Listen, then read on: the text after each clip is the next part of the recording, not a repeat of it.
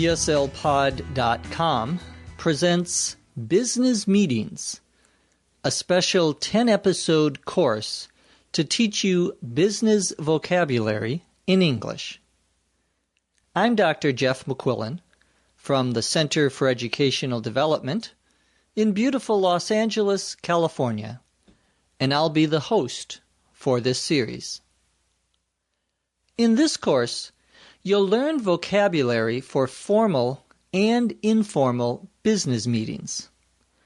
Each lesson has 3 parts. First, we will read a story or a dialogue slowly. Second, we will give an explanation of what happened in the meeting and the vocabulary used. And third, we'll repeat the dialogue or story at a normal speed for native speakers. Each lesson will have both a formal and an informal meeting, so you can hear the differences between, for example, a more formal meeting with your boss or the head of the company, and a more informal meeting with your coworkers or fellow employees. The lesson will begin with the formal meeting first, followed by the informal meeting dialogue or story. Are you ready? Let's begin with Lesson 1, Starting a Meeting. On behalf of Vision Corporation, I'd like to call this meeting to order. This is a meeting of some of the key players in our company, our top managers. Our purpose this morning is to hear a presentation about a new initiative for outreach and marketing, and to discuss this plan with all of you. This is a presentation that all of us have looked forward to. This initiative marks a new milestone in the evolution of our company. First, it serves as an assessment of where our company is now in terms of communicating its message to its customers domestically and abroad. Furthermore, this plan has the potential to drive our company forward by transforming our corporate outreach and marketing strategies. We are delighted that all of the major contributors to this initiative are here today. They will use their unique perspectives to talk about the current state of affairs in terms of outreach and marketing, give details about the new proposed initiative, and outline the path for implementation. Our script begins with Alex of the Vision Corporation calling the meeting to order. To call a meeting to order, O-R-D-E-R, means to officially begin the meeting. Alex says that it is a meeting of the key, K-E-Y, players, or the people who have the most important positions or roles. He says that the purpose of the meeting, or the reason that everyone is meeting, is to hear a presentation about a new initiative, I-N-I-T-I-A-T-I-V-E,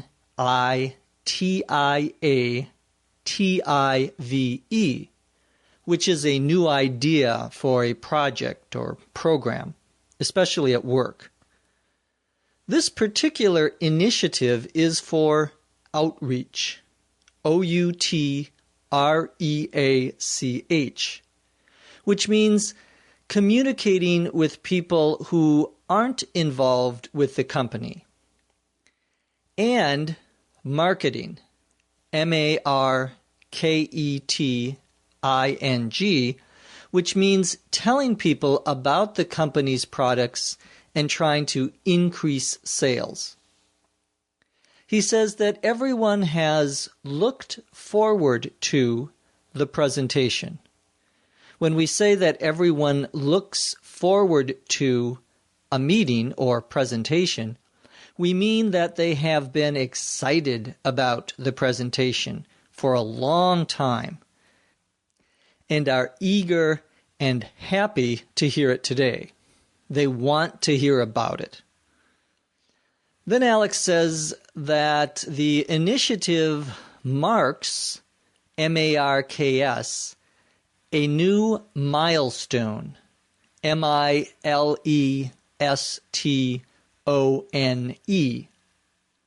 To mark means to note when something happens. We are going to mark our anniversary by having a party. To mark is to note, to indicate to others. A milestone is an important achievement on the way to meeting a bigger goal. It's one small step in a larger project. A milestone for you might be getting a driver's license, graduating from college, or passing the TOEFL exam. Or a milestone could be different sections of a big project. Alex says that the presentation serves as an assessment, A-S-S-E-S-S-M-E-N-T,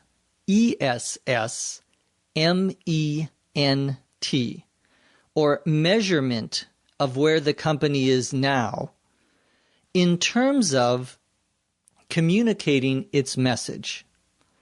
The phrase in terms, T-E-R-M-S, of, usually means with regard to or regarding.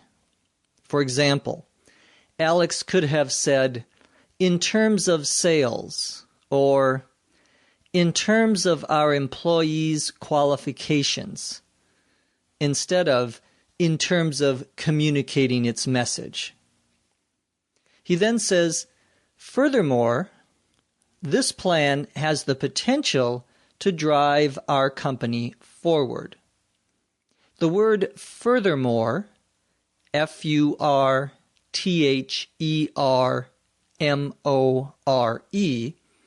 is used to present a new idea that builds on whatever was said before. You could say in addition here as well. To drive something forward means to help something become better or move into the future. When Alex talks about transforming corporate outreach and marketing strategies, he means changing the outreach and marketing in a big or important way. To transform means to change, to make different. Next, Alex says he is delighted that the major contributors are at the meeting and says that they will use their unique perspectives, P-E-R-S-P-E-C-T-I-V-E-S, or points of view, opinions, or ideas, to talk about the current state of affairs. The current state of affairs, A-F-F-A-I-R-S, is just a fancy way to say the way things are today, or the current status of something. The current state of affairs is what is going on now, at this time. A little later, Alex says that the participants will outline, O-U-T-L-I-N-E, the path for implementation, meaning that they will briefly describe the main points or main ideas about implementation. To implement means to carry out, to do something. Now let's listen to the beginning of the formal meeting again, this time at a normal speed. On behalf of Vision Corporation, I'd like to call this meeting to order. This is a meeting of some of the key players in our company, our top managers. Our purpose this morning is to hear a presentation about a new initiative for outreach and marketing and to discuss this plan with all of you. This is a presentation that all of us have looked forward to. This initiative marks a new milestone in the evolution of our company. First, it serves as an assessment of where our company is now in terms of communicating its message to its customers domestically and abroad. Furthermore, this plan has the potential to drive our company forward by transforming our corporate outreach and marketing strategies. We are delighted that all of the major contributors to this initiative are here today. They will use their unique perspectives to talk about the current state of affairs in terms of outreach and marketing, give details about the new proposed initiative, and outline the path for implementation. Hopefully, you now have a better understanding of the formal meeting. In the informal meeting, Alex is much more casual and relaxed. Let's listen. Okay, everybody, please take a seat. Let's get started. I've called this meeting of our top salespeople so that all of you get a chance to hear about the new plan to get our company out there in order to reach more of our potential market. First, we'll hear a presentation from the team that has been working on this. Then, we'll discuss it to get your feedback and put our heads together to see if there are any other ideas. While the team is getting set up, let me say a few words. What does this new plan mean for our company? First, it's a reality check on where we are right now in terms of getting our message to our customers. Second, this plan has the potential to move the company forward. One of our main challenges, as you all know, is staying relevant in this changing market. Today's presentation has some really innovative ideas about how we can do this. Alex begins by asking everyone to take a seat, S-E-A-T, which is an informal way of asking people to sit down in their chairs. He calls the meeting to order. He gets it started by saying that this meeting is to hear about a new plan to get the company out there. The phrase "to get something out there" means to make something more familiar to the public. For example, a new website always wants to get its message out there so that people learn about it and begin to visit it. To get out there can mean to get noticed by other people. Alex says that doing so will help the company reach more of its potential market. Potential, P-O-T-E-N-T-I-A-L, here means possible. So the potential market is a group of people who do not buy the product right now, but would probably or possibly be interested in it. You can also use potential as a noun, such as, he's got great potential, meaning he has great possibilities. He will do great things in the future.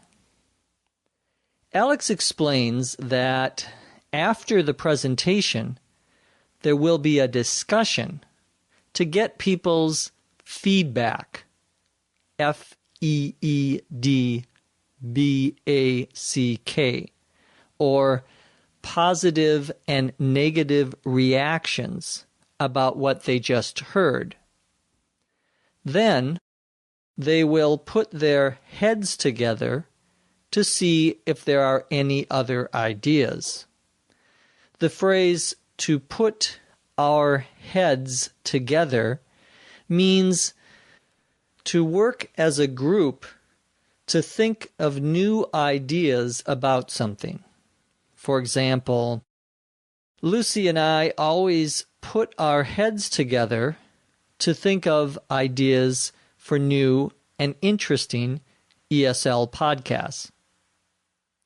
Alex says that he wants to say a few words while the team is getting set up or getting ready to give the presentation. This means that he wants to speak about something for a short period of time, maybe a few minutes. Sometimes at a meeting, we ask someone to stand up and say a few words, meaning to talk to the whole group for a few minutes about some topic. Alex says that the new plan means three things for the company. First, it's a reality check. Reality, R-E-A-L-I-T-Y, is another word for what is real, what is actually happening. A check, C-H-E-C-K, here means a look at or an examination of something to see how you are doing, how much progress you've made. So a reality check is a realistic look at the true facts of a situation, something that will tell you how you are doing. In this case, the reality check is about how well the company is communicating with its customers. Second, he says that the plan can help move the company forward by helping it stay relevant. R-E-L-E-V-A-N-T, meaning important or related to the current situation, even though the market is changing. Because the market is changing, the company has to make sure it is doing what their customers want or expect from them. We also use this word relevant to mean related to something, related to the current situation. The opposite would be irrelevant. If someone says that this is irrelevant, they mean it is not related to or connected to the current situation or idea. Alex finishes by saying that the presentation has many innovative, I-N-N-O-V-A-T-I-V-E,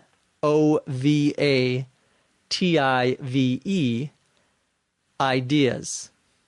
Innovative means new, something that hasn't been done before. So innovative ideas are ideas that are new, creative, and interesting. Now let's listen to the informal meeting again, this time at a native rate of speech. Okay, everybody, please take a seat. Let's get started. I've called this meeting of our top salespeople so that all of you get a chance to hear about the new plan to get our company out there in order to reach more of our potential market.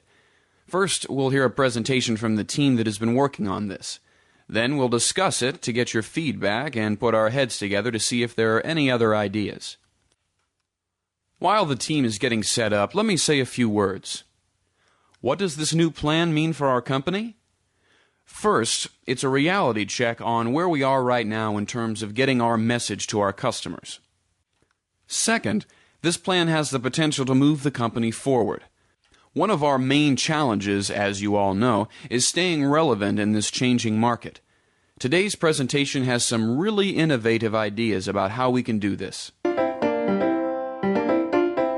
In this lesson, we learned about starting or calling to order a business meeting, both a formal meeting and an informal one. In the next lesson, you'll learn about introducing the participants at a meeting. This course has been a production of the Center for Educational Development in beautiful Los Angeles, California. Visit our website at eslpod.com. This course was produced by Dr. Jeff McQuillan and Dr. Lucy Say. Copyright 2007.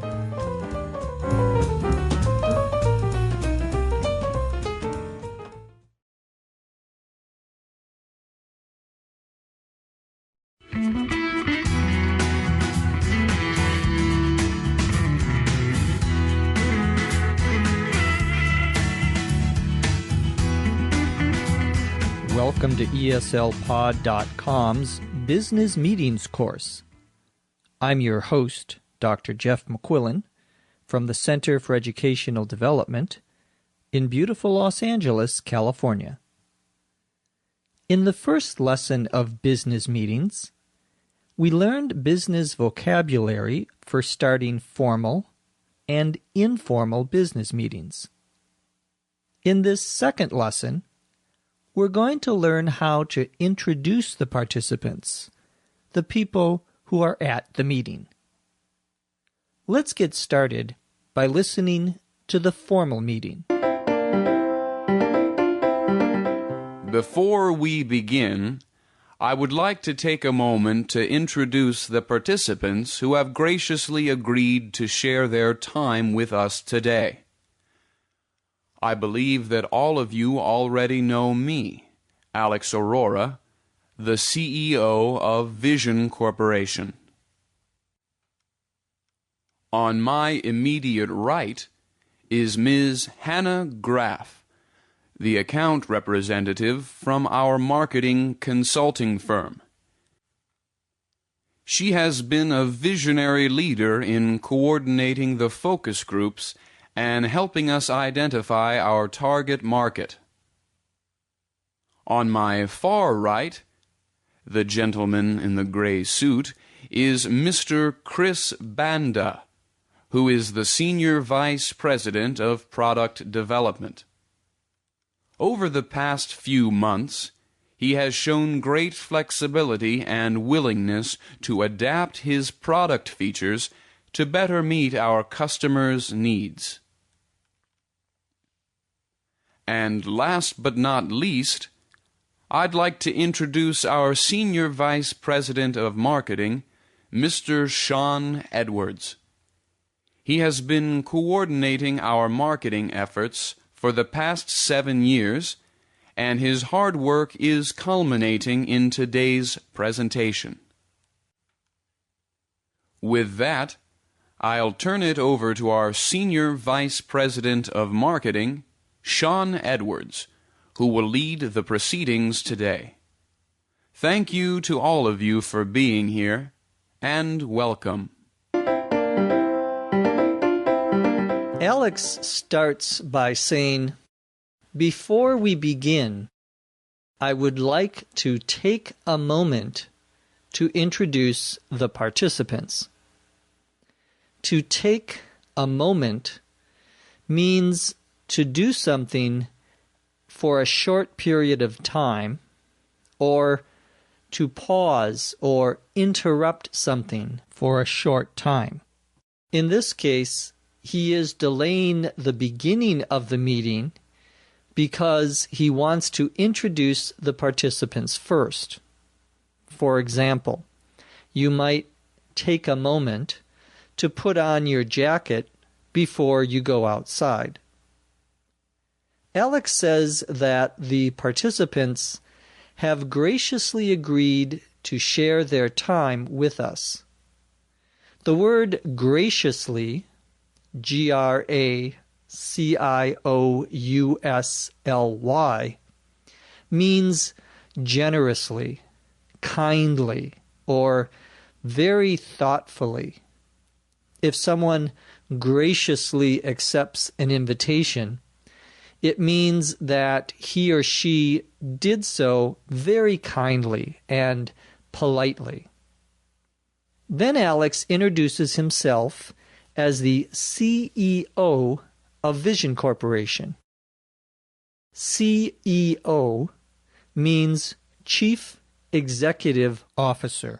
This is the person who leads a business, like a president, but more important. Some other titles you may hear related to leaders in a company are CIO, which stands for or means Chief Information Officer, and CFO, which is the Chief Financial Officer. Then Alex begins introducing the other participants. He says that on his immediate right is Ms. Hannah Graff. To say that she is on his immediate, IMMEDIATE, right, means that she is right next to him on his right-hand side. And note that Alex uses Hannah's title, Ms., because this is a formal meeting. Ms. is the most common title for a woman, whether she is married or not. You won't hear Mrs. or Miss as much anymore in formal business meetings.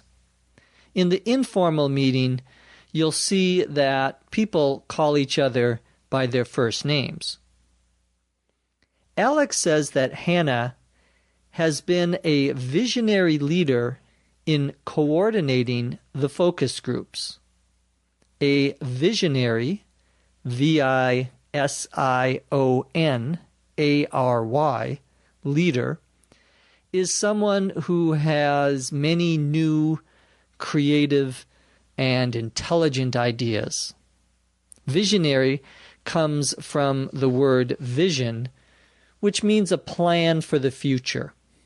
Visionaries usually refer to people who are very creative. Visionaries today might be thinking about flying cars or space travel.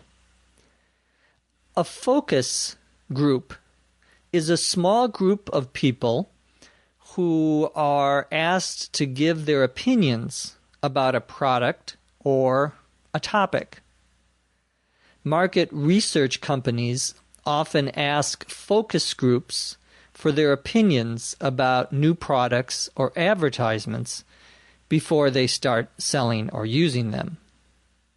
This company is using focus groups to learn why its sales are falling. Alex says that in addition to coordinating the focus groups, Hannah has been helping the company identify its target market. TARGET MARKET,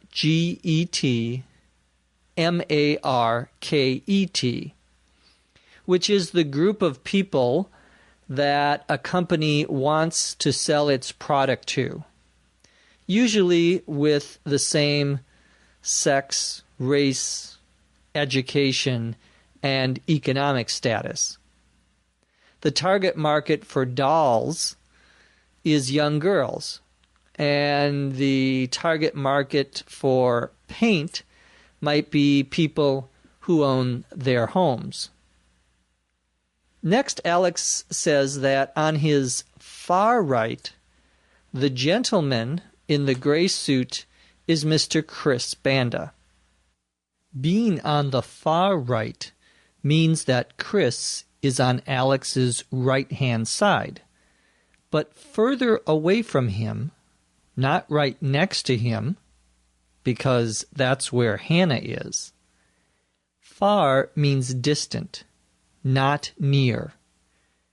That's why we sometimes say that something is far away, meaning it isn't close to us. Alex calls Chris a gentleman, which is a polite and respectful word for a man. You have probably heard speeches that begin with "ladies and gentlemen," because that is a polite way to address the audience. Alex says that Chris has shown great flexibility and willingness. Flexibility, Flexibility,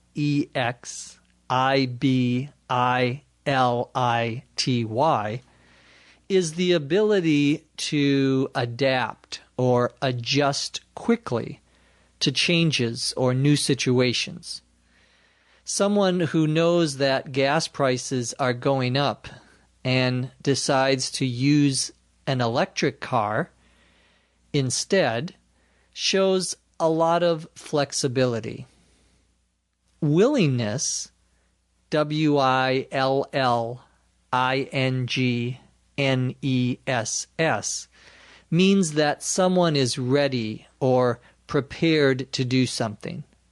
For example, a person is more likely to get a job in international business if he or she has a willingness to travel a lot. Chris has shown flexibility and willingness to adapt his product features to better meet the customer's needs. A feature is a characteristic. A product feature is something that a product has or does. For example, product features for a computer include its memory, screen size, if it's a laptop, and speed. Next, Alex says that last but not least, he'd like to introduce Sean. Last but not least is a phrase used to talk about the last person or thing in a group, meaning that it is not less important, however, than the other people or things that were already mentioned. In this case, Alex has already introduced Hannah and Chris. By saying last but not least, he's telling people that even though Sean is the third and last person to be introduced, he is not the least important. Alex says that Sean has been coordinating the marketing efforts. The verb to coordinate means to organize and lead something. In other words, Sean is in charge of the marketing efforts. You might be responsible for coordinating a party or a meeting. Finally, Alex says that Sean's hard work during the past 7 years is culminating in today's presentation. The verb to culminate, Culminate, means to reach the highest point in the development of something, or to finish something with a specific result.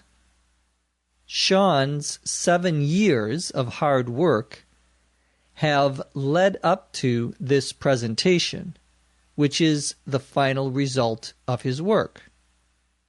One might say that years of a runner's training culminate in winning a race. Alex ends the introductions by saying, "With that, I'll turn it over to Sean." The phrase "with that" is used to show that one part of something has ended and now it is time to move to the next part. Alex is using the phrase to let people know that the introductions have finished and now it is Sean's turn to speak. A student might say, I've just finished 2 papers, and with that, I'm ready for summer vacation. This means that the student has finished the last 2 papers for the semester, and now the semester has ended and the student can enjoy their vacation. When Alex says that he'll turn it over to Sean, he means he's going to put Sean in control of something. In this case, Sean is going to be in control of the next part of the presentation. If someone has too much work to do, he or she might turn a project over to a coworker so that someone else can do part of the work.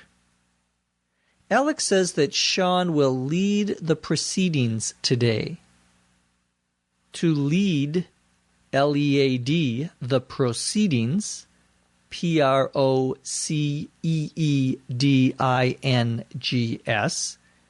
means to run a meeting or guide a discussion. Now that we have reviewed the new vocabulary, let's listen to the formal meeting again, this time at a normal rate of speech. Before we begin, I would like to take a moment to introduce the participants who have graciously agreed to share their time with us today. I believe that all of you already know me, Alex Aurora, the CEO of Vision Corporation. On my immediate right is Ms. Hannah Graff, the account representative from our marketing consulting firm. She has been a visionary leader in coordinating the focus groups and helping us identify our target market. On my far right, the gentleman in the gray suit is Mr. Chris Banda, who is the Senior Vice President of Product Development. Over the past few months, he has shown great flexibility and willingness to adapt his product features to better meet our customers' needs. And last but not least, I'd like to introduce our Senior Vice President of Marketing, Mr. Sean Edwards. He has been coordinating our marketing efforts for the past 7 years, and his hard work is culminating in today's presentation. With that, I'll turn it over to our Senior Vice President of Marketing, Sean Edwards, who will lead the proceedings today. Thank you to all of you for being here, and welcome. Now that we have a better understanding of the formal meeting, let's listen to the same introductions at an informal meeting. In the formal meeting, Alex introduced all the other participants. In the informal meeting, you'll see that everyone is much more relaxed as the participants introduce themselves, using each other's first names. Before we dive into the presentation, I should probably start by saying that I'm Alex Aurora, the CEO of Vision Corporation, just in case there's anyone here who hasn't met me in person before today. Could I please get our key team members to introduce themselves? Hannah, why don't we start with you? Sure. I'm Hannah Graff, an account representative from the marketing firm that has been doing the focus groups. Today, I'll be talking about your target market. It's my pleasure to join all of you today. I'm Christopher Hansen, the Senior Vice President of Product Development. I've been tweaking our product so that it's a better fit for what our customers are looking for. Hi, everybody. I'm Sean Edwards, Senior VP of Marketing. I've spent the past few months trying to keep up with all the great work that Hannah and Chris have been doing. Great. Thanks. Now I'm going to turn it over to Sean, who will be running the show today. Alex starts by saying, before we dive into the presentation, I should probably start by saying that I'm Alex Aurora. To dive into something means to begin something right away. So when Alex says, before we dive into the presentation, he means before we begin the presentation. If you are excited about a project, you probably want to dive into it right away. Alex introduces himself as the CEO, or Chief Executive Officer, of Vision Corporation, just in case there's anyone here who hasn't met me in person before today. The phrase "just in case" means if something may happen or if something is possible. Someone might decide to buy groceries for the entire week, just in case they don't have time to go shopping later in the week. Alex believes that most or all of the participants already know him, but just in case there is someone who hasn't met him in person, he wants to introduce himself.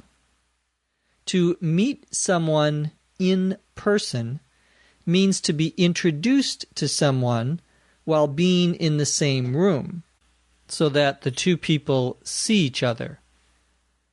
If you're introduced to someone over the phone or email, you haven't met in person.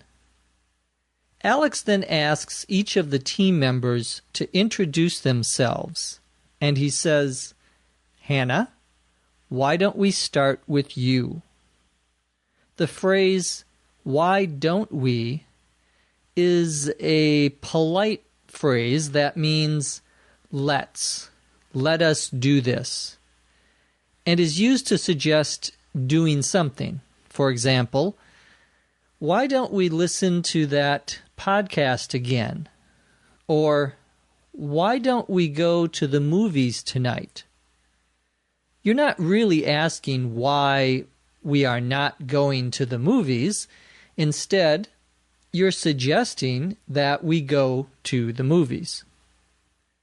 Hannah introduces herself as an account representative, which is an employee at a consulting company in charge of a project for a company using the consulting company's services. Hannah doesn't work for Vision Corporation. Vision Corporation hired a consulting company to help them with their market research, and Hannah is the account representative, or the person who works for the consulting company and is assigned to the Vision Corporation project. Hannah says that she has been working with the focus groups, the people who give their opinion about Vision Corporation's product, and that today she'll be talking about the target market, or the group of people that Vision Corporation is trying to sell its product to, the target market. Next, Chris introduces himself as the Senior VP, or Vice President, of Product Development. Product development is the work of creating and improving the products that a company sells. In the computer industry, for example, product development is about making computers smaller and faster. In the clothing industry, product development is about making new styles with a lot of fashion. Chris says that he has been tweaking the product so that it's a better fit for what customers are looking for. To tweak, T-W-E-A-K, means to make small changes to something. We often tweak the wording in these courses to try to make the definitions more accurate and easier to understand. Finally, Sean introduces himself and says that he has spent the last few months trying to keep up with all the great work that Hannah and Chris have been doing. To keep up with something means to be familiar with all the latest changes in something, or to keep up to date with something. Sean means that he has been trying to follow all of the work that Hannah and Chris are doing so that he knows what's going on. You might try to keep up with the news or to keep up with changes in technology.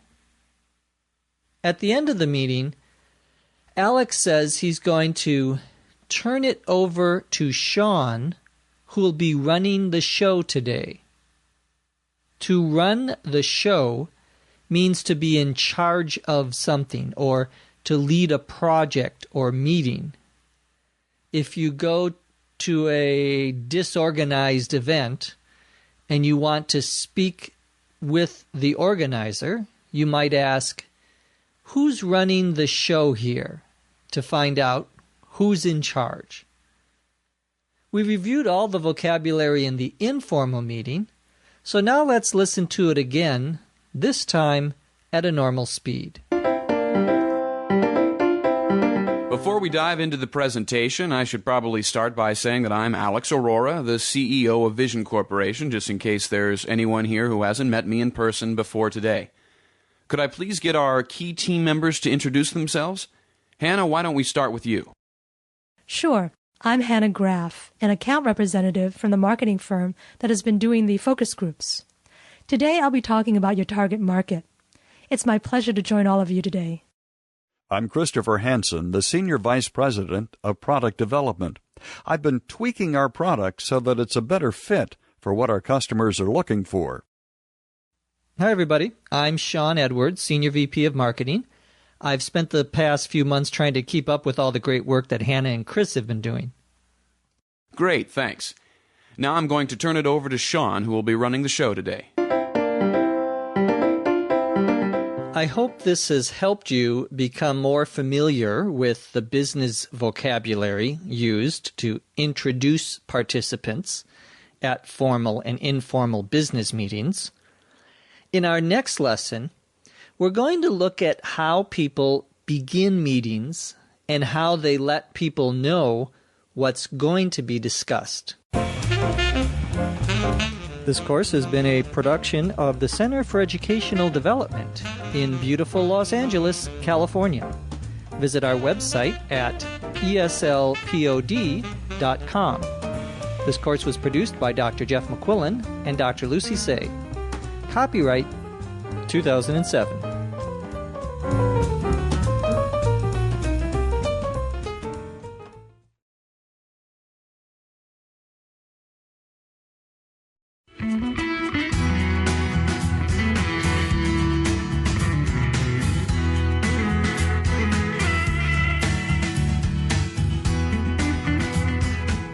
Welcome to eslpod.com's Business Meetings course, Lesson 3.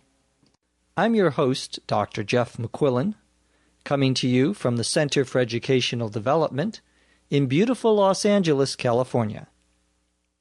In the second lesson of Business Meetings, we learned business vocabulary for introducing the participants at formal and informal business meetings.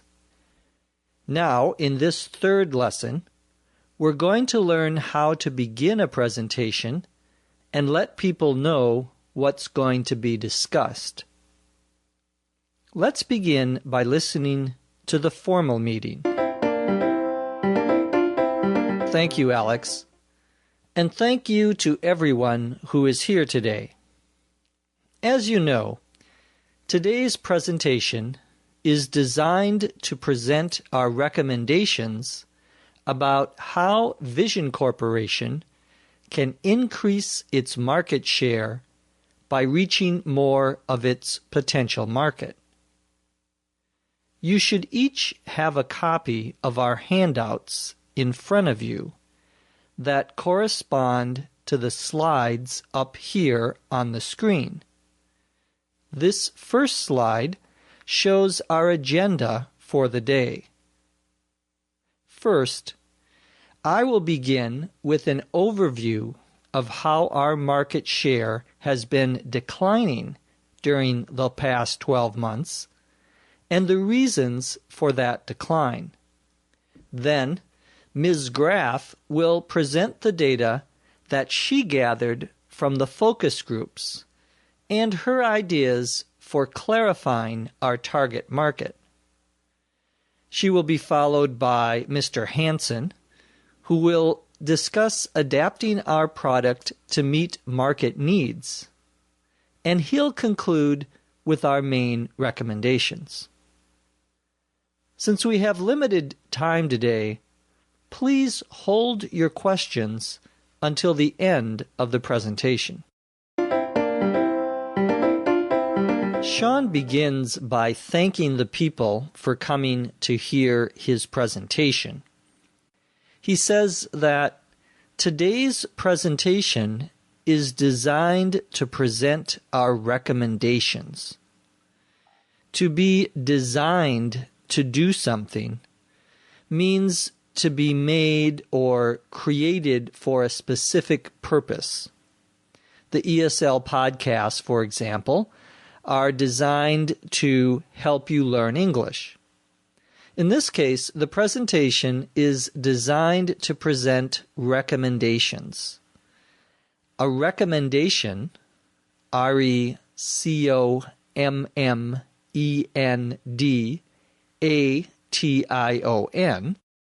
is a suggestion, an opinion, or advice about what someone should do.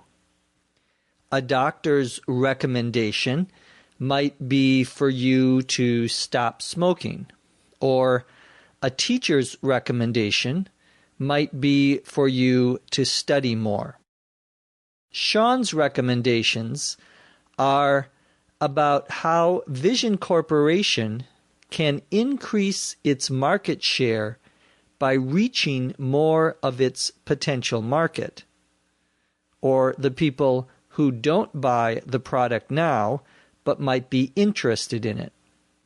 So Sean is going to make suggestions about how Vision Corporation can raise or increase, make larger, its market share by reaching or getting to more of its potential market. Market share is the percentage of sales that a company has in a specific market or specific area or group of people. For example, Chinese companies have a large market share of the clothing sold in the United States. A lot of the clothing sold in the United States is made in China.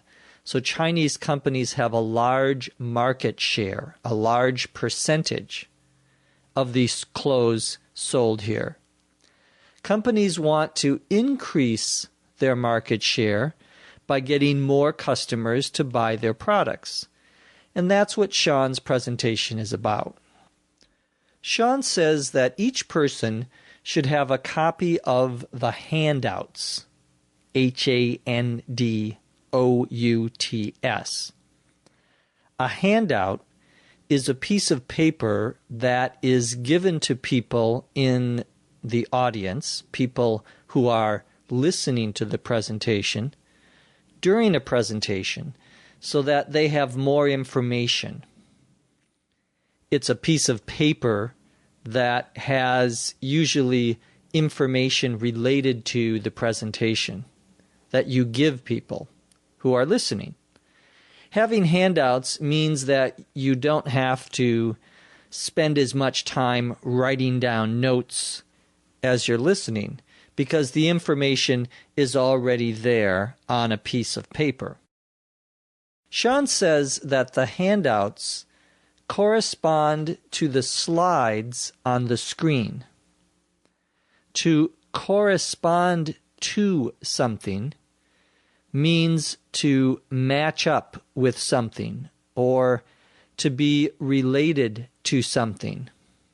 The amount of homework you have probably corresponds to the number of classes you're taking, meaning that if you take more classes, you'll have more homework. They correspond to one another.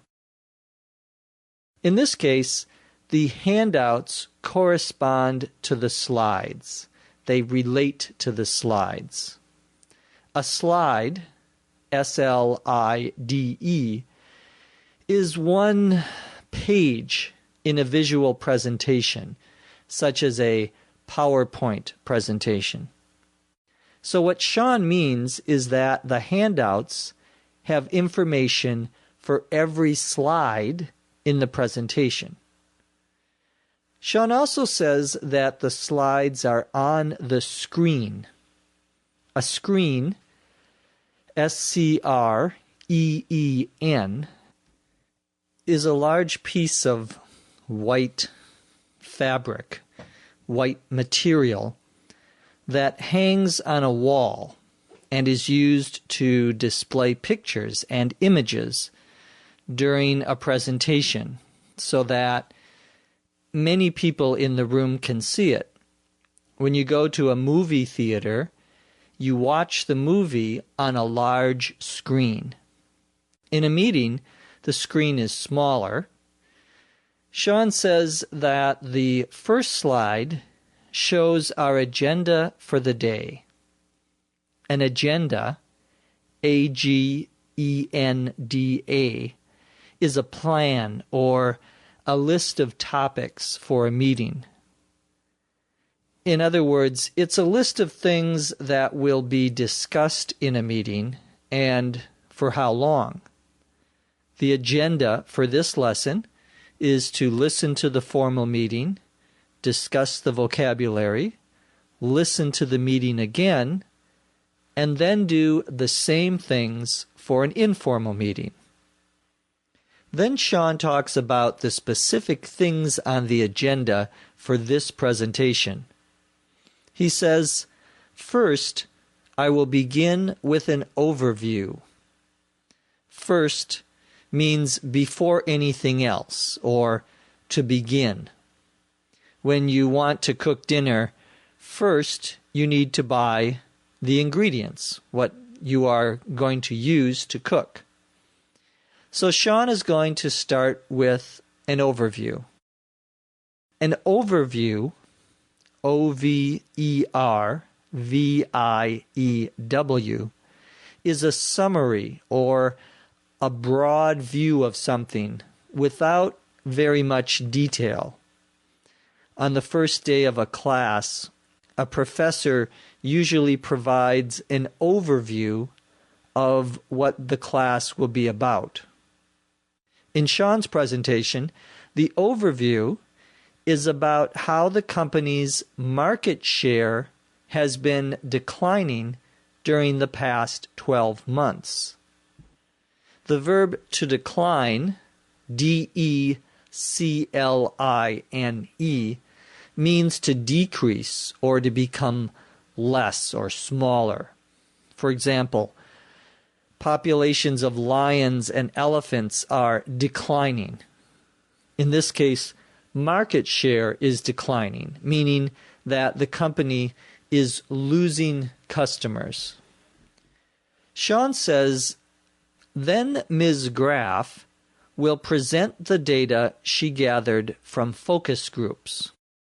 The word then means next or later.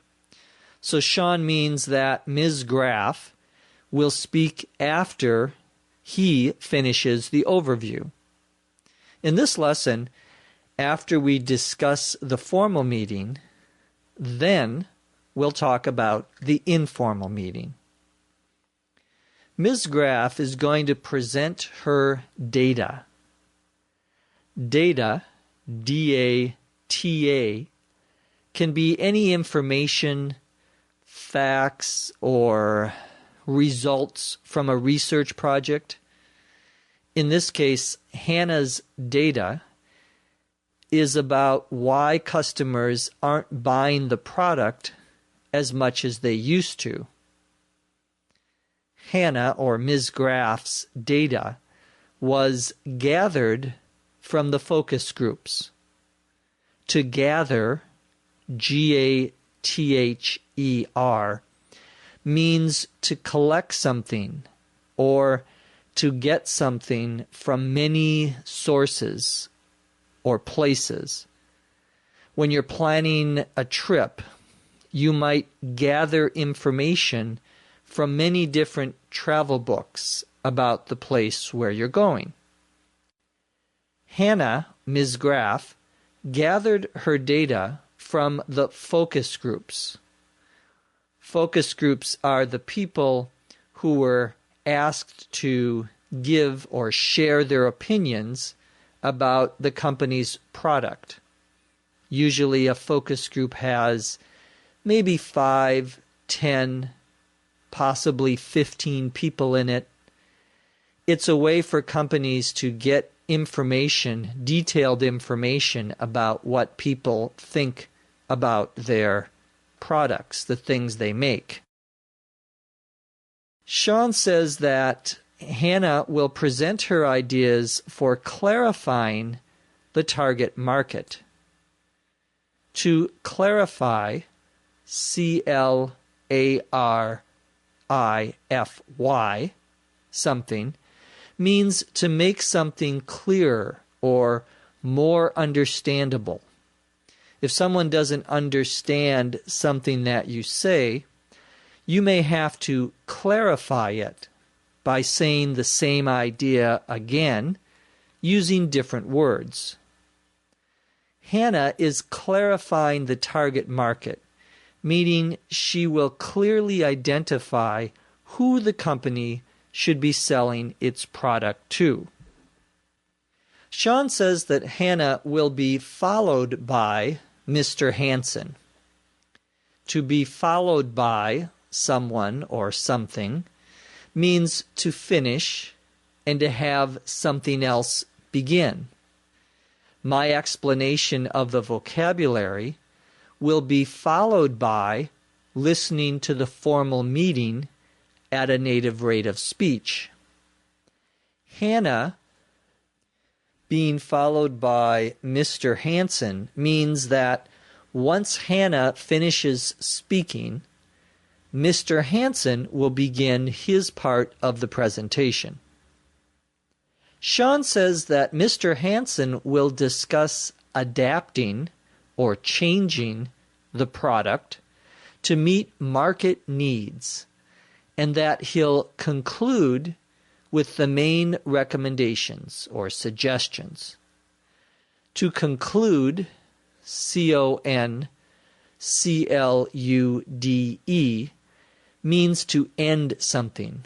Usually, this is a verb we use with a presentation or a discussion. A speaker might conclude his speech by thanking people for listening, or by asking people to fill out an evaluation form before they leave.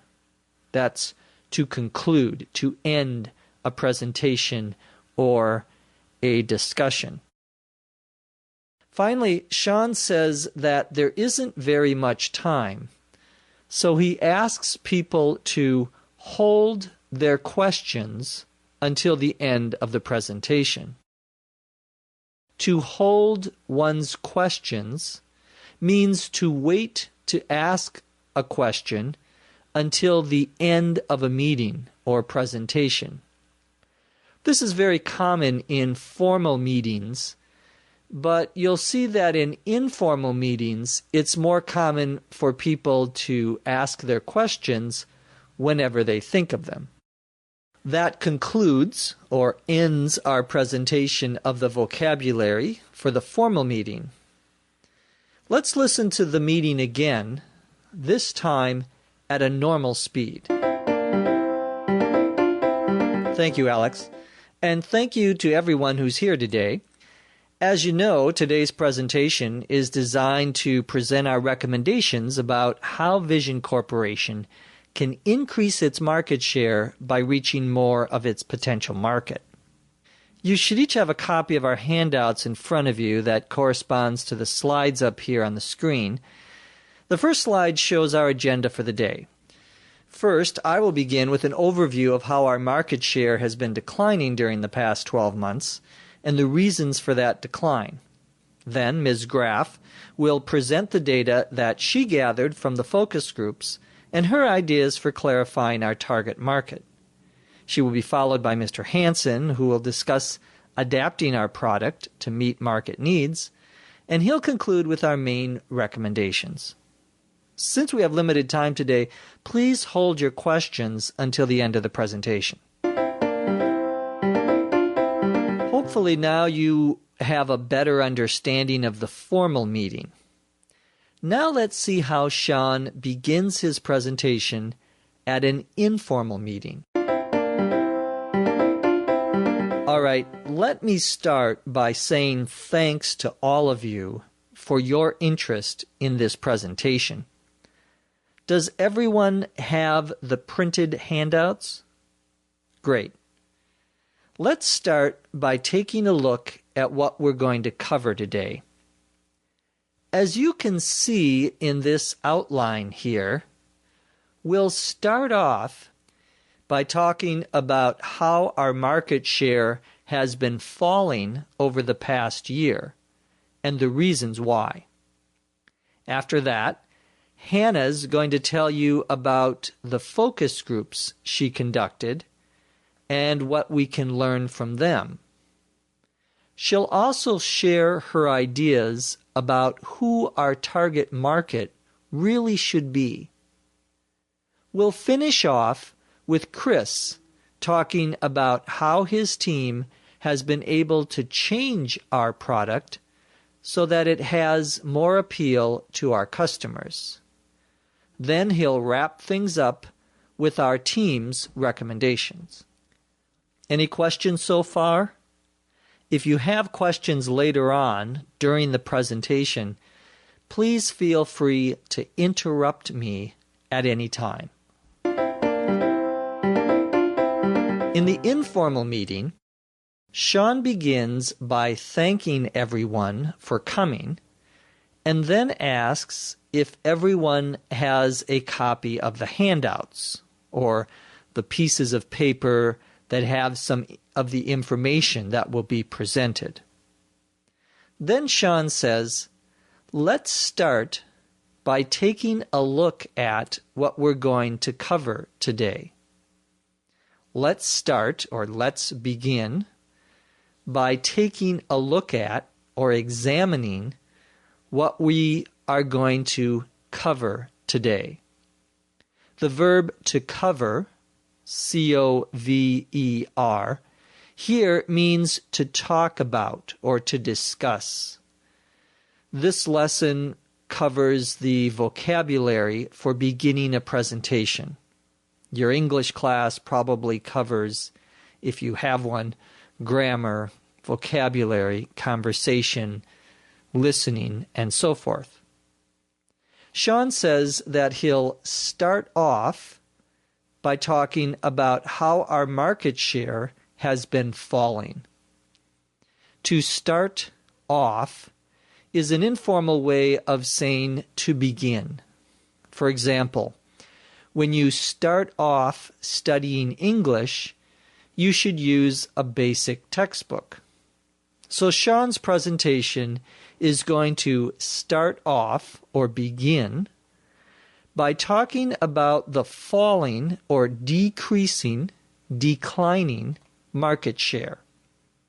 He says that after that, Hannah will talk about the focus groups. The phrase after that means next, or once something else has finished. In other words, after Sean finishes talking about the falling market share, Hannah will begin talking about the focus groups that she conducted. To conduct, C-O-N-D-U-C-T, something, means to organize or lead something, or to arrange or do something. Hannah conducted the focus groups, meaning that she organized them, invited people to them, and led the discussion. Sean says that Hannah will also share her ideas about the marketplace. To share one's ideas means to say one's ideas or your thoughts and opinions in front of other people. In class, your teacher might ask you to share your ideas about what you read the night before. Sean says that Chris will finish off.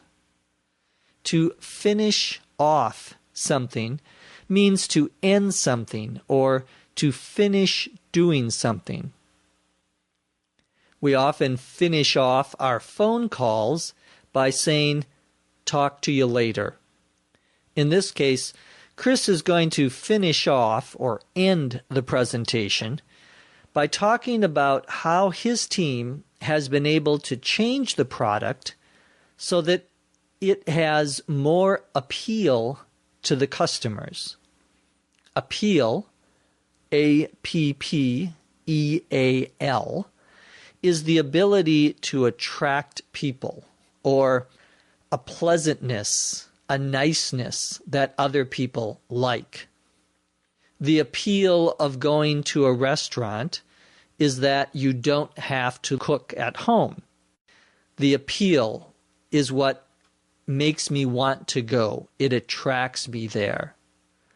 The appeal of a dishwasher might be that it makes your life easier because you don't have to spend as much time washing dishes. Sean says that Chris will wrap things up with the team's recommendations. To wrap, W-R-A-P, things up, has the same meaning as to conclude, to end a presentation or a project, or to finish something. In other words, Chris is going to end the presentation by talking about the team's recommendations. We're going to wrap things up in this lesson by listening to the informal meeting at a native rate of speech. Sean asks the participants to please feel free to interrupt him during the presentation if they have any questions. When we tell someone to please feel free to do something, it's a polite way of asking someone to please do something or to let them know that it's okay to do something. For example, you might say to someone, "Please feel free to call me if you have questions. It's okay for you to call me."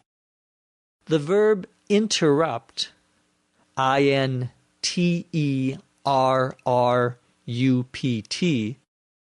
means to say or do something while another person is talking, so that the other person has to stop speaking. It's usually very rude, not polite, to interrupt another person. But in this case, Sean is asking people to please feel free to interrupt him, meaning that they should ask their questions whenever they have them, not waiting for him to stop speaking first. Let's listen to Sean again as he speaks at a faster, native rate. All right, let me start by saying thanks to all of you for your interest in this presentation. Does everyone have the printed handouts? Great. Let's start by taking a look at what we're going to cover today. As you can see in this outline here, we'll start off by talking about how our market share has been falling over the past year and the reasons why. After that, Hannah's going to tell you about the focus group she conducted and what we can learn from them. She'll also share her ideas about who our target market really should be. We'll finish off with Chris talking about how his team has been able to change our product so that it has more appeal to our customers. Then he'll wrap things up with our team's recommendations. Any questions so far? If you have questions later on during the presentation, please feel free to interrupt me at any time. I hope this lesson has helped you understand how to begin a presentation in formal and informal meetings in English. Our next lesson, number 4, is about giving the actual formal and informal presentations in English. This course has been a production of the Center for Educational Development in beautiful Los Angeles, California. Visit our website at eslpod.com. This course was produced by Dr. Jeff McQuillan and Dr. Lucy Say. Copyright 2007.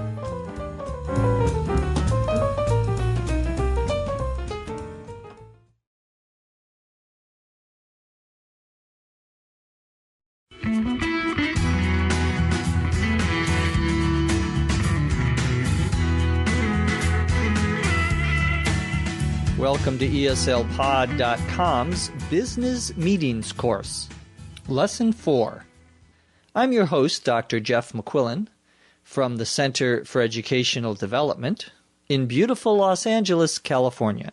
In the third lesson of business meetings, we learned business vocabulary for beginning a presentation and letting people know what will be discussed in formal and informal business meetings.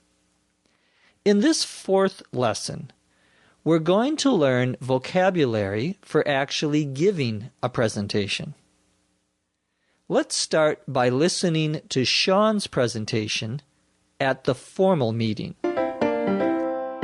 As I mentioned, our market share has been sliding for the past year. Naturally, Vision Corporation is alarmed by these changes and wants to understand the underlying reasons. The truth is, we're not entirely sure why we're losing market share, but we have identified 3 factors that may contribute to the cause: a growing number of competitors, our product's features, and poor advertising. First, the number of competitors in our industry has doubled in the past year. To counter this, we must learn to differentiate Vision Corporation from the other companies. Second, our product lacks some of the features that customers are looking for. We need to improve our product and make it the best market offering. Third, our advertising has been ineffective in reaching our potential customers. We need to rethink our marketing campaigns and make sure that we're targeting the right market. Now I'm going to turn things over to Ms. Graff, who will discuss the findings of her focus groups. Sean begins by saying, "As I mentioned, our market share has been sliding." The phrase "as I mentioned" is used to refer back to something that was said earlier. In this case, Sean has already said that market share was sliding or falling when he began the presentation. He says, "As I mentioned," to remind people of this. I could say, "As I mentioned, this lesson is about making a presentation. I already told you that. I'm reminding you that I told you that already. As I mentioned." Sean says that Vision Corporation is alarmed by these changes in the market share. To be alarmed, A-L-A-R-M-E-D, means to be shocked, disturbed, or surprised in a negative way. You might be alarmed to learn that your friend's car was stolen, for example. You are shocked, you are surprised. It's a bad thing. Sean says that the company wants to understand the underlying reasons for the changes in market share. An underlying, UNDERLYING,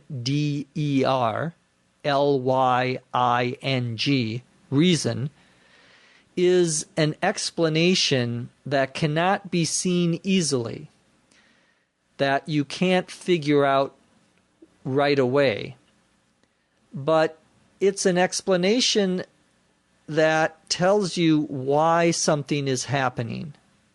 An underlying reason for the increase in global temperatures, in global warming, might be the use of oil, petroleum.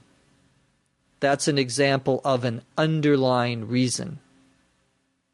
Sean doesn't know exactly what the underlying reason is for the company losing market share, but he talks about three things that may contribute to the cause. To contribute, C-O-N-T-R-I-B-U-T-E,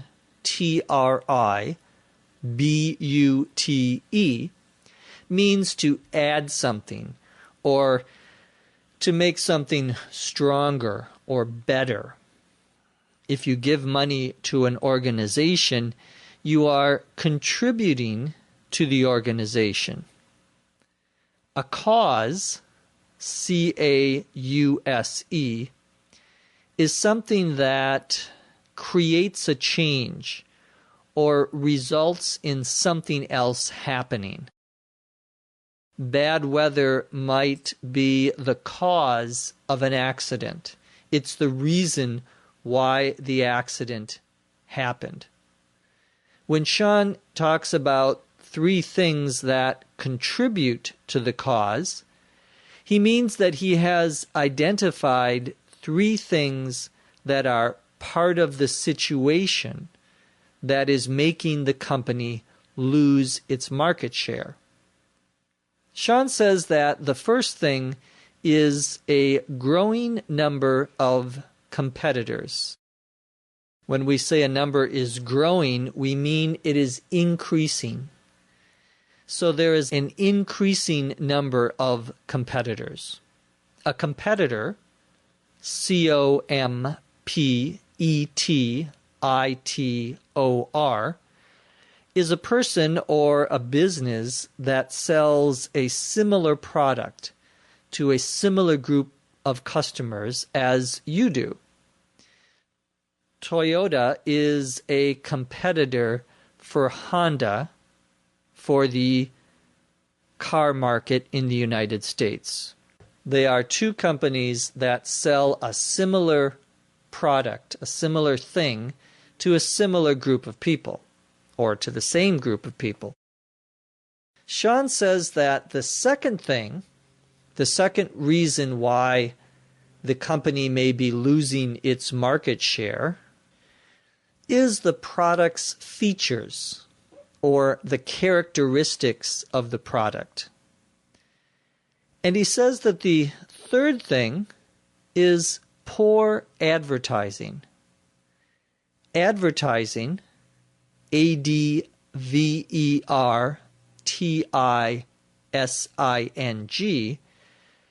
is the use of television commercials, radio commercials, printed advertisements like in a newspaper, and the internet to make people want to buy your product or service.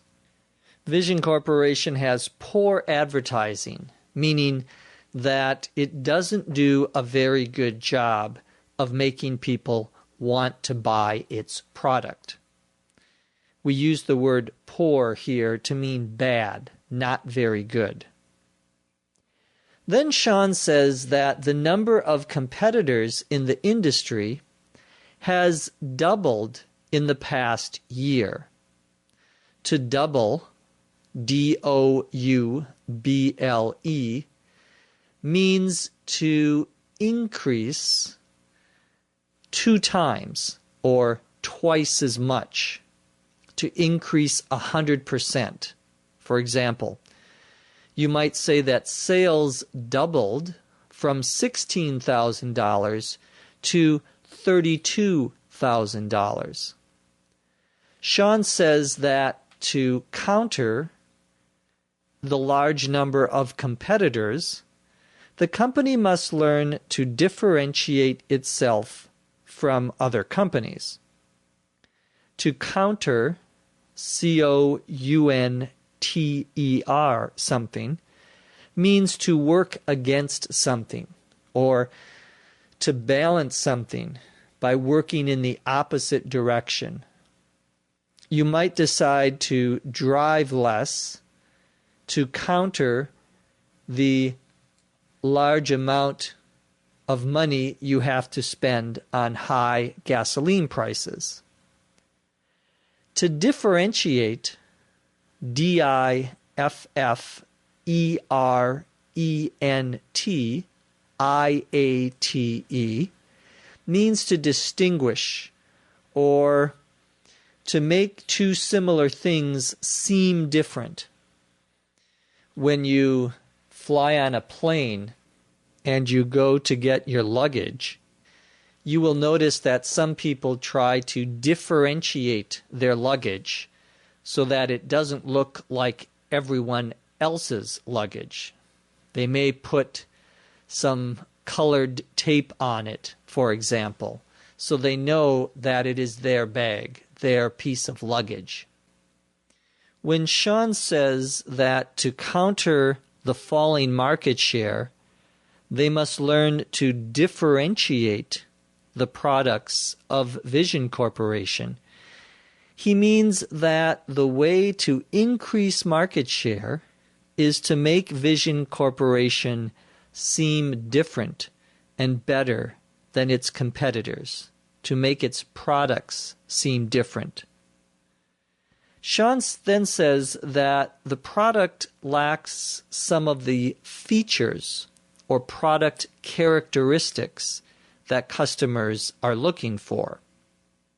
To lack, L-A-C-K, means not to have something or to be missing something. Our podcasts have audio but lack video. They don't have video. To look for something means to seek or search for something, or to try to find something. Lucy and I are always looking for new ideas for our podcasts. When Sean says that the product lacks some of the features that customers are looking for, then he means that the product doesn't have everything that customers want it to have. Sean says that the company needs to improve the product and make it a better market offering. A market offering is a product that is available for sale to customers. A farmer's market offerings might include potatoes, carrots, and lettuce, for example. Sean continues saying that the advertising has been ineffective in reaching potential customers. The word ineffective, I-N-E-F-F-E-C-T-I-V-E,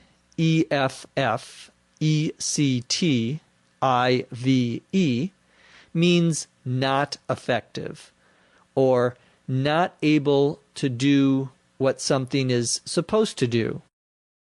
Vision Corporation has been doing some advertising. They've been advertising, but it isn't working the way they want it to, the way it's supposed to do, because it isn't communicating with the right group of people.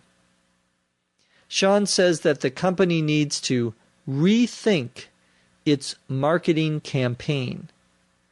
The verb to rethink, R-E-T-H-I-N-K, means to think about something again, or to think about another way to do something when the first way doesn't work well. A marketing campaign, C-A-M-P-A-I-G-N, is a strategy for letting people know about a product or a service and making them want to buy it. To rethink a marketing campaign, then, means to look carefully at the existing marketing campaign, the one you have right now, and find ways to make it better. Sean says that this is the way to target the right market. To target means to aim for something or to try to reach something. Our courses target people who are learning English as a second language. Vision Corporation's advertising should be targeting the people who are interested in buying the type of product that the company offers. Finally, Sean says that he's going to turn things over to Hannah, who will discuss the findings of her focus group. He's going to turn things over, meaning he's going to let Hannah talk to the group. She's going to talk about her findings. Findings, F-I-N-D-I-N-G-S, are the results of a research project or the outcome, the conclusion of an investigation. The findings of Hannah's focus group, in this case, are the opinions of the people who were there, who gave their advice and suggestions about the company's product. Let's listen to the formal meeting again, this time at a native rate of speech. As I mentioned, our market share has been sliding for the past year. Naturally, Vision Corporation is alarmed by these changes and wants to understand the underlying reasons. The truth is, we're not entirely sure why we're losing market share, but we have identified 3 factors that may contribute to the cause: a growing number of competitors, our product's features, and poor advertising. First, the number of competitors in our industry has doubled in the past year. To counter this, we must learn to differentiate Vision Corporation from the other companies. Second, our product lacks some of the features that customers are looking for. We need to improve our product and make it the best market offering.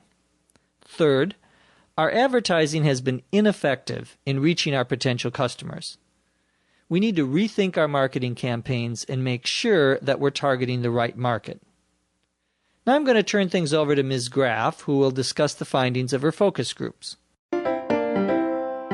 Now that you better understand the formal meeting, let's listen to Sean make the same presentation at an informal meeting. As I said a moment ago, our market share has taken a nosedive in the last year. Why? We think it's a combination of 3 things. 1. There's a lot more competition now than there was a year ago. 2. Our product isn't meeting the needs of the market.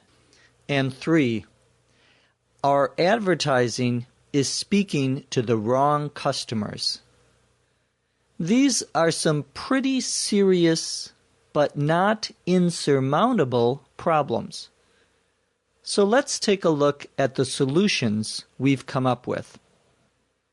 First, we're facing twice as many competitors as we were a year ago. So we need to make sure that customers know that Vision Corp is the best in the business. Second, we need to make sure that our product has all the bells and whistles that our customers have come to expect. And third, we have to revamp our marketing efforts to make sure that our ads appeal to the right group of customers. Hannah, can you please take over now and tell us what you learned from the focus groups? Let's take a closer look at the vocabulary used in the informal meeting. Sean begins by saying, "As I said a moment ago." That phrase is similar to the phrase, "as I mentioned," which was used in the formal meeting. "As I said a moment ago" is a phrase used when repeating something that one said a few minutes ago, usually as a reminder or to stress its importance. As I said a moment ago, we're going to take a close look at the vocabulary used in the meeting. Sean says, "As I said a moment ago, our market share has taken a nosedive in the last year." A nosedive, N-O-S-E-D-I-V-E, is a quick or rapid decrease, fall, or decline, where something goes down a lot and very quickly. When the population of frogs takes a nosedive, biologists get very worried because they think maybe there's something wrong with the environment where the frogs are living. So anything that has a number can take a nosedive. Vision Corporation is worried about the nosedive or the rapid decrease in its market share. As in the formal meeting, Sean says that there are 3 reasons for the falling market share or the decreasing market share. First, there are more competitors than there were before. Second, the product isn't meeting the needs of the market. To meet the needs of someone means to give or provide what someone is looking for, or to give people what they require. We hope that we're meeting your needs in improving your English comprehension. Sean wants the product to meet the needs of the consumers or customers in the market. Sean then says that the third reason for falling market share is that the advertising is speaking to the wrong customers. He says that these are some pretty serious but not insurmountable problems. If something is insurmountable, INSURMOUNTABLE,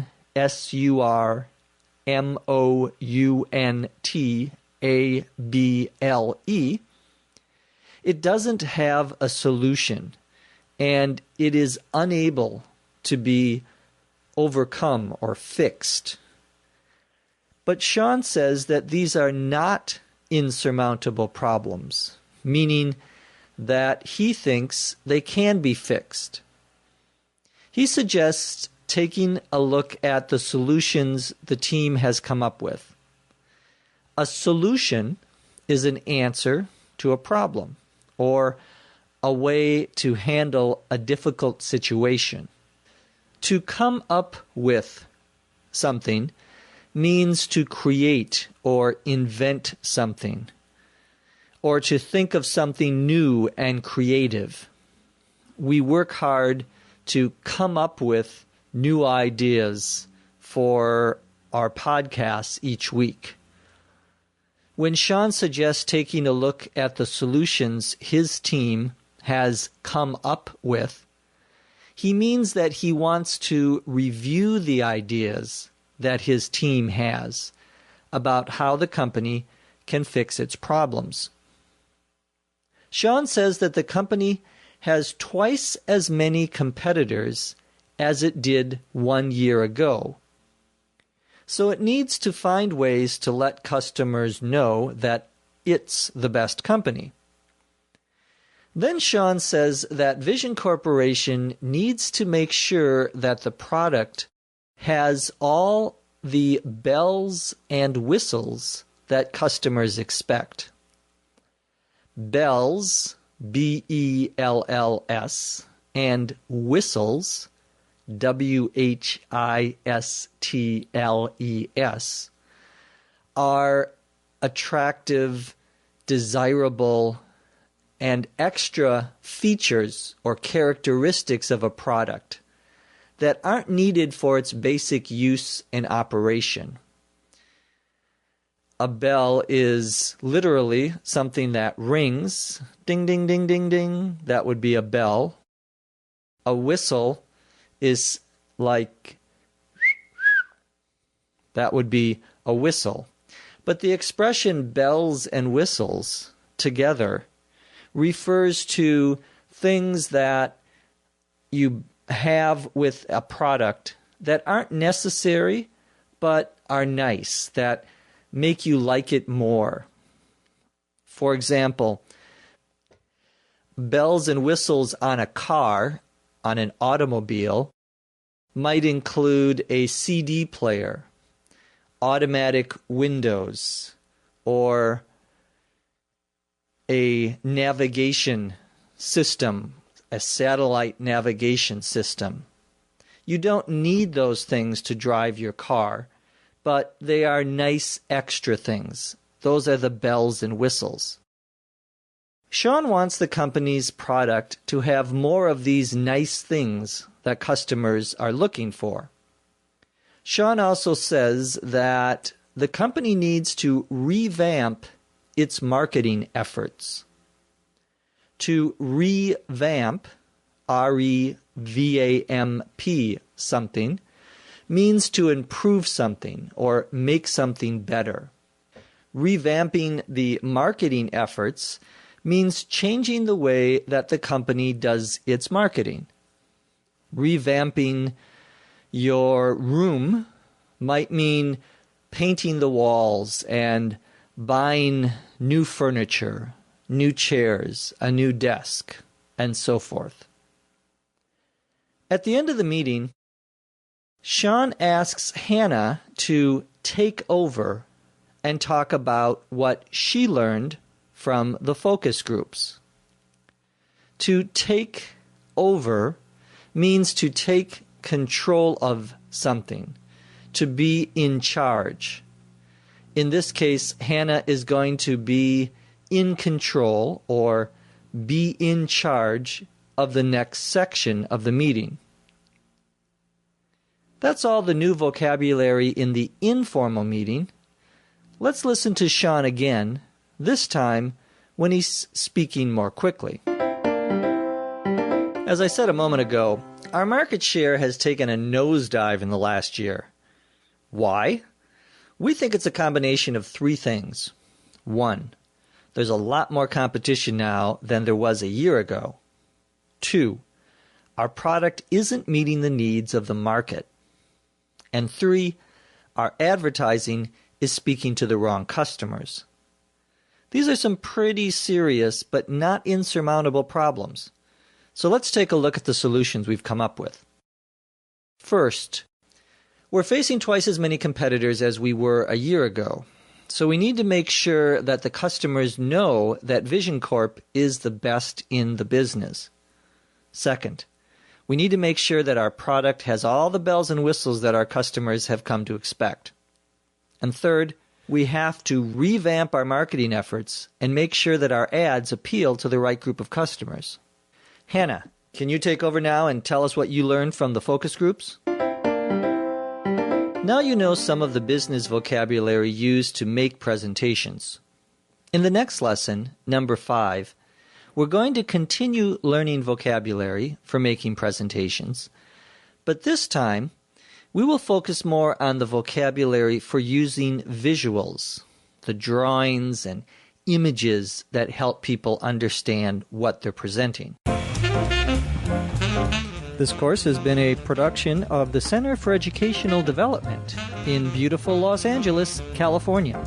Visit our website at eslpod.com. This course was produced by Dr. Jeff McQuillan and Dr. Lucy Say.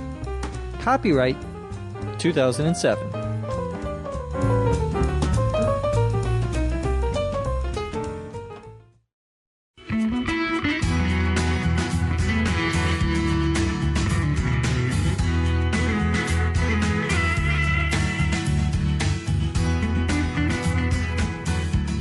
Welcome to eslpod.com's Business Meetings course. Lesson 5. I'm your host, Dr. Jeff McQuillan, coming to you from the Center for Educational Development in beautiful Los Angeles, California.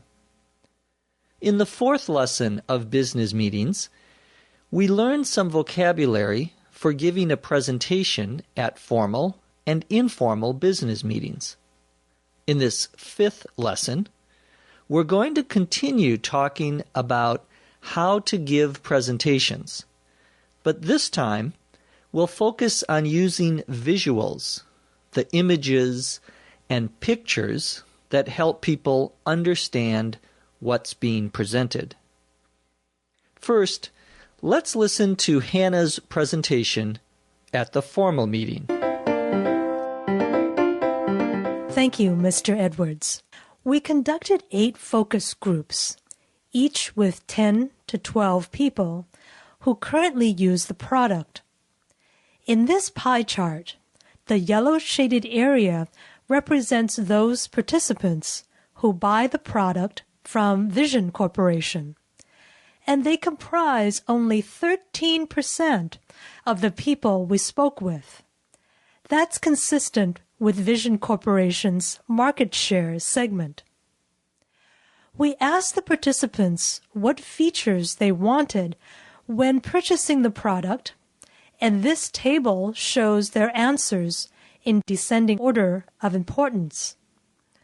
As you can see across this row and down this column, Vision Corporation's current product offering includes only one of the top 3 most desired features. Finally, we asked the participants to rank the product offered by Vision Corporation against those of the top 4 competitors, and the results are shown in this bar chart.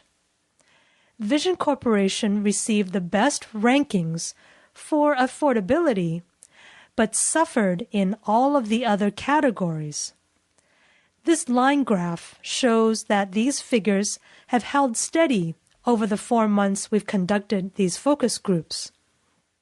We believe this means that your company would be justified in raising the price of its product and using the additional revenue to improve the product's features.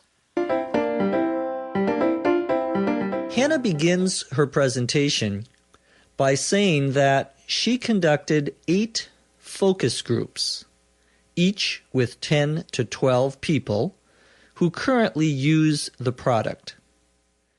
That means that she asked a total of 80 to 96 people for their opinions about the product. Remember, a focus group is a way that companies get information from their customers by bringing in 8 or 10 or 12 people into a single room and asking them questions, interviewing them together. Hannah says that in the pie chart she's showing them, the yellow shaded area represents the participants who buy the product from Vision Corporation. So Hannah is showing them a pie chart. A pie, P-I-E chart, is a visual or picture used in reports and presentations. And it is a circle made of different colors where the size of each piece of the pie represents the percentage or number of something. A pie is normally a round thing that you eat. It's a sweet dessert. Here, a pie chart means a round circle that is divided up into pieces that represent percentages or numbers. When Hannah says the yellow shaded area, she means the section or part of the circle with a yellow color. Hannah says that the participants represented in the yellow shaded area comprise only 13% of the people she spoke with. To comprise, C-O-M-P-R-I-S-E, means to be a group that is made up of something or that contains different parts or things. You might say, for example, the United Nations is comprised of representatives from every country in the world. That would be a use of the verb comprise.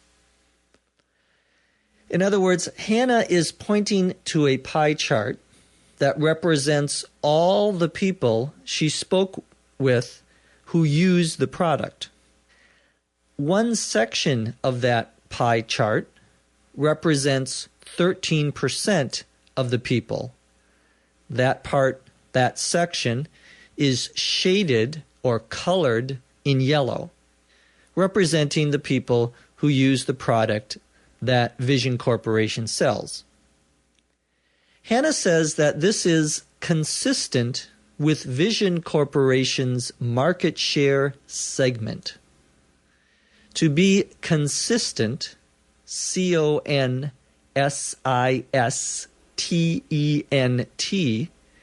is to be compatible with or to be in agreement with something that is expected. Hannah is simply saying that the data or information that she found isn't surprising. It's consistent with their market share segment. It makes sense. It matches what they thought would be true. We could say, for example, that many people in Japan eat a lot of rice, and that's consistent with what people in Asia generally eat, or many people. So we know that many countries in Asia eat a lot of rice. Japan is a country in Asia, and Japan eats a lot of rice. So that's consistent with this other knowledge that we have. A segment, S-E-G-M-E-N-T, is a piece or part or section of something. So a market share segment is the amount of the market share that the company has, or what percentage of product users buy Vision Corporation's product. When Hannah says that the data is consistent with Vision Corporation's market share segment, she means that they already knew their market share was approximately 13%. And learning that 13% of the focus group participants buy Vision Corporation's product confirmed or supported what they already knew. Hannah says that she asked the participants what features they wanted when purchasing the product, and this table shows their answers. In this context, a table, T-A-B-L-E, is a square or rectangular chart that lists information horizontally, meaning side to side, and vertically, meaning up and down. Bus and train schedules are often shown in tables. Hannah says that in this table, the answers are shown in descending order. Descending, D-E-S-C-E-N-D-I-N-G,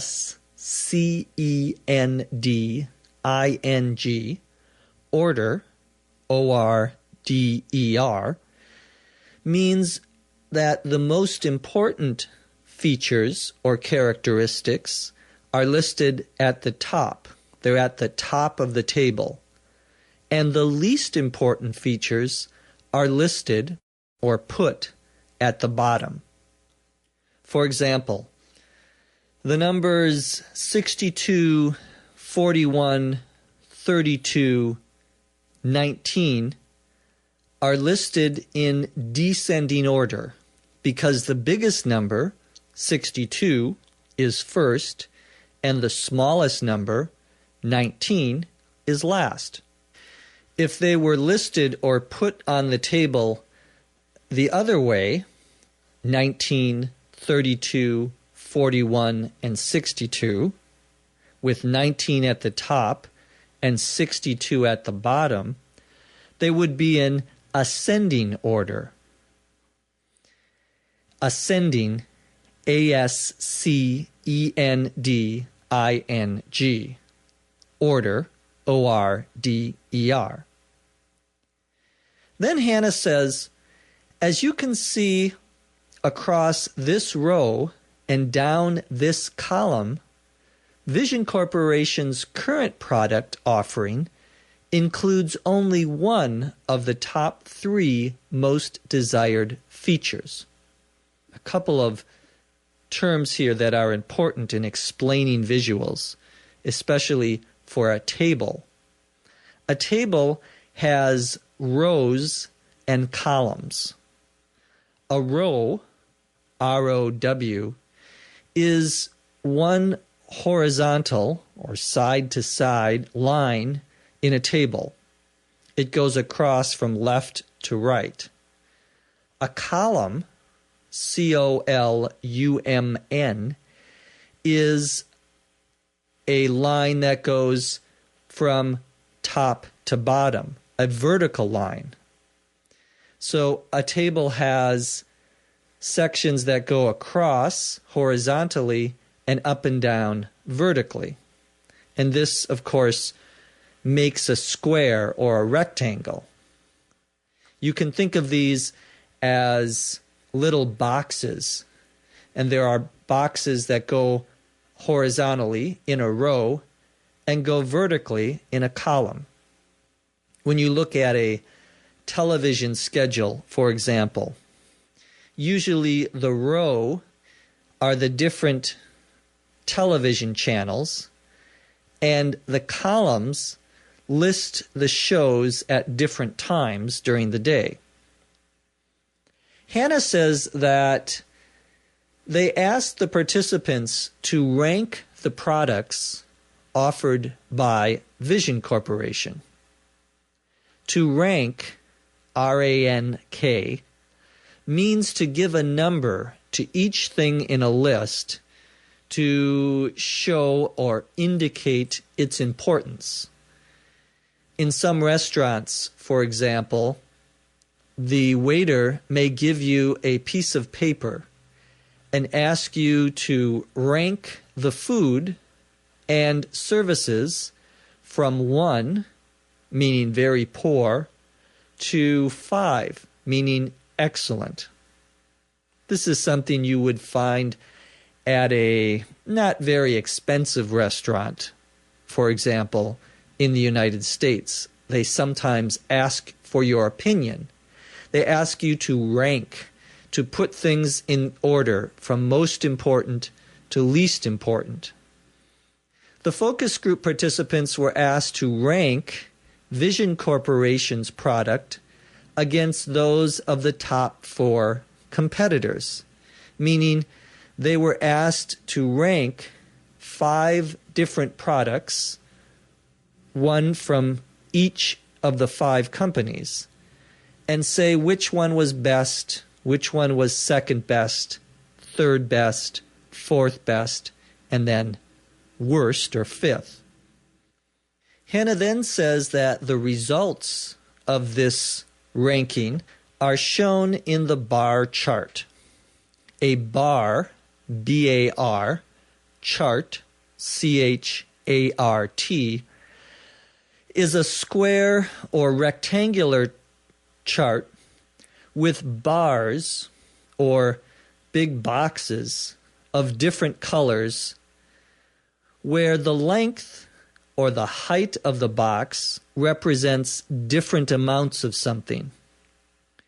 We often see bar charts in magazines or newspapers when, for example, they show how well the economy is doing in different countries. A high line that goes vertically, usually from top to bottom, indicates a lot of something, and a small line indicates not very much of something. That would be a bar chart. We call each one of those lines a bar. In Hannah's bar chart, there's probably one bar for each of the 5 products, and a longer or a taller bar represents a higher ranking. That would be the product that the focus group liked the most. Hannah says that Vision Corporation received the best rankings for affordability. Affordability, A-F-F-O-R-D-A-B-I-L-I-T-Y, means having a price that people can pay easily. To be able to afford something means you have enough money. It isn't expensive. In other words, Vision Corporation's product is less expensive than the other company's products. But Hannah says that the company suffered in all the other categories. To suffer, S-U-F-F-E-R, means to be hurt by something or to not do well because of something. You might suffer from a headache, for example. A category, C-A-T-E-G-O-R-Y, is a group of things that are similar. Some categories of vehicles, automobiles, would include sports cars, pickup trucks, station wagons. These are different types or different categories of cars. So when Hannah says that Vision Corporation's product suffered in all the other categories, she means that although the company had high rankings for affordability or price, it had much lower rankings on all the other categories or things that participants were asked to rank.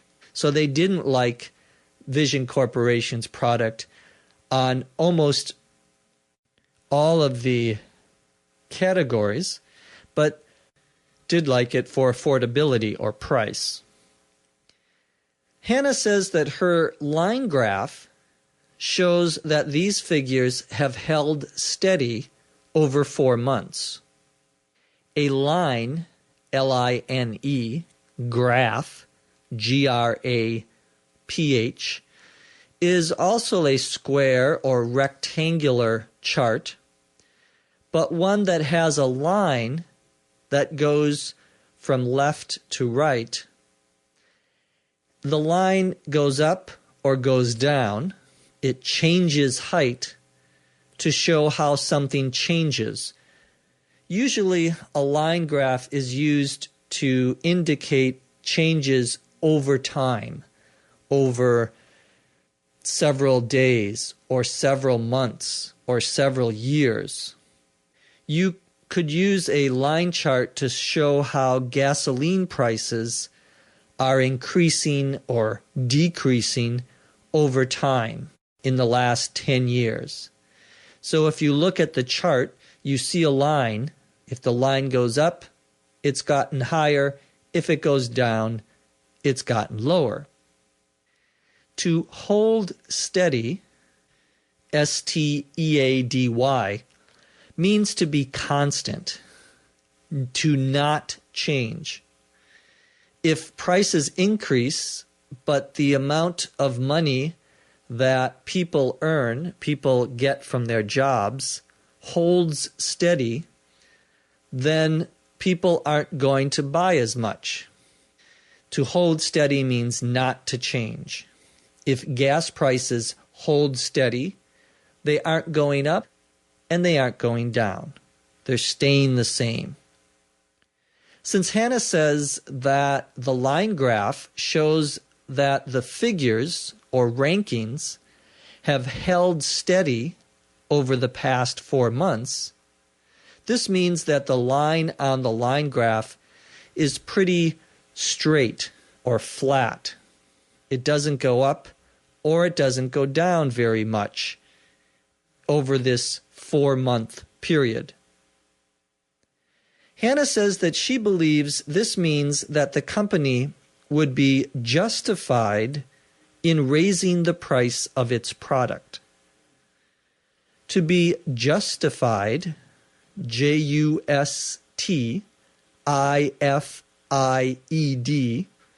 means to be reasonable or to be able to be explained. You might feel justified in going to the movies this weekend because you worked hard all week. When Hannah says that the company would be justified in raising the price of the product, she means that the company should increase or raise the price and that there's no reason not to raise the price. It would be justifiable or able to be justified. You can come up with a good reason why you should do something. Finally, Hannah says that the company should use the additional revenue to improve the product's features. Revenue, R-E-V-E-N-U-E, is income. It's the money that a person or an organization receives or gets from selling something. If you are selling cars and you sell 10 cars and each car costs $10,000, you will have $100,000 in revenue. Vision Corporation will receive more revenue or income if it increases the price of its product and if the same number of people buy the product. Of course, sometimes if you increase the price, fewer people will buy your product. So you may or may not get more revenue. Now that we're more familiar with the vocabulary, let's listen to Hannah's presentation at the formal meeting again, this time at a native rate of speech. Thank you, Mr. Edwards. We conducted 8 focus groups, each with 10 to 12 people who currently use the product. In this pie chart, the yellow shaded areas represent those participants who buy the product from Vision Corporation, and they comprise only 13% of the people we spoke with.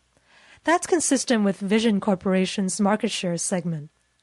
We asked the participants what features they wanted when purchasing the product, and this table shows their answers in descending order of importance.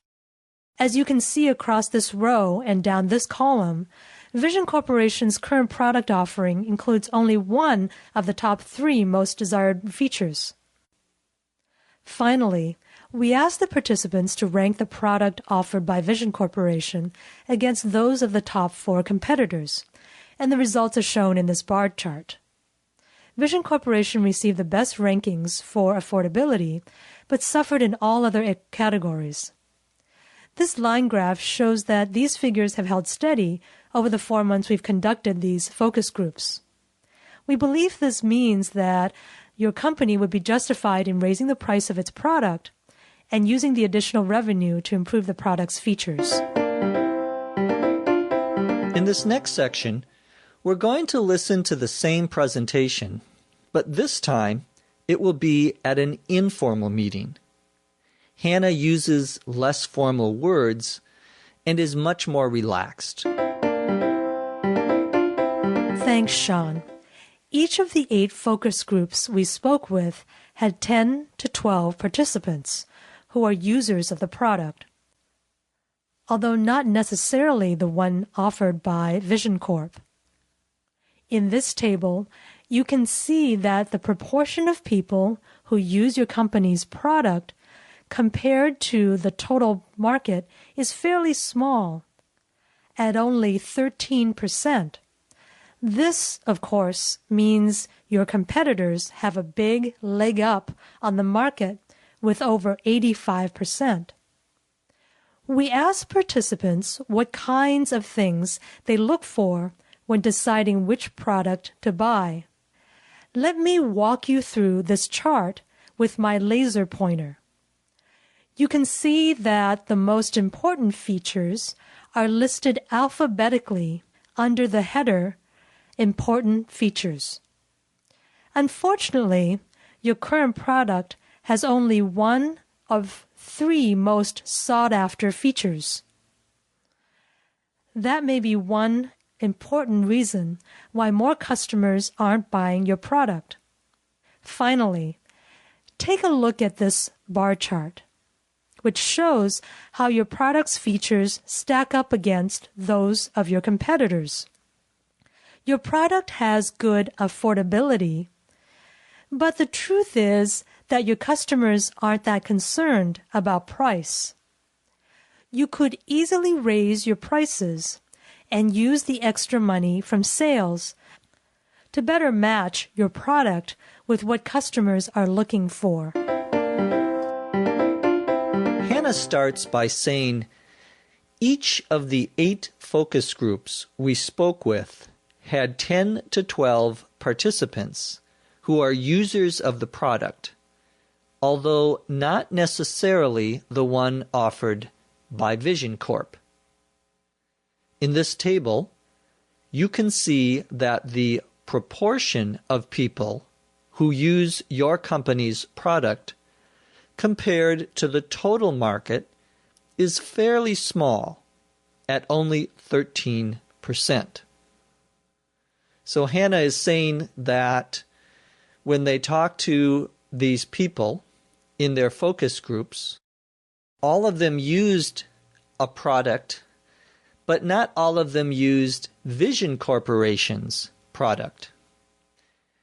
She points to a table and says that the proportion of people who use Vision Corporation's product compared to all the people who use all of the products is fairly or very small at 13%.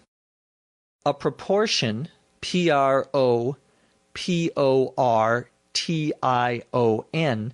is part of something, or a section. We could say a segment of something. For example, I might ask you, what proportion of the students in your English class are women? Meaning, what percentage, what part of the class, how many? When Hannah says that the proportion, or smaller group of people who use Vision Corporation's product compared to the total market is fairly small, at only 13%, she means that only 13% of all of the people who use the product buy it from Vision Corporation. And 13% is a small part of the entire market.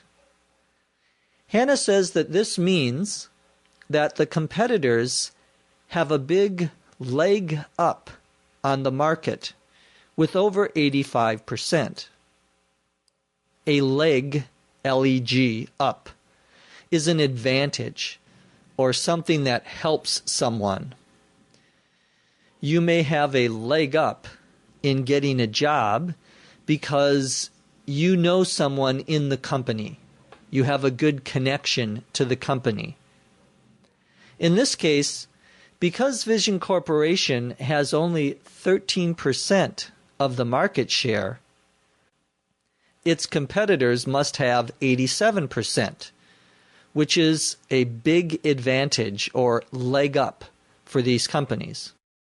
Hannah asked the participants what kinds of things they look for when deciding which product to buy. She says, "Let me walk you through this chart." To walk someone through something means to explain something to someone in detail, giving them all of the information, or to help someone understand something step by step. You're going to take each part and explain it very carefully. Right now, I'm walking you through the vocabulary in an informal business meeting. I'm explaining each word. A chart, C-H-A-R-T, is a square or rectangular visual or picture with information that we use for reports and presentations. We've already talked about pie charts, bar charts, and line graphs. These are all types of charts.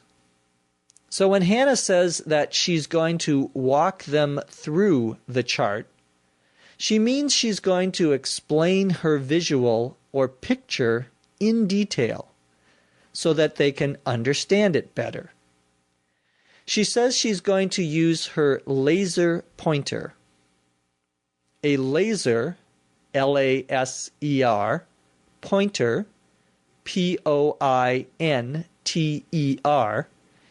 is a small machine, it looks like a pen, that you hold in your hands, and when you push a button, there's a red light, like a flashlight, that can be used by someone giving a presentation to point at certain objects on the screen.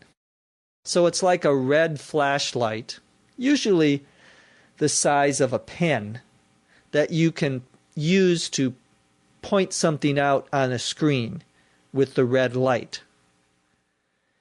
So Hannah is going to use this laser pointer to point to or indicate different parts of the chart to help people know what they're looking at.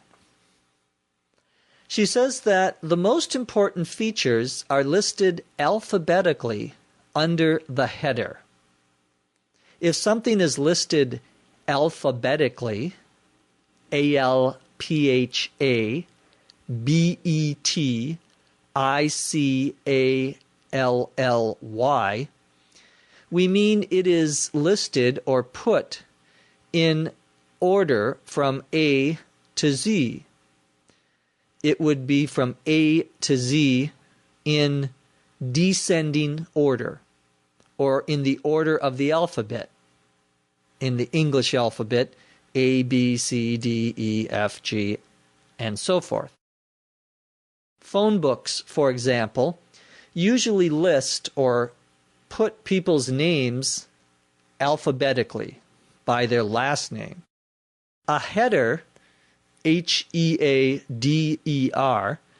is a word or phrase, usually the name of a category or group, at the top of a column in a table.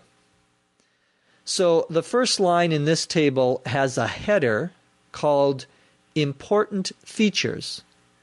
And under that header, in the same column, in the boxes below, you will see the most important features or characteristics listed alphabetically from A to Z. Hannah says that unfortunately, the Vision Corporation product has only one of the three most sought after features. If something is sought, S-O-U-G-H-T hyphen after, it is desired or wanted. It's something people are looking for. Sought is the past participle of the verb to seek, S-E-E-K, which means to look for, to try to find. The people in the focus group told Hannah that the three things they most wanted in a product, and Vision Corporation's product has only one of those three things. Hannah says that this may be one important reason why customers aren't buying Vision Corporation's products. Hannah then asked people to look at the bar chart, which shows how the product's features or characteristics stack up against those of the competitors. The expression to stack, S-T-A-C-K, up against something means to compare with something. You might want to know how your salary, the money that the company gives you, stacks up against the money that your colleagues or coworkers get. You want to know how it compares to their salary. Hannah's bar chart compares Vision Corporation's product with the products offered by the competitors. She shows how they stack up against the competitors, how they compare to them. Hannah says that Vision Corporation's product has good affordability or price, but that this isn't very important to customers. That's why Hannah recommends or suggests that the company raise or increase its price and use the extra revenue or money to create a product that has more of the features that customers are looking for, the sought-after features. Let's listen to Hannah's presentation again, this time when she's speaking more quickly. Thanks, Sean. Each of the 8 focus groups we spoke with had 10 to 12 participants who are users of the product, although not necessarily the one offered by Vision Corp. In this table, you can see that the proportion of people who use your company's product compared to the total market is fairly small, at only 13%. This, of course, means your competitors have a big leg up on the market with over 85%. We asked participants what kinds of things they look for when deciding which product to buy. Let me walk you through this chart with my laser pointer. You can see that the most important features are listed alphabetically under the header, Important Features. Unfortunately, your current product has only one of 3 most sought-after features. That may be one important reason why customers aren't buying your product. Finally, take a look at this bar chart, which shows how your product's features stack up against those of your competitors. Your product has good affordability, but the truth is that your customers aren't that concerned about price. You could easily raise your prices and use the extra money from sales to better match your product with what customers are looking for. Now that we've listened to both the formal and informal meetings, I hope you have a better understanding of the business vocabulary used to present visuals in a presentation. In our next lesson, we're going to learn how to end a presentation. This course has been a production of the Center for Educational Development in beautiful Los Angeles, California. Visit our website at eslpod.com. This course was produced by Dr. Jeff McQuillan and Dr. Lucy Say. Copyright 2007.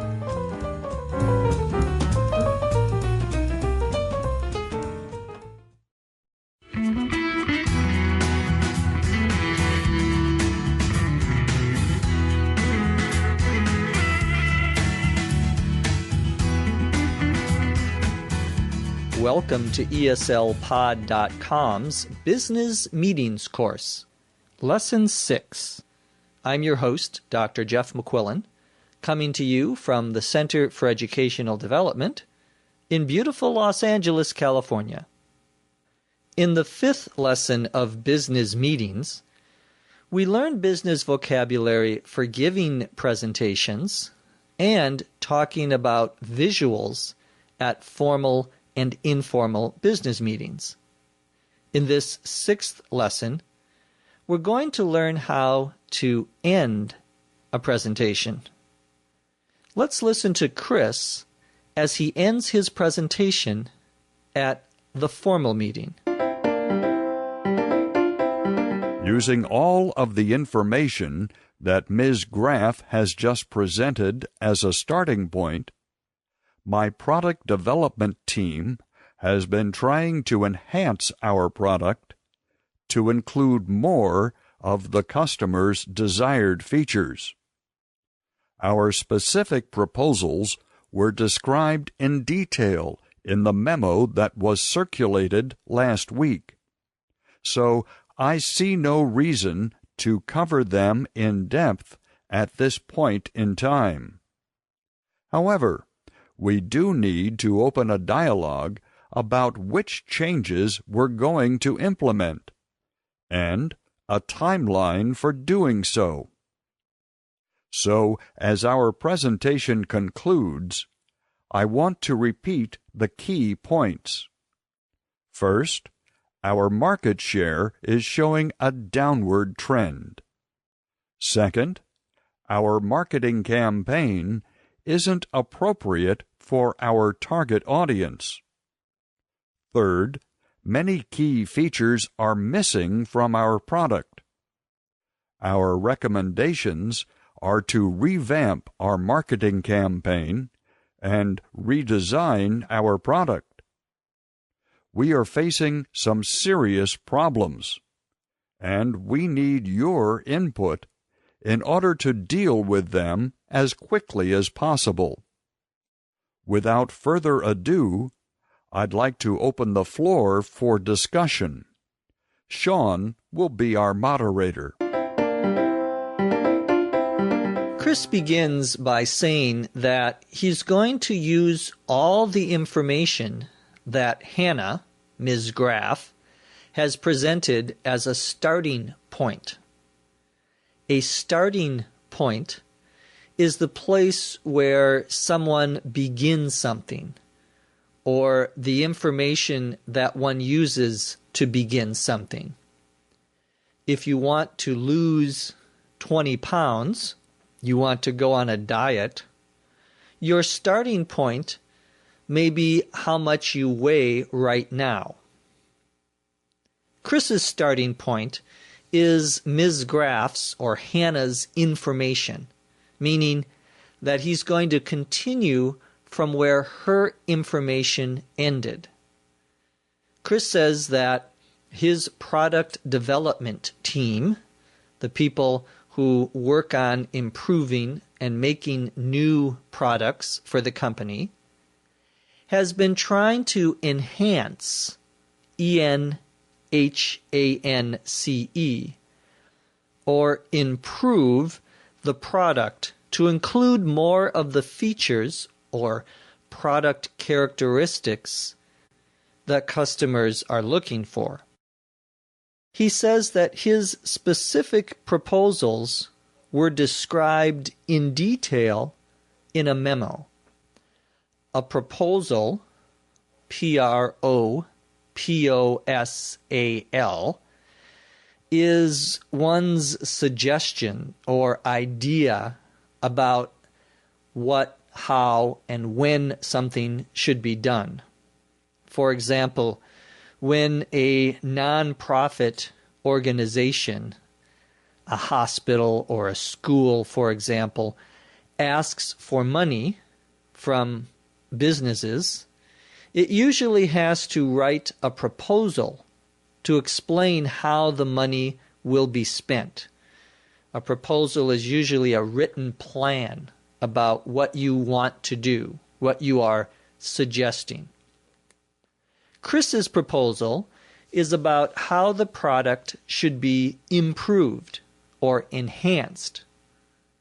A memo, M-E-M-O, which is short for memorandum, M-E-M-O-R-A-N-D-U-M,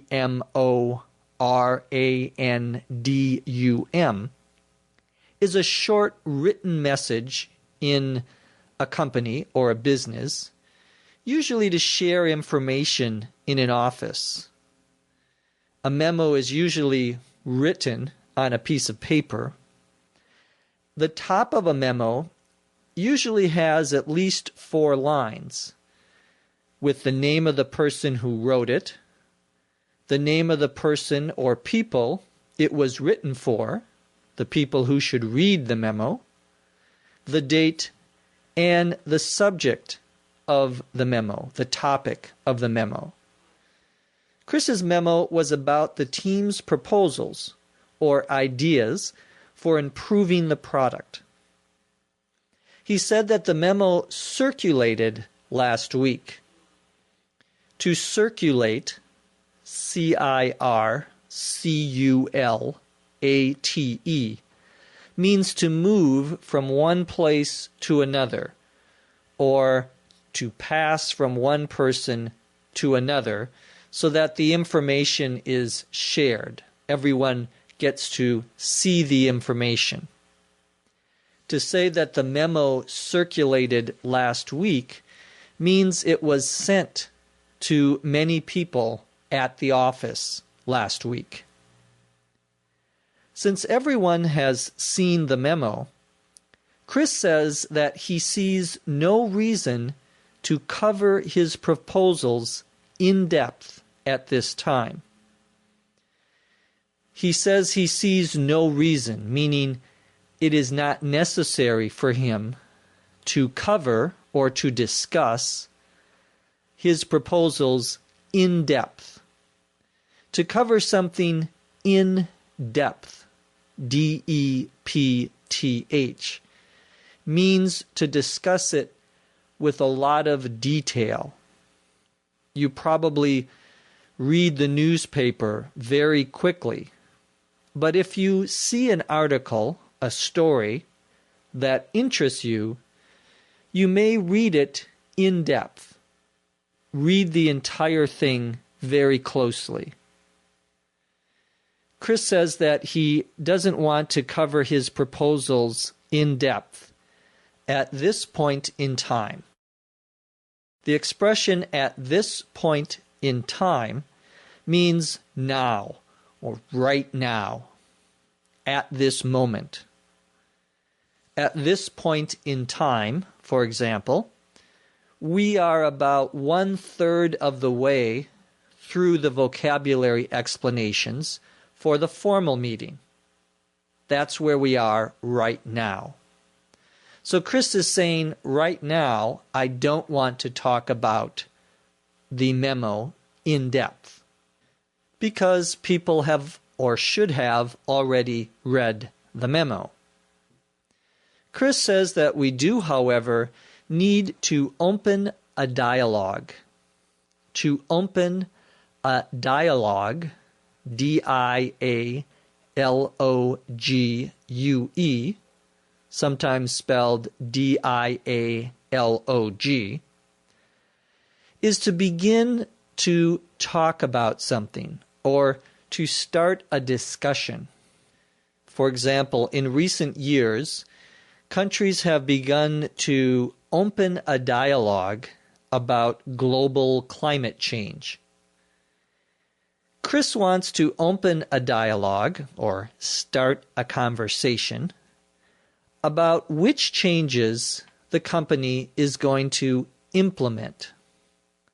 To implement, I-M-P-L-E-M-E-N-T,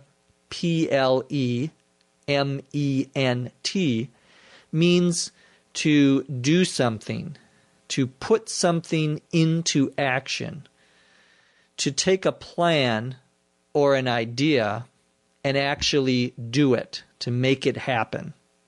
That's to implement. We usually talk about implementing plans or strategies. In this case, Chris wants people to talk about implementing changes or beginning to make those changes. He also wants to talk about a timeline for doing so. A timeline, T-I-M-E-L-I-N-E, is a plan showing when someone will do something over a period of time, a week, a month, a year. At eslpod.com, for example, we have a timeline for making a certain number of podcasts each week. Chris is talking about a timeline or plan that will tell us when each change will be made. Next, Chris says that as the presentation concludes or ends, he wants to repeat the key points. A key, K-E-Y, point, is a main idea or one of the most important ideas. The key points of this business meetings course is that English speakers use different vocabulary for formal and informal meetings. For Chris, the key points are the main ideas that his team has been trying to communicate through the presentation. In a U.S. business setting, when you are presenting in English to U.S. business people, it is usually very important to repeat your key points as you're ending a presentation, because this helps the audience, the people listening to your presentation, remember what you have said. Chris's first key point is that the market share is showing a downward trend. Downward, D-O-W-N-W-A-R-D, means going down or descending, becoming smaller, becoming less. A trend, T-R-E-N-D, is something that changes in one direction over time. It goes up or it goes down. It's a general way that something is changing or developing over time. In this case, Chris is talking about a downward trend, meaning that the market share for Vision Corp is falling or becoming less over time. Last year was more than this year, and next year will be less than this year. That's a downward trend. You can also talk about an upward, U-P-W-A-R-D, trend if something is going up. For example, there may be an upward trend in the price of a house. The price of houses is going up over time. That would be an upward trend. Chris's second key point is that the marketing campaign isn't appropriate for their target market.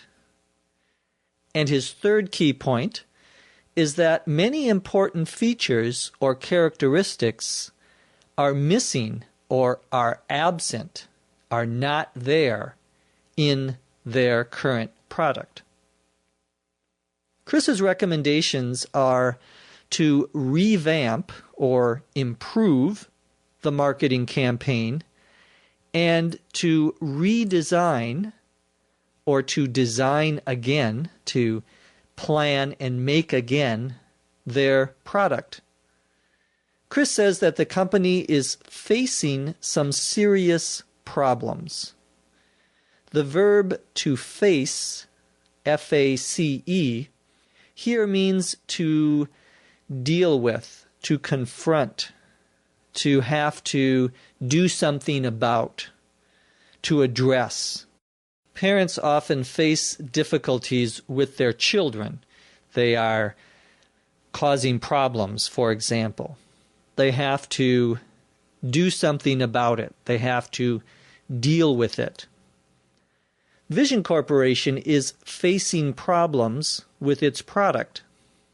Chris says that he wants and needs everyone's input. Input, I-N-P-U-T, is someone's ideas, opinions, or suggestions about something, especially something related to a project or an idea. Companies are often looking for input from their customers, information, ideas that will help them make their product better. Chris wants the people at the meeting to give their input or ideas and suggestions in order to deal with the problems as quickly as possible. To deal, D-E-A-L, with something means to handle, manage, maybe answer or address something. Some people think that the best way to deal with family members who they don't like is to move away from them, to go to a different city. That's one way of dealing with or trying to solve the problem. When Chris says that he wants people's input in order to deal with the problems as quickly as possible, he means that he wants people, the people at the meeting, to give their ideas for how the problems can be fixed or solved as quickly as possible, as soon as possible. Chris ends his formal presentation by saying, "Without further ado, I'd like to open the floor for discussion." The phrase "without further," F-U-R-T-H-E-R, ado, A-D-O, means without any more delay or without waiting any longer.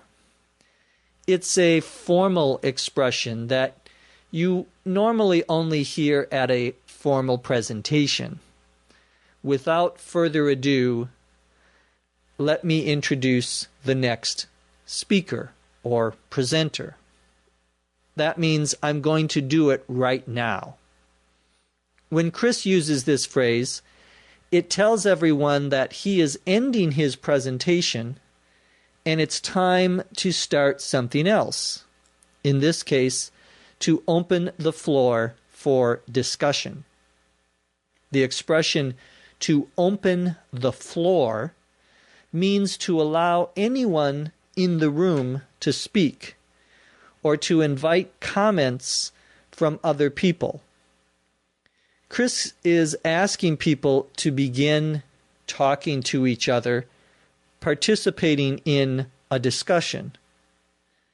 At universities, for example, the professors or teachers often speak for an hour and then open the floor for questions from the students. Finally, Chris says that Sean will be the moderator of the discussion. M-O-D-E-R-A-T-O-R, the moderator. is a person who guides or leads a discussion and decides who is going to speak next. A moderator is helpful when you have a big group because he or she can prevent or stop people from speaking at the same time, and they can make sure that everyone has an opportunity to speak if they want to. Before we go and listen to the discussion, which is the topic of our next lesson, let's listen to Chris ending his part of the formal presentation again, this time when he's speaking a little bit more quickly. Using all of the information that Ms. Graff has just presented as a starting point, my product development team has been trying to enhance our product to include more of the customer's desired features. Our specific proposals were described in detail in the memo that was circulated last week, so I see no reason to cover them in depth at this point in time. However, we do need to open a dialogue about which changes we're going to implement and a timeline for doing so. So as our presentation concludes, I want to repeat the key points. First, our market share is showing a downward trend. Second, our marketing campaign isn't appropriate for our target audience. Third, many key features are missing from our product. Our recommendations are to revamp our marketing campaign and redesign our product. We're facing some serious problems, and we need your input in order to deal with them as quickly as possible. Without further ado, I'd like to open the floor for discussion. Sean will be our moderator. Now that you understand the formal meeting pretty well, let's listen to how Chris ends the presentation and prepares for the discussion at an informal meeting. Our product development team has been busy trying to synthesize all the data that Hannah has just presented in order to create a better product for our customers. We sent out a memo last week that described our specific ideas. And, based on all the signatures on the routing slip, it looks like most of you have already seen it. So I won't repeat everything. In a minute, we are going to ask you to help us brainstorm even more ideas. Before you get your creative juices flowing, let's just briefly recap the main points of this presentation. Our market share has taken a beating, and we're missing the mark with our marketing and our product. To tackle these problems, we recommend creating a better marketing campaign and creating a new version of our product. We're asking for your best ideas during the discussion. Sean, will you take the helm? In the informal meeting, Chris begins by saying that the product development team has been busy trying to synthesize all of Hannah's data. To synthesize, S-Y-N-T-H-E-S-I-Z-E,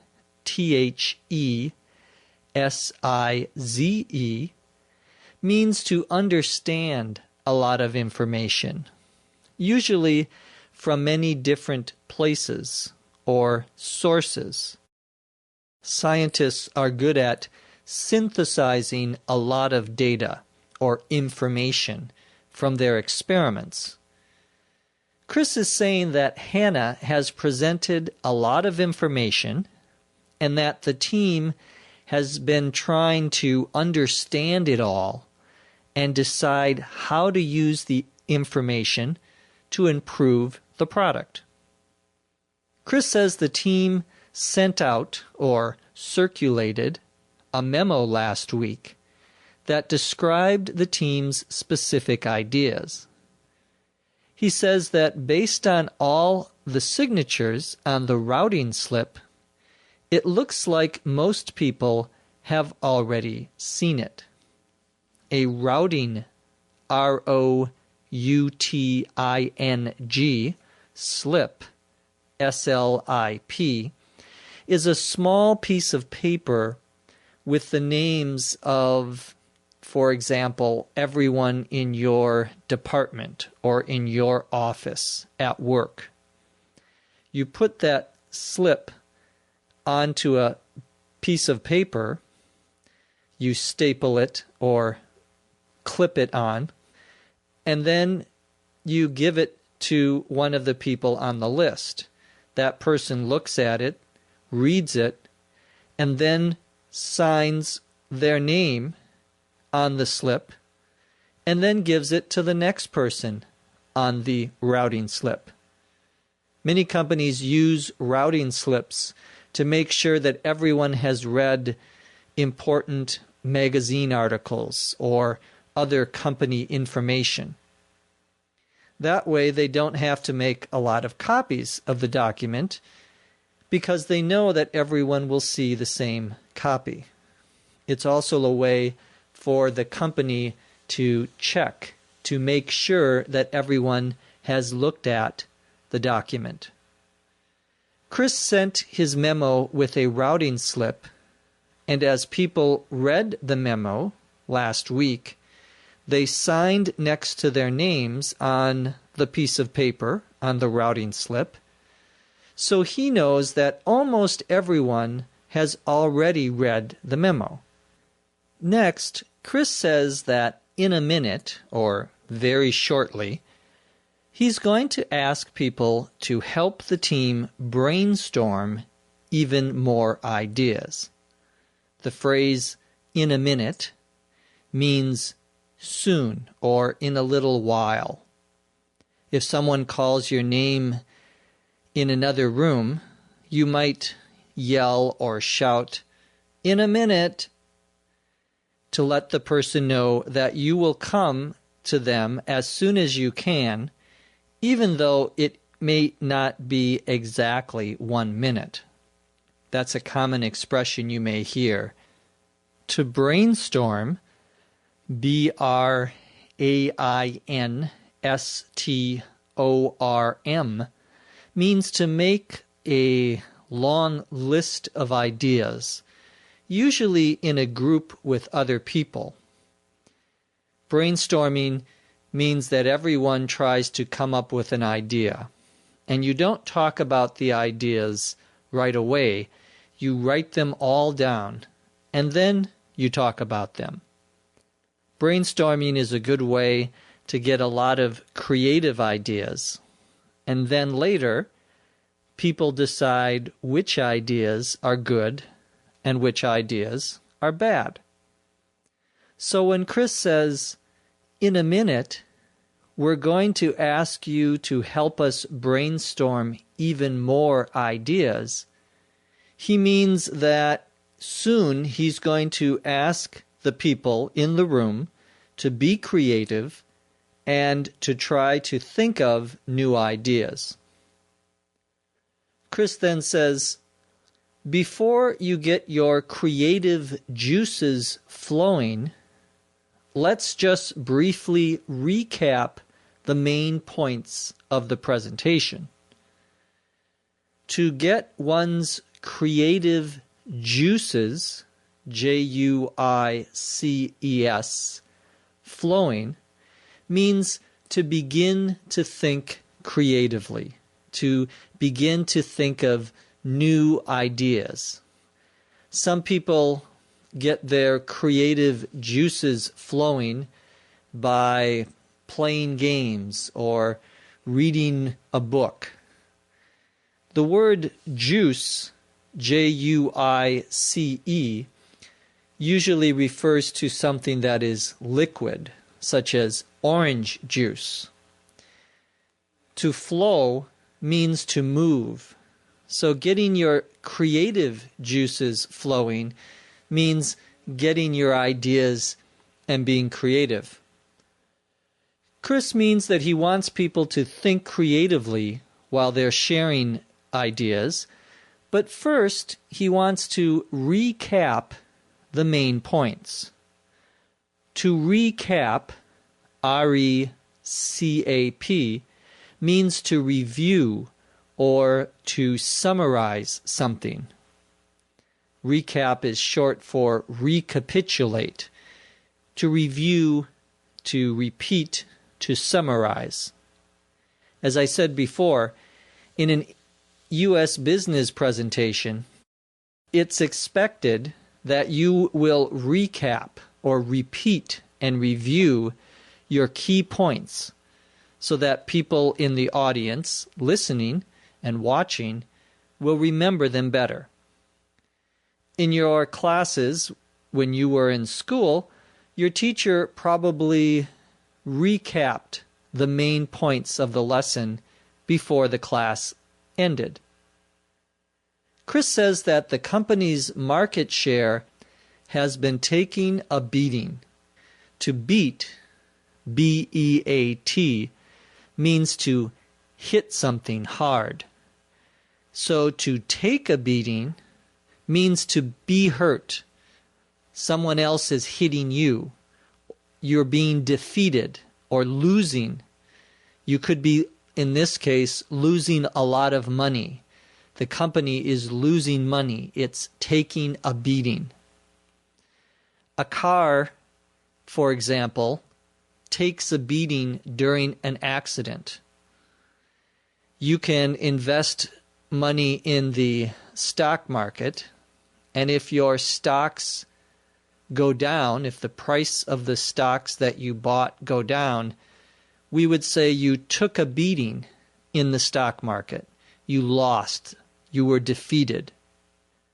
In this case, the company has taken a beating, meaning it has been hurt because it has lost market share. Chris says that the company is missing the mark with its marketing and its product.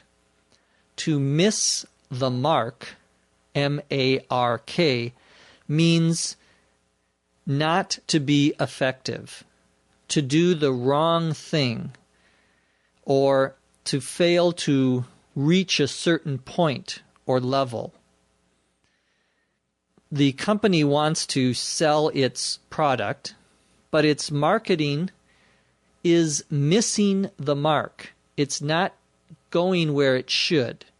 They're not reaching their target audience. Chris says that to tackle the problems, the team recommends creating a better marketing campaign and a new version of the product. The verb to tackle, T-A-C-K-L-E, usually means to knock someone down. For example, in American football, one player will tackle another player. They will grab him and knock them down. Here, the idea of to tackle is related to fighting against something or working on something with a lot of effort. A student can tackle her homework. That would mean to work hard to finish their homework. You can tackle a problem, which means to work to solve or fix a problem. To help the team tackle the problems of the company, Chris wants people to share their best ideas or brainstorm during the discussion. Finally, he asks Sean to take the helm. To take the helm, H-E-L-M, means to lead something, to run a meeting, to be in charge, to be in control. In this case, Sean is going to lead the discussion by being the moderator. The moderator is the person that decides who's going to speak next. The verb we use for that is to call on. The moderator called on Ms. Graff to give an explanation. He is asking her to speak.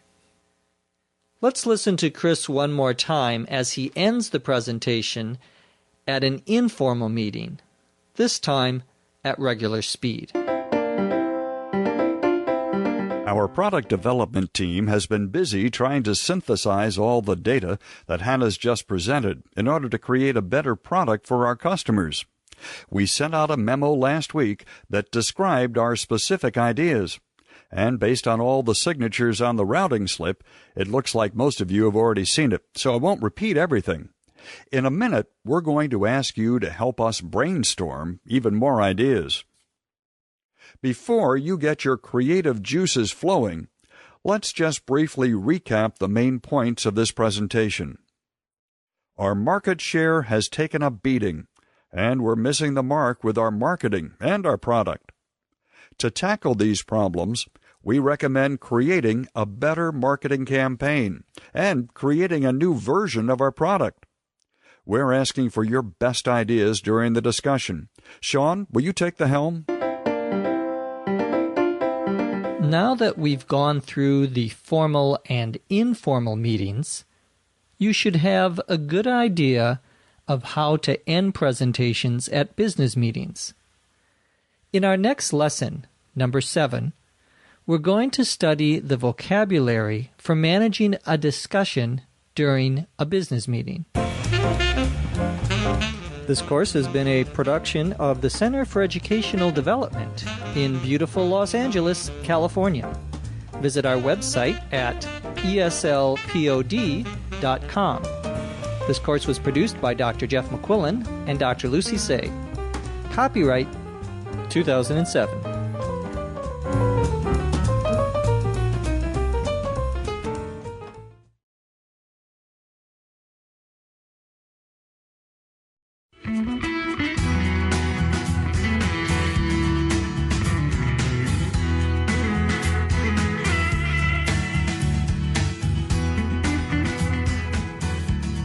Welcome to eslpod.com's Business Meetings course, Lesson 7. I'm your host, Dr. Jeff McQuillan, coming to you from the Center for Educational Development in beautiful Los Angeles, California. In the 6th lesson of Business Meetings, we learned business vocabulary for ending presentations at formal and informal meetings. In this 7th lesson, we're going to learn how to manage a discussion. When we ended Lesson 6, Sean was asked to be the moderator, or the person who leads a discussion. Let's listen to Sean managing the discussion at the formal business meeting. When you have a question, please raise your hand. This will allow me to call on people one at a time and avoid having people talk over each other. Also, please make sure that your questions are on topic. Who would like to begin? I need to voice my concern about how the focus groups were not asked about color or design.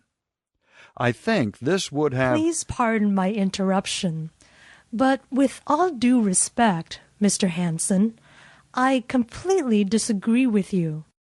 I understand your concern, but in our experience, those product characteristics pale in comparison next to affordability and ease of use.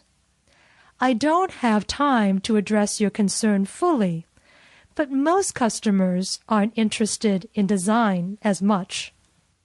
If I may offer my opinion, I believe Mr. Hansen has a legitimate concern, and I'm glad he asked that question.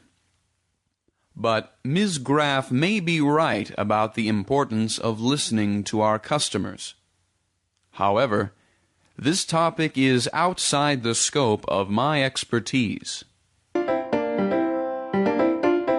the moderator, Sean begins the discussion by asking people to please raise their hands when they have a question. To raise, R-A-I-S-E, one's hand, means to put one's hand in the air to ask for permission to speak, usually in a classroom or in a large meeting. In the United States, it is often considered rude or not polite to speak without first raising your hand and asking permission, especially if you are at a meeting or in a classroom.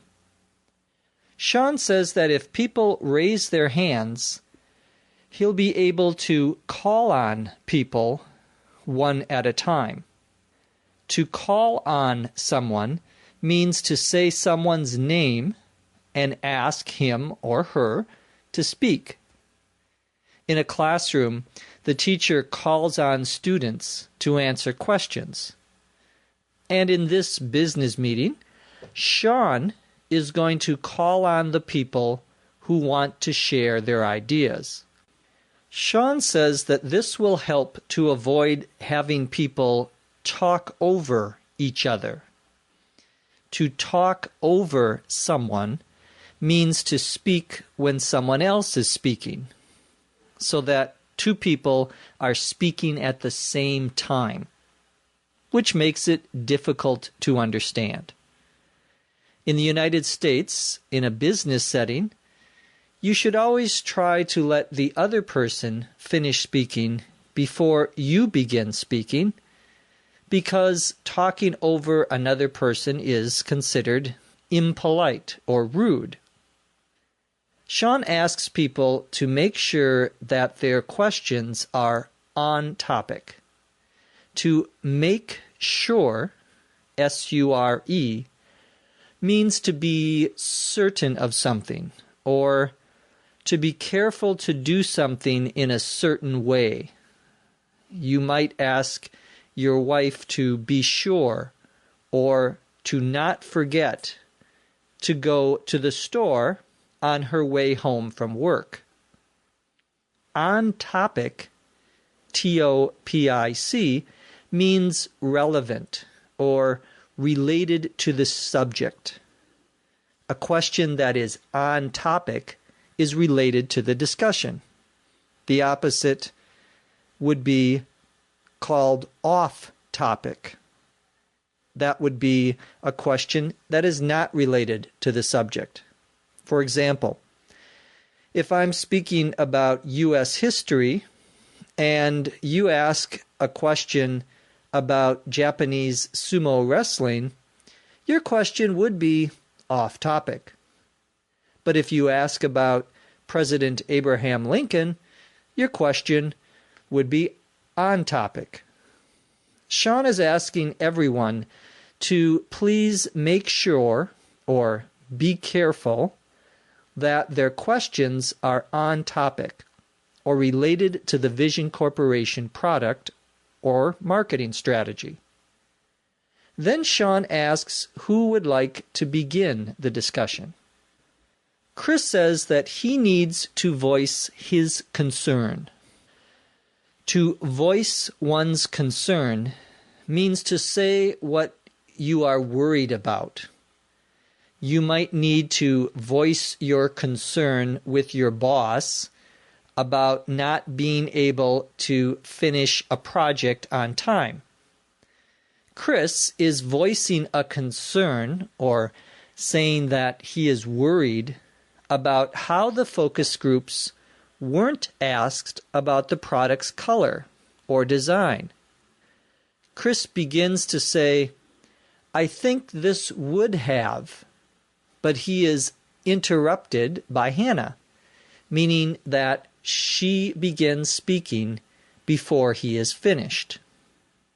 This is normally not considered a polite thing to do, But notice what Hannah says next.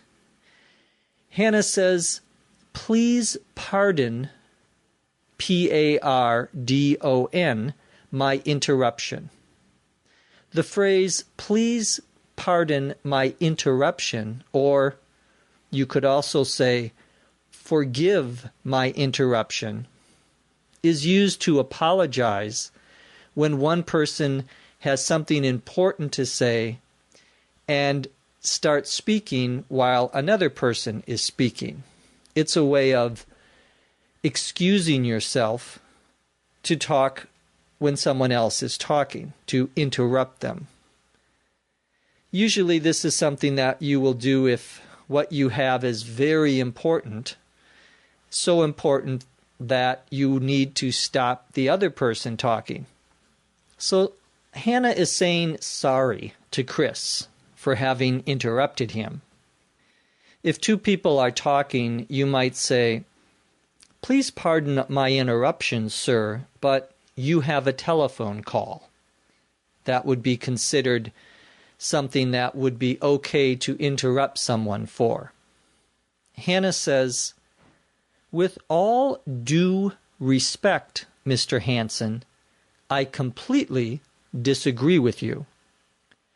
The phrase "with all due," D-U-E, respect, is used when one strongly disagrees with another person, but wants to say it so it is respectful, to say it as nicely as possible, so that you are not impolite. If you disagree with someone, especially who is higher in the organization than you are, your boss, for example, you might want to say, "with all due respect," before explaining why you disagree with him or her. Hannah says that she completely disagrees with Chris. To completely disagree with someone means not to agree with someone at all, or to very strongly disagree with someone. If your friend, for example, says that cats are the best pets, you may say, "I completely disagree with you because dogs are much better pets." Or fish. Hannah says, "I understand your concern, but..." The phrase "to understand someone's concern, but..." is used to show that one understands what the other person is worried about, but that you disagree with it. It's a polite way to show that you have heard and understood another person's concern, you've thought about it, but you still disagree with it. For example, a wife might be worried that going to Hawaii is too expensive for a vacation, and her husband may say, "I understand your concern, but I think we should go on a nice vacation." Next, Hannah says that in her experience, the product characteristics of color and design pale in comparison next to affordability and ease of use. To pale, P-A-L-E, in comparison to or in comparison with something, means to be less important than something else, or is of less value than something else. The amount of money you would spend to rent a car for one day pales in comparison with the cost of buying a new car and driving it only one day. The two things are not equal. One is greater or more important than the other. In this case, Hannah is saying that design and color are much less important than affordability and ease of use. ease, E-A-S-E, of use means how easy or difficult it is to use something, to use, in this case, Vision Corporation's product. For example, most companies try to design their website so they have good ease of use, meaning it is easy for people to find the things they're interested in. Hannah says that she doesn't have time to address Chris's concern fully, but that most customers aren't interested in design. To address something here means to manage, to handle, to answer, or to deal with something. You might address the problem of not having enough money by getting a second job. When Hannah says that she doesn't have time to address Chris's concerns fully, she means she doesn't have enough time to completely answer Chris's questions and worries right now in the meeting. Next, Alex begins to speak and says, "If I may offer my opinion, I believe Mr. Hansen has a legitimate concern." To offer one's opinion means to say what you think about something. You can offer your opinion about an idea or a project, for example. Alex's opinion is that Mr. Hansen has a legitimate concern. A legitimate, L-E-G-I-T-I-M-A-T-E, concern is a valid worry, or a worry that makes sense or seems reasonable or logical. In other words, Alex is saying that Chris brought up an important point, a legitimate concern. A parent may have a legitimate concern about their son or daughter's eating habits, if they are eating healthy food. Alex says that he's glad that Chris asked his question.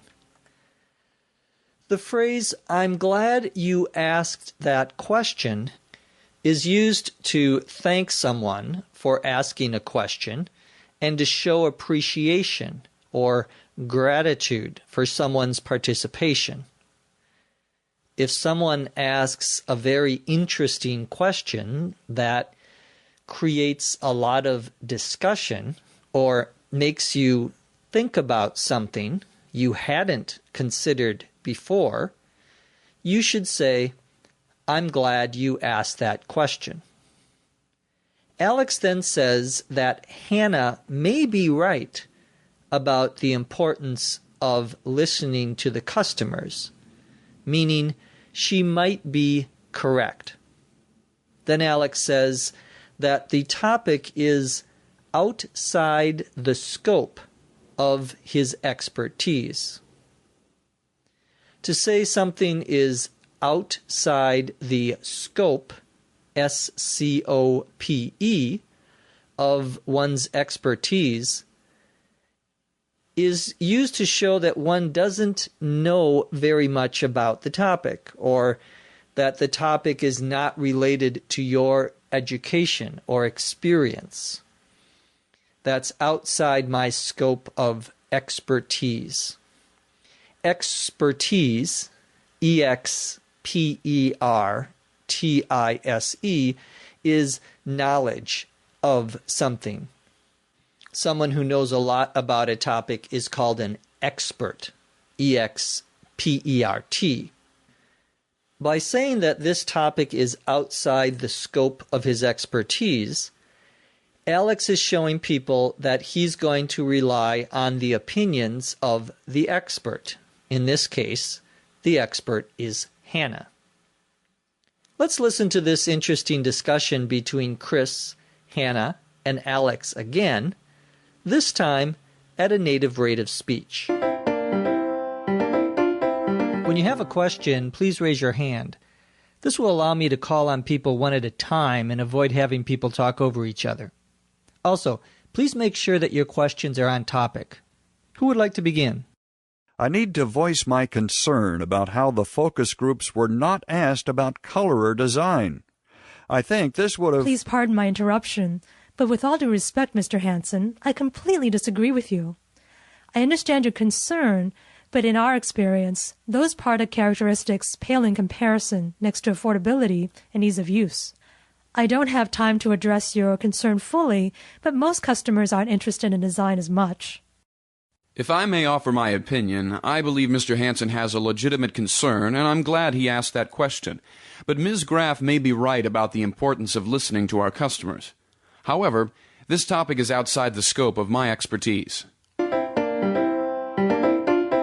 Now let's turn to the informal meeting, where Chris, Hannah, and Alex are having the same discussion, but in a more relaxed manner. Let's get this show on the road. This is an open discussion, so who wants to start off? Hannah, even though I've been knee-deep in your data for months, there's something I have to get off my chest. Why didn't you ask the focus groups about our product's color and design? I can see your point, Chris, but based on past experience, we know that customers mostly consider affordability and ease of use when deciding which product to buy. I can't go into this in detail now, but most customers just want reliability, and the design is secondary. Chris, you've brought up an interesting point, but I think Hannah is right. Don't take this the wrong way, Chris, but the interests of engineers and our customers aren't the same. But, of course, I'm not a marketing expert by any means. Sean, the moderator, begins by saying, "Let's get this show on the road." The phrase, "let's get this show on the road," R-O-A-D, is very informal and is used to begin something, such as a meeting or a trip. "Let's get this show on the road" is sometimes used to express impatience, that you want things to move faster or to begin right away. Here, Sean is just using it as a way of starting the discussion. The phrase tries to give you more energy and make people excited about what they're going to do next. Sean says that this is an open discussion and asks who wants to begin. An open discussion is a discussion where anyone can participate without raising their hand first. In normal meetings, if you want to talk, you normally will put your hand up in the air so that the person who is leading or running the meeting can call on you, can say, okay, you can go next.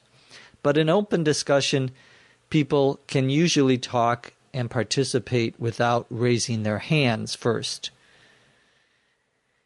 Chris begins by talking to Hannah, saying that he has been knee-deep in her data for months. The expression to be knee, K-N-E-E, hyphen deep, D-E-E-P, in something, means to be very involved in something or to be surrounded by something. In this case, Chris has been working with Hannah's data for months and is very familiar with it. You might also use this expression knee-deep in talking about a project that you are doing at work that you have been working on for a long time, and that is a lot of work. Or you might be knee-deep in emails. You have lots and lots of emails.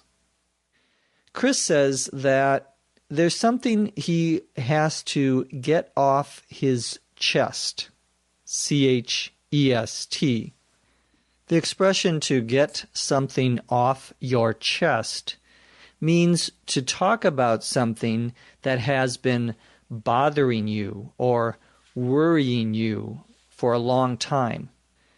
If your friend has been, for example, borrowing money from you for weeks, but has not given the money back to you, has not paid you back, you might say to him, I have something to get off my chest because it really bothers me that you are taking my money without paying it back.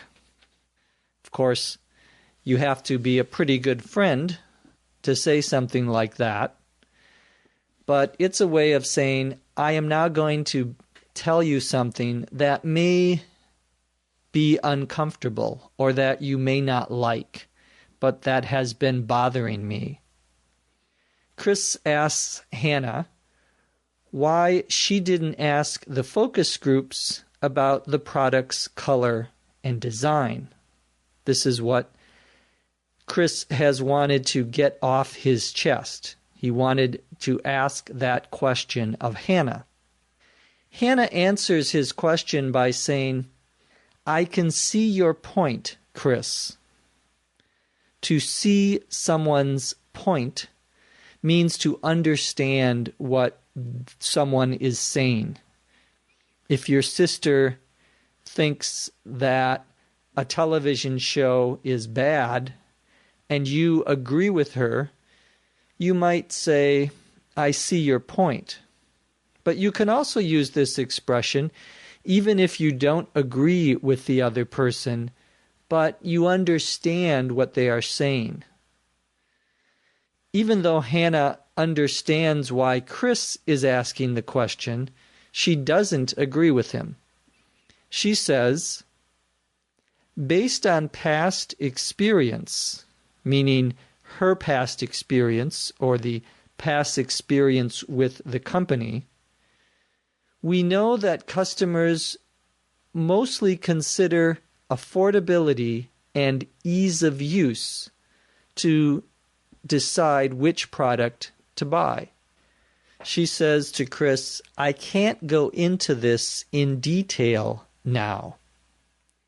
To go into something in detail, D-E-T-A-I-L, means to discuss or talk about something, talking about all the specific issues or problems, to talk about it in a lot of detail. Right now, in this lesson, we're going into detail about the meaning of the new vocabulary words used at informal meetings. We're talking about it a lot. We're giving all of the specifics. When Hannah says she can't go into detail now, she means that she doesn't have time to explain things in detail, specifically, at this moment.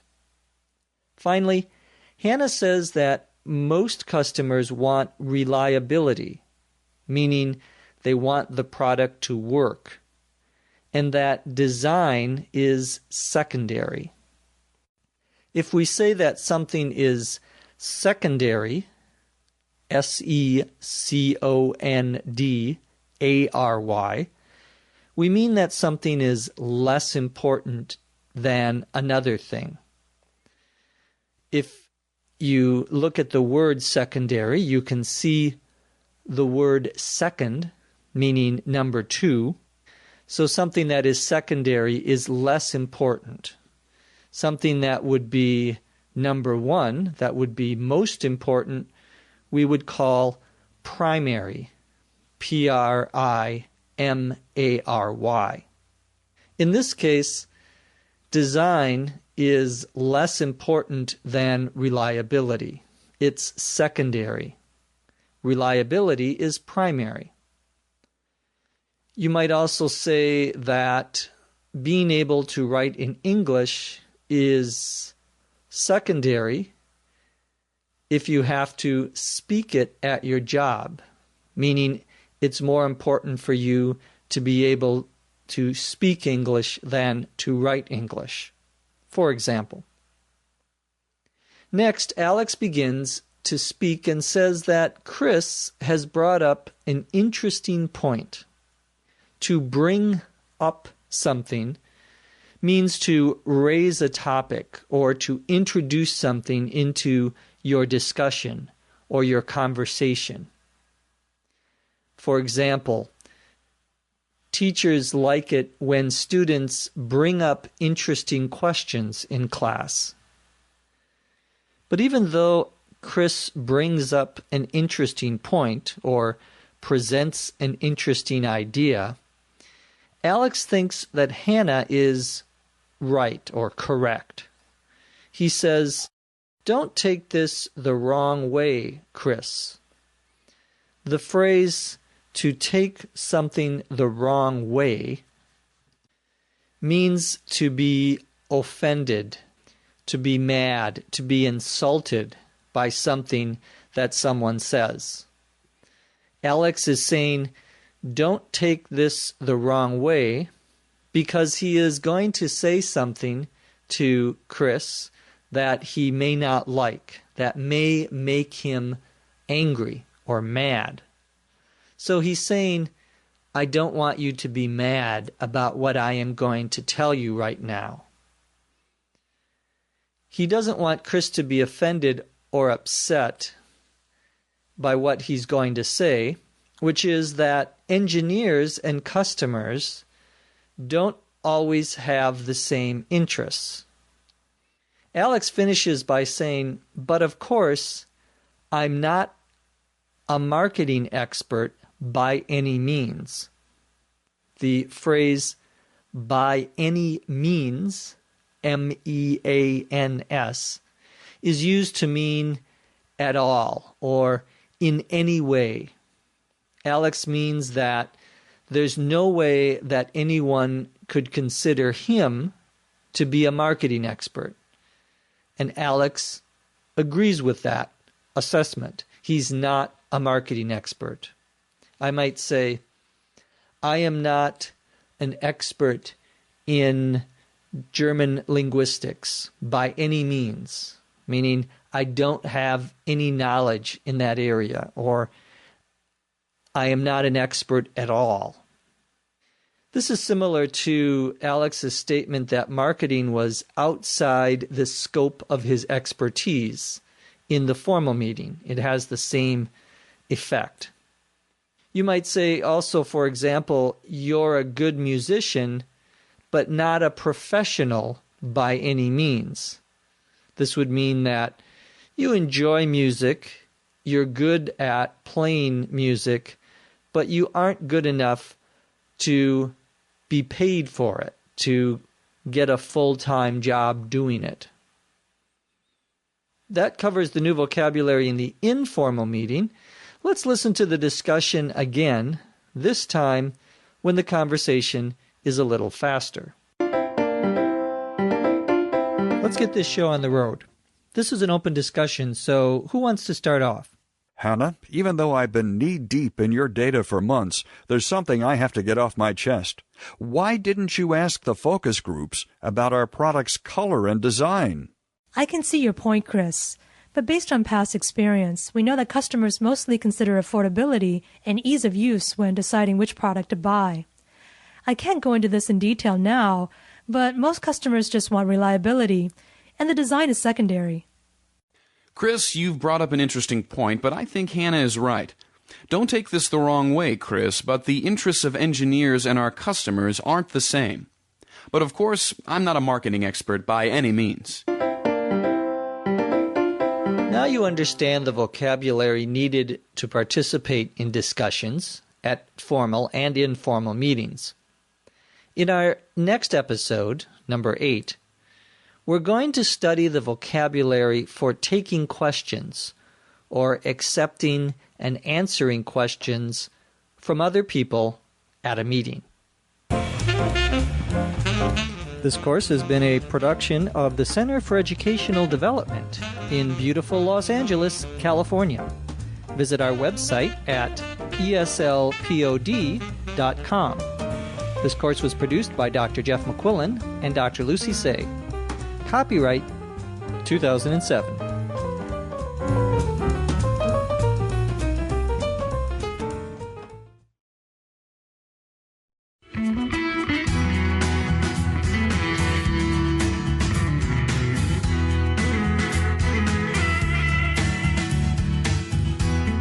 Welcome to eslpod.com's Business Meetings course. Lesson 8. I'm your host, Dr. Jeff McQuillan, coming to you from the Center for Educational Development in beautiful Los Angeles, California. In the 7th lesson of Business Meetings, we learned business vocabulary for managing discussions. In this 8th lesson, we're going to learn how to take questions. That is, how to accept and answer questions from the audience. First, we'll listen to the formal meeting at a slow speed. Mr. Hanson, was Ms. Graff able to allay your concern? Good. Now we have time for only 2 more questions. Ms. Graff? My question is for Mr. Hanson. I was wondering whether you could expand on the section regarding product design. Am I correct in assuming that you want to offer the product in more colors?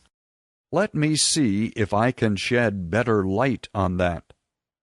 Although colors may not be as important to consumers, we are of the opinion that having more variety will increase sales. Is that the only reason? Please, let me finish my thought.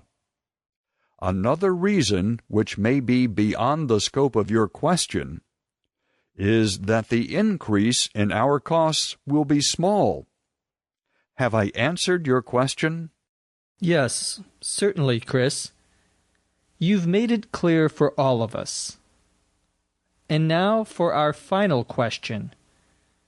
Mr. Aurora? Given the growing competition, is it possible for us to drop this product and move into a different market? Can you speak to the implications this would have on our strategy? We did consider that option, but we quickly dismissed it. We believe that we should stick to our core competencies and improve the product we currently have. This part of the meeting begins by Sean asking Chris whether Hannah has allayed his concerns. To allay, A-L-L-A-Y, means to make someone stop worrying about something, or to make something stop being a problem. Sean could have asked whether Hannah had answered Chris's question, and that would mean the same thing as allay. When we say you allay someone's concern, we mean that the person has an answer to their question and they are no longer worried about it. You can answer someone's question, however, without allaying their concern. They could understand your answer but could still be worried about it. So Sean is asking whether Chris has had his concerns allayed by Hannah. Chris nods, N-O-D-S, his head, or moves his head up and down to indicate that yes, his question has been answered. We use this verb to nod when we are talking about saying yes by moving your head up and down. If you're going to say no, moving your head from side to side, we would probably use the verb shake, S-H-A-K-E. So he shakes his head no, but he nods his head yes. Chris is nodding his head, saying that his question has been answered and his concern has been allayed. Sean says, good. Now we have time for only 2 more questions. Hannah asks the first question of Chris. She says, I was wondering whether you could expand on the section regarding product design. The phrase, I was wondering, means I would like to know, or I'm curious about something. You might be wondering or wanting to know whether this is the way people really speak at business meetings, and I can tell you that yes, it is. Hannah is wondering or wants to know whether Chris can expand on the section regarding product design. To expand, E-X-P-A-N-D, on something means to provide more detail about something, to describe something in more detail, or to provide more information. Hannah wants more information about product design. We could expand, for example, on this definition more, give you more information, more details. But I think you probably understand it already. Hannah asks, am I correct in assuming that you want to offer the product in more colors? The phrase, am I correct in assuming, means, is what I am saying right? Is what I am saying the truth? Is it correct? It could also mean, do I understand what you are saying correctly? She's repeating what she understood from what Chris had said earlier. And she's asking Chris to say whether or not she understood him correctly. Did she get the right idea from Chris's explanation? Chris responds to Hannah by saying, let me see if I can shed better light on that. The phrase, let me see if I can shed, S-H-E-D, better light on something, means I'm going to try to explain something better, or I will try to help you understand something better. That is to shed more light or better light on something. In this case, it means that Chris is going to offer another explanation of what he said earlier, using more detail and perhaps different words. Chris says, although colors may not be as important to consumers, we are of the opinion that having more variety will increase sales. To be of the opinion that is a very formal phrase that means to believe, to think, or to have an opinion that something is true. Chris could simply say, we think that having more variety will increase sales, and it would be the same thing, the same meaning. But it's more formal to say, we are of the opinion that, having more variety will increase sales. Hannah interrupts Chris by saying, "Is that the only reason?" before he finishes speaking. So Hannah is interrupting or talking while Chris is trying to talk. Of course, Chris doesn't like being interrupted, so he says politely back to Hannah, "Please let me finish my thought." To finish your thought means to finish talking about something, or to say everything that you think about something without interruption, without someone else speaking while you are speaking. When Chris says, "Please let me finish my thought," then, he means, please let me continue and finish what I am saying. Chris goes on to say that another reason, which may be beyond the scope of Hannah's question, is that the increase in costs will be small. The expression "beyond the scope," SCOPE, is a little bit like the expression "off topic," which was discussed in an earlier lesson.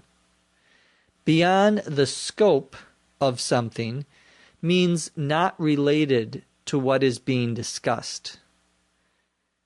Portuguese vocabulary, for example, is beyond the scope of this lesson because it's about English vocabulary.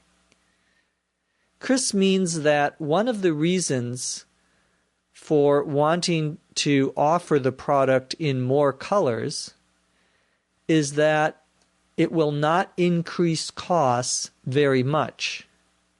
But he thinks that cost reduction isn't related to Hannah's original question.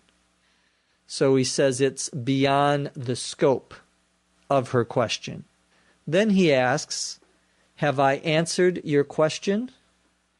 This is a polite thing to ask after answering a difficult question, because it lets the other person ask for more information, ask additional questions if he or she wants to. Sean speaks next by saying, "Yes, certainly, Chris." Certainly, CERTAINLY, means definitely, without any doubt, for sure. Sean is saying that Chris entirely or completely answered Hannah's questions. I certainly hope that you understand what this new word certainly means. For sure, without any doubt, definitely.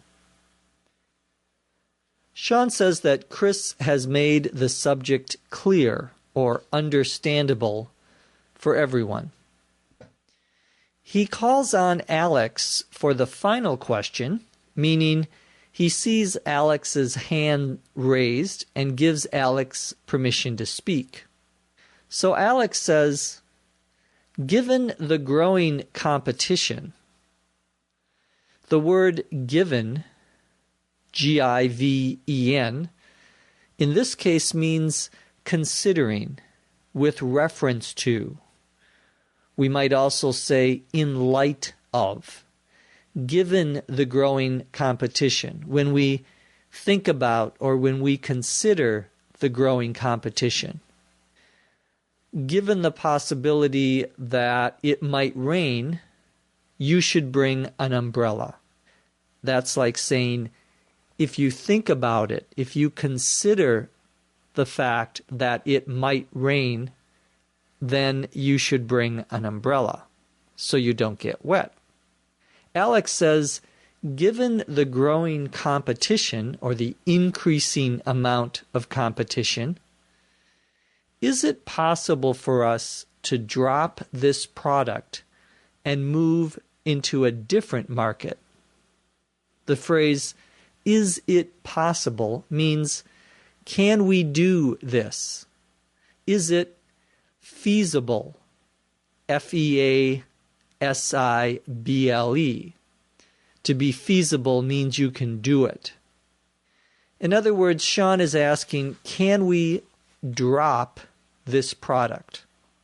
The verb to drop, D-R-O-P, here means to stop doing something, to leave something, or to no longer use or produce something. Alex wants to know whether the company can stop making this product and move into a different market, meaning produce or make a new product. At the university, for example, you might drop a course, meaning that you stop taking the class. Or you might drop your membership to a local gym or health club. To drop then means to stop doing or stop using something. Alex then asks, can you speak to the implications this, that is, making a new product, would have on our strategy? Can you speak to the implications this would have on our strategy? The phrase, can you speak to something, means, can you talk about this thing? Can you address this issue? Can you give us more information about it? Alex wants someone to talk about the implications that changing products would have on the company's strategy or its plans for the future. An implication, I-M-P-L-I-C-A-T-I-O-N,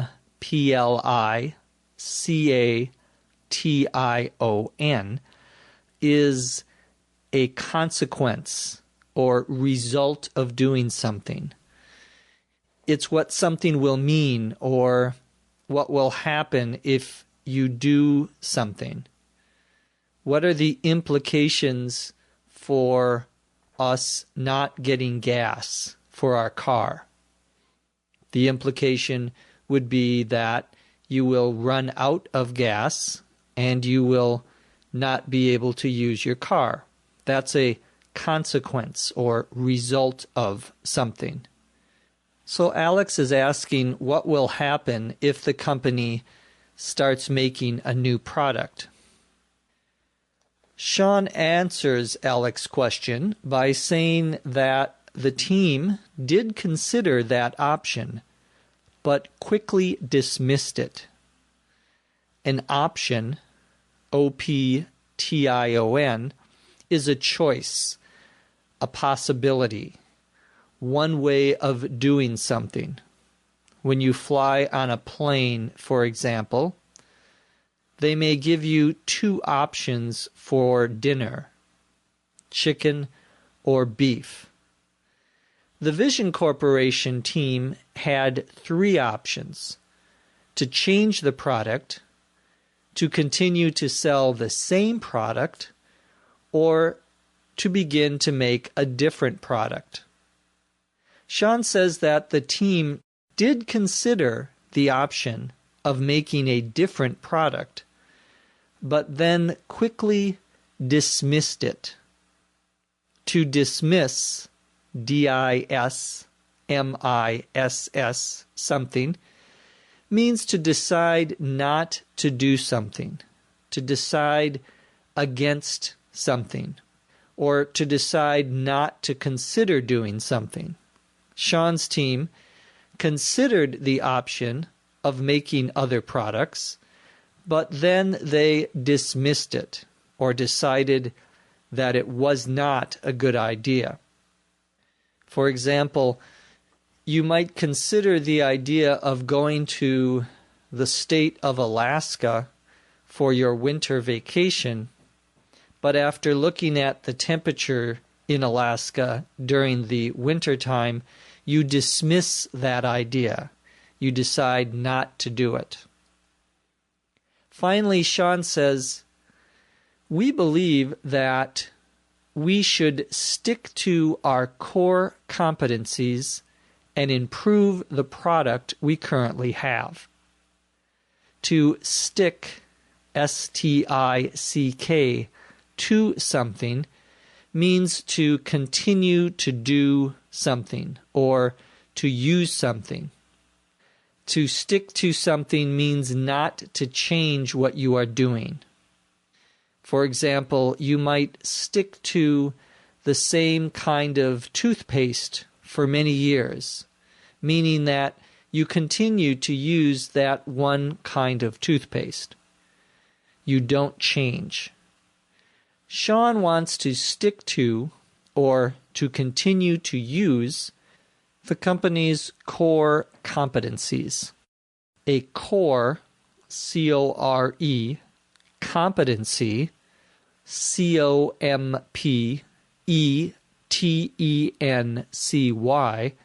is something that your company or business does very well, or something that the company is known to be an expert in. One of Vision Corporation's core competencies is producing or making this product. That's what they're good at. That's why Sean thinks that the company should stick to or continue to make the current product, improving the product instead of deciding to make a new one. Let's listen to these questions and answers at the formal meeting again, this time at a faster rate of speech. Mr. Hansen, was Ms. Graff able to allay your concern? Good. Now we have time for only 2 more questions. Ms. Graff? My question is for Mr. Hansen. I was wondering whether you could expand on the section regarding product design. Am I correct in assuming that you want to offer the product in more colors? Let me see if I can shed better light on that. Although colors may not be as important to consumers, we're of the opinion that having more variety will increase sales. Is that the only reason? Please, let me finish my thought. Another reason, which may be beyond the scope of your question, is that the increase in our costs will be small. Have I answered your question? Yes, certainly, Chris. You've made it clear for all of us. And now for our final question. Mr. Aurora? Given the growing competition, is it possible for us to drop this product and move into a different market? Can you speak to the implications this would have on our strategy? We did consider that option, but we quickly dismissed it. We believe that we should stick to our core competencies and improve the product we currently have. As you can see, there are a lot of opinions at this meeting, and everyone wants to get as much information as they can. Now that we've heard how they speak at a formal meeting, let's listen to the same conversation at an informal business meeting. I'm afraid we're running out of time. Let's take 2 more questions. Let me jump in with a question for Chris. Chris, I think your memo hit the nail on the head. But let me play devil's advocate for a minute. Our focus groups weren't very interested in design. Why are you suggesting that we offer the product in more colors? I can see your point, but we think that having more colors will raise sales at least a little bit. And we can do it very inexpensively. Oh, I see. That clears things up for me. Thanks. Alex, did you have your hand up? I did. Thanks, Sean. What I'd like to know is whether your team has thought about developing an entirely new product and entering a different market. Yes, we have, but we've ruled it out for now. We think it's best to use our company's strengths and improve our current product rather than creating something new. Sean begins this part of the meeting by saying, "I'm afraid we're running out of time." To run out of time means not to have very much time left to do something, to be near the end of something, or to have very little time remaining. Sean is apologizing that they are almost at the end of the meeting, and there isn't very much time left for more questions. Because there's so little time left, Sean says that he can take only 2 more questions. To take a question means to allow people who are at the meeting to ask a question. After most speeches or lectures, the speaker often takes questions from the audience. Hannah takes the first question by saying, "Let me jump in with a question for Chris." To jump in means to join a discussion or to begin participating in something right away without delaying.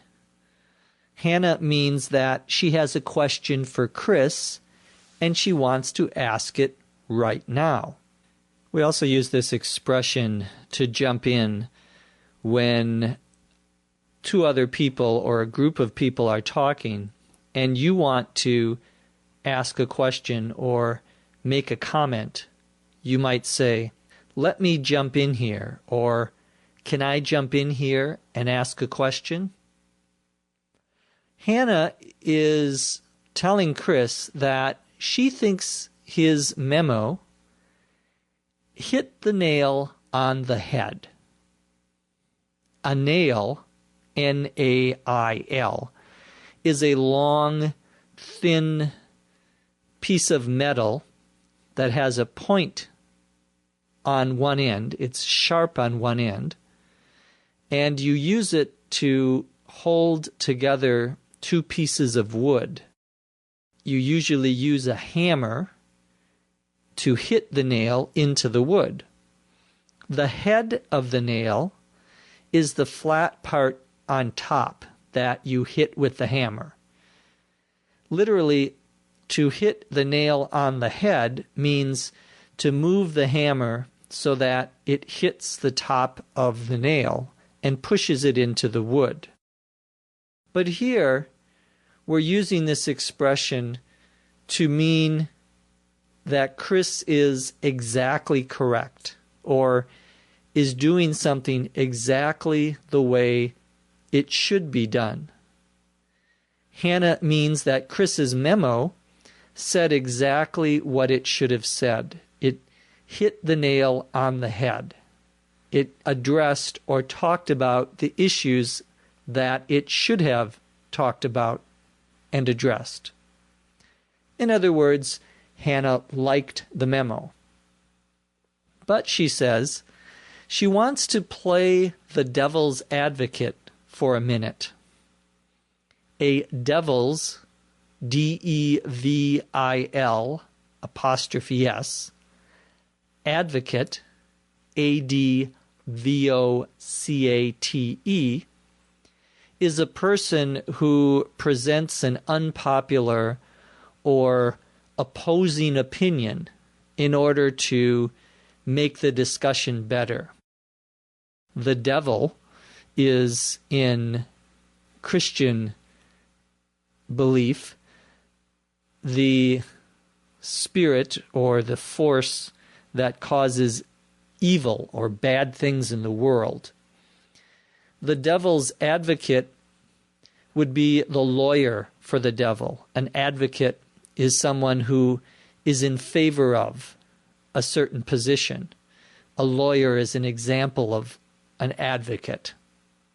So the devil's advocate is someone who tries to present another view, an opposite view. If you're at a meeting, for example, and everyone agrees about something, One person may say, let me play or be the devil's advocate and give a different opinion. This helps people discuss the ideas and give the idea more consideration. When playing the devil's advocate, and notice we use the verb to play with this expression. In playing the devil's advocate, Hannah says that her focus groups weren't very interested in design and asks Chris why he is suggesting that the company offer the product in more colors. Chris responds or answers her by saying, I can see your point, but we think that having more colors will raise sales at least a little bit. The phrase, I can see your point, but, is used to mean, I understand what you're saying, but I disagree with you. Or, I understand your opinion, but I think you need to consider or think about something else. Chris means that he has heard and understood what Hannah said, but he has a different opinion. He thinks that having more colors will raise or increase sales. Chris also says that the company can offer the product in more colors without raising costs, meaning it would not cost the company more money. Hannah then says, oh, I see, meaning I understand. She says, that clears things up for me. Thanks. To clear things up means to clarify, to make things easier to understand. I hope that I'm clearing things up by talking about the vocabulary used in this meeting. Next, Sean speaks and says, Alex, did you have your hand up? To have one's hand up means to hold your hand in the air, showing that you want to speak or ask a question. When you have a question in class, in a school, you normally raise your hand. When the teacher sees that you have your hand up, he or she might call on you, saying your name and giving you permission to ask your question. Alex says that yes, he did have his hand up. He says, what I'd like to know is whether your team has thought about developing an entirely new product and entering a different market. The phrase, what I'd like to know is, means I would like to know, I want to know, or please tell me.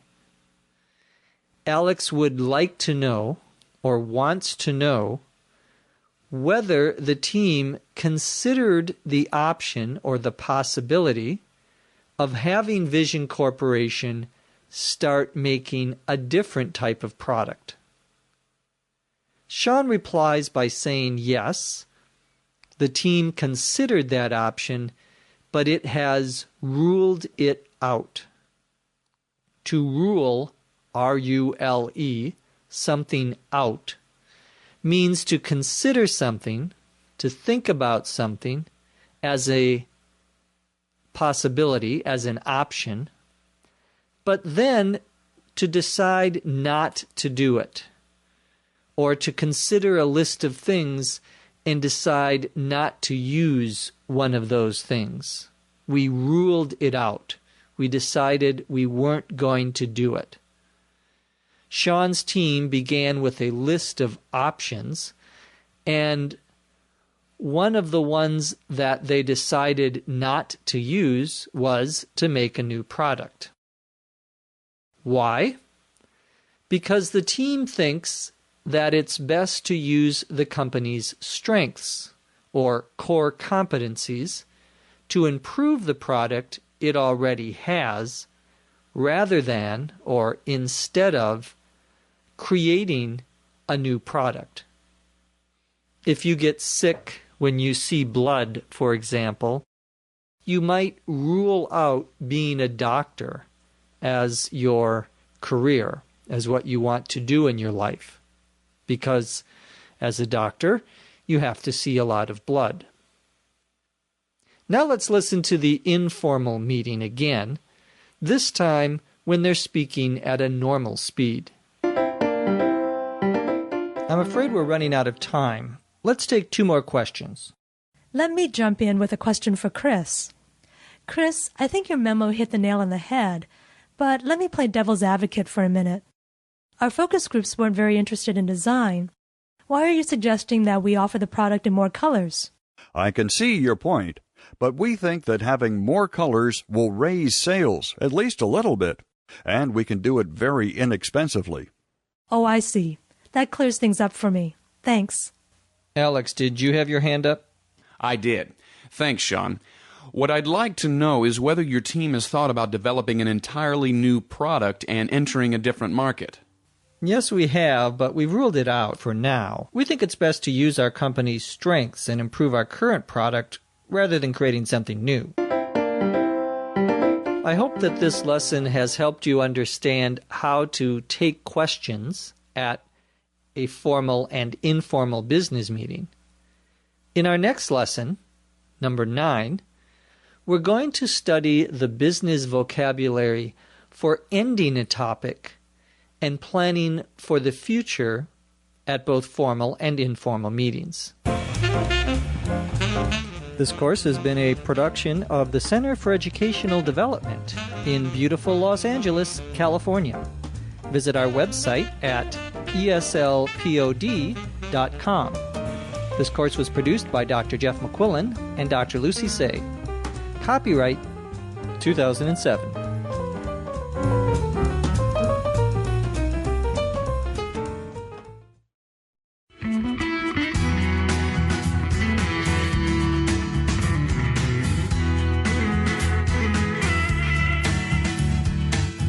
Welcome to eslpod.com's Business Meetings course, Lesson 9.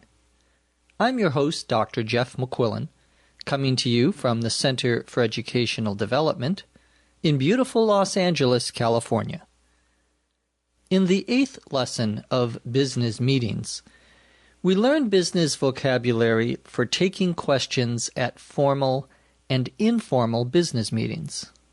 Now, in this 9th lesson, we're going to learn how to end a topic and plan for the future at business meetings. Let's listen to Sean speak at the formal meeting. Unfortunately, our time together is drawing to a close, and we won't be able to take any more questions today. I have been very favorably impressed by today's discussion, but a great deal of work remains to be done. I propose that we form 2 committees to focus on the major outstanding issues. Ms. Graff, I would like you to head the first committee, which is charged with developing a new marketing campaign that will help us reach our target market. Mr. Hansen, you will be the chairperson of the second committee, which will begin making the proposed product changes ASAP. I would also like to establish a regular meeting schedule so that we can convene and have the committees report back to the larger group about their progress. If this time slot is convenient for everyone, I propose that we meet at this time every Tuesday for the next 2 months. At that point, we can reevaluate our situation and determine whether we would like to continue with the meetings.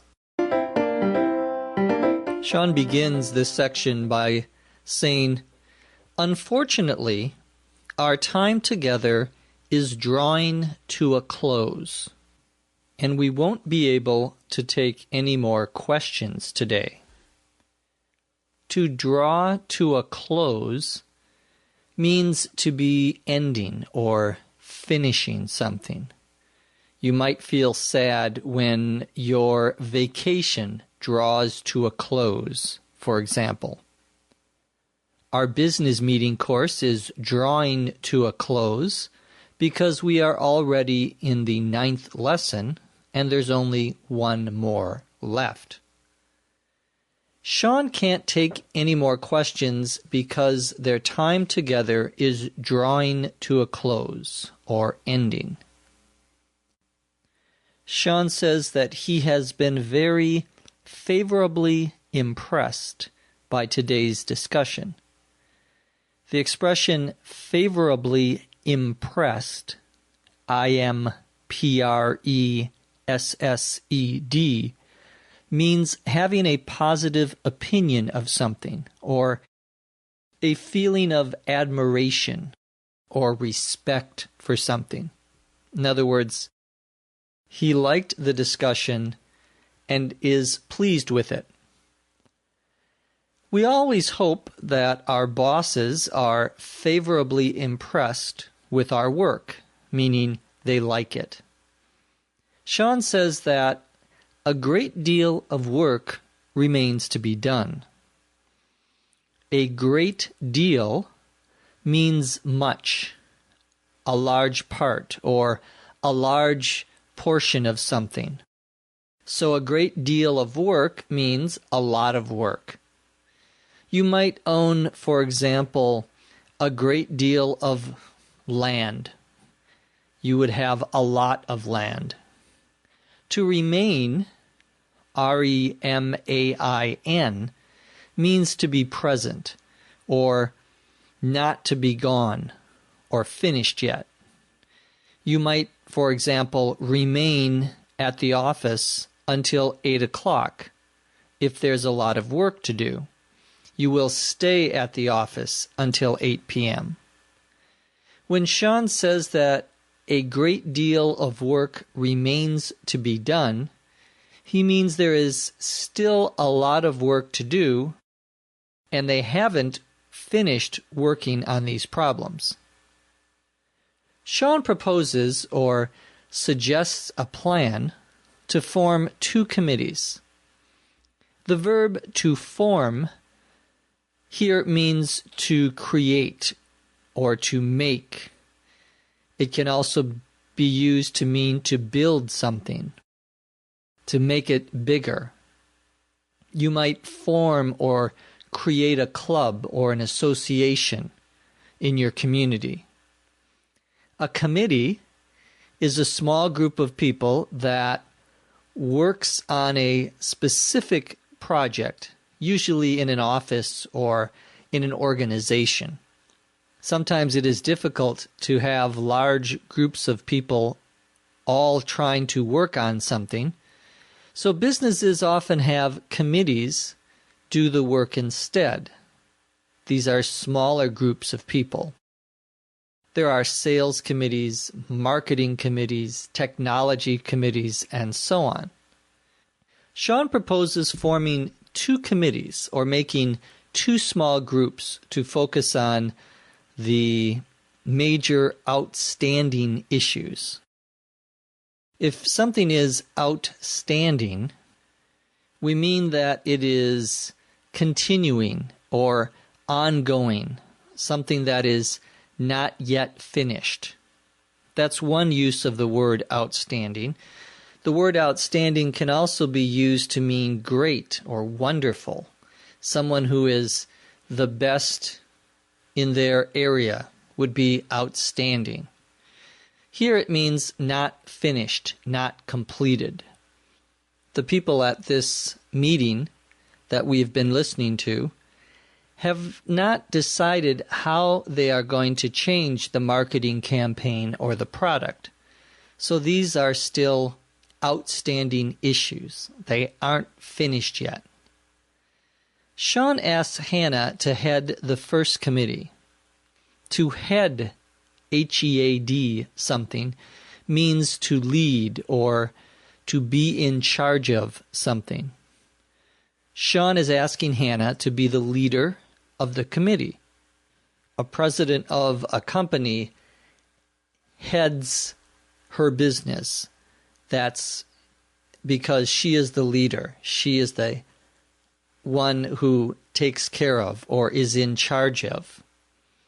Sean says that Hannah's committee is charged with developing a new marketing campaign that will help the company reach its target market. The expression to be charged with something here means to be given responsibility for something, to be told to lead something or be placed in control of something. To be charged with has other meanings as well. It's often used in a legal sense when you commit a crime, when you do something wrong, and the police catch you. They can charge you with a crime. They can accuse you of doing something wrong. Here, however, to be charged with means to be given the responsibility to do. So Hannah's committee is responsible for developing a new marketing campaign. Next, Sean asks Chris to be the chairperson of the second committee. A chairperson is a person who heads or leads the committee. So the leader of the committee is usually called a chairperson. It could be a chairman for a man or a chairwoman for a woman. A more general term is chairperson, all one word.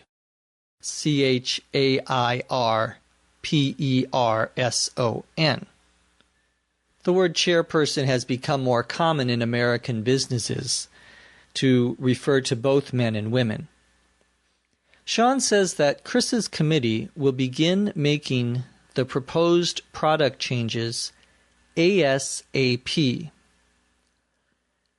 ASAP, all capital letters, is an abbreviation for as soon as possible and means here without delay or right away.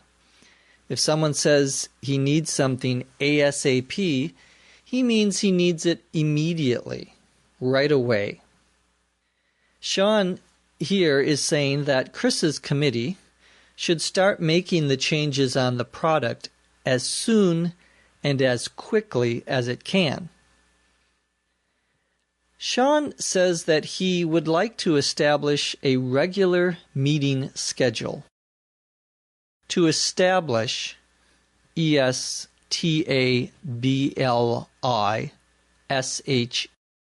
means to create or to make something, to start something. An organization might be established, for example, or created. Sean wants the group to establish or create a schedule for meeting regularly, for meeting every week or every month. That would be to meet regularly. Sean says he wants a schedule of when the committee will convene. To convene, C-O-N-V-E-N-E, is a formal verb, a formal way of saying to meet or to have people come together for a meeting.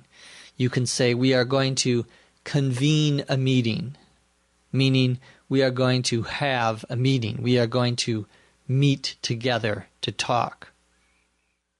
Sean says that when the group convenes or meets, the whole group, the committees will report back to the larger group about their progress. To report back means to return to a larger group of people and give them information about what you have done since the last meeting. So if you meet every month, you would report back to the committee about what you did in the past month. Here, the committees are going to report back to the whole group to say what they've done.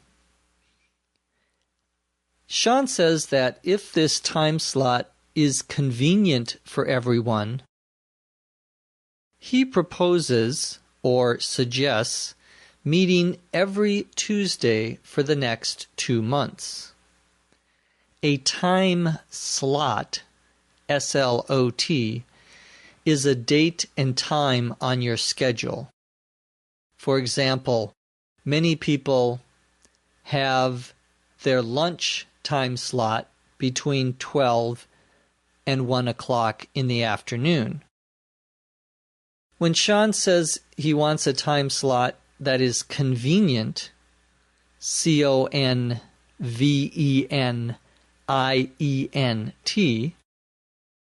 he means easily fitting into one's schedule or other activities, or not creating problems by conflicting with another plan or activity that you have.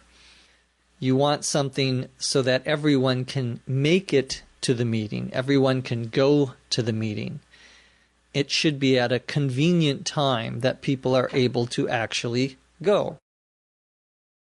Sean is saying that if the time slot, or the date and time, when they are meeting currently, is convenient for everyone, or easily fitting into everyone's schedule, then he thinks they should meet at the same time every Tuesday for the next 2 months. Sean says that at this point, 2 months from now, the group can reevaluate the situation and determine whether it would like to continue with the meetings. To reevaluate, R-E-E-V-A-L-U-A-T-E,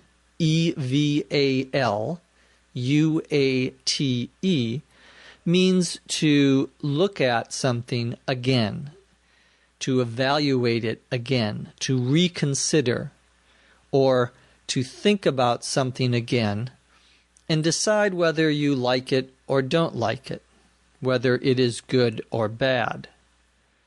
You might, for example, reevaluate your decision to buy a new car. You'll think about it again to see if it really is a good idea. To determine means to decide something or to know something for sure. For example, you might determine or decide this isn't the best time to buy a new car and that you should wait until next year. Sean is saying that 2 months from now, the group can reevaluate or look at again its meeting schedule and determine or decide whether it wants to continue meeting every Tuesday. Sean has ended the discussion from the previous lesson and is helping the group plan for the future or decide what will happen once this meeting has ended. Let's listen to him again, this time when he is speaking at a normal rate of speech. Unfortunately, our time together is drawing to a close and we won't be able to take any more questions today. I've been very favorably impressed by today's discussion, but a great deal of work remains to be done. I propose that we form 2 committees to focus on the major outstanding issues. Ms. Graff, I would like you to head the first committee, which is charged with developing a new marketing campaign that will help us reach our target market. Mr. Hansen, you will be the chairperson of the second committee, which will begin making the proposed product changes ASAP. I would also like to establish a regular meeting schedule so that we can convene and have the committees report back to the larger group about their progress. If this time slot is convenient for everyone, I propose that we meet at this time every Tuesday for the next 2 months. At that point, we can reevaluate our situation and determine whether we would like to continue with the meetings. Now let's listen to how Sean ends the topic and prepares for the future at an informal meeting. We're almost out of time, so we need to end our question and answer session. I think we're heading down the right path with today's discussion, but we still have a lot of work ahead of us. For us to move ahead with these changes, we'll need to create 2 committees, one for our new marketing campaign and one for improving our product. Hannah and Chris, I'd like you to be in charge of each of these committees. It will be important for everyone to get together regularly so that we can monitor the committee's progress. Let's plan on meeting once a week. Does this time on Tuesday work for everyone? Let's try it for 2 months, and then we can make a decision as to whether we'd like to continue meeting so frequently. Sean says that they're almost out of time, meaning they're near the end of the meeting, and that they need to end their question and answer session. Question and answer is an opportunity at a meeting to ask questions and to get answers from experts, or an informational session where one can ask for additional information after someone has made a presentation. Many websites have question and answer pages where they write down the most common or most frequently asked questions they receive and the answers to those questions. The discussion during the previous lesson, number 8, was a question and answer session because Sean was taking questions from people at the meeting. Sean says that he thinks the group is heading down the right path with its discussion. To head down the right path means to work on the right thing or correct thing in the right way, or to do what you should be doing. A path, P-A-T-H, is like a road. It's a place where you walk normally, but here it means the direction that they are going, the things that they are doing. So Sean is saying that their discussion was focused on the right problems, the problems that they need to address. If you are working hard and studying English, for example, you may be headed down the right path for getting a better job. But Sean says the group still has a lot of work ahead of it. The expression ahead of means that it is in the future or waiting for one to do. We have a lot of work ahead of us means there is still a lot of work to do and the group isn't finished yet. You could say that a young child has a lot of time ahead of him to decide what he wants to be when he or she grows up. Next, Sean says, for us to move ahead with these changes, we'll need to create 2 committees, one for our new marketing campaign and one for improving our product.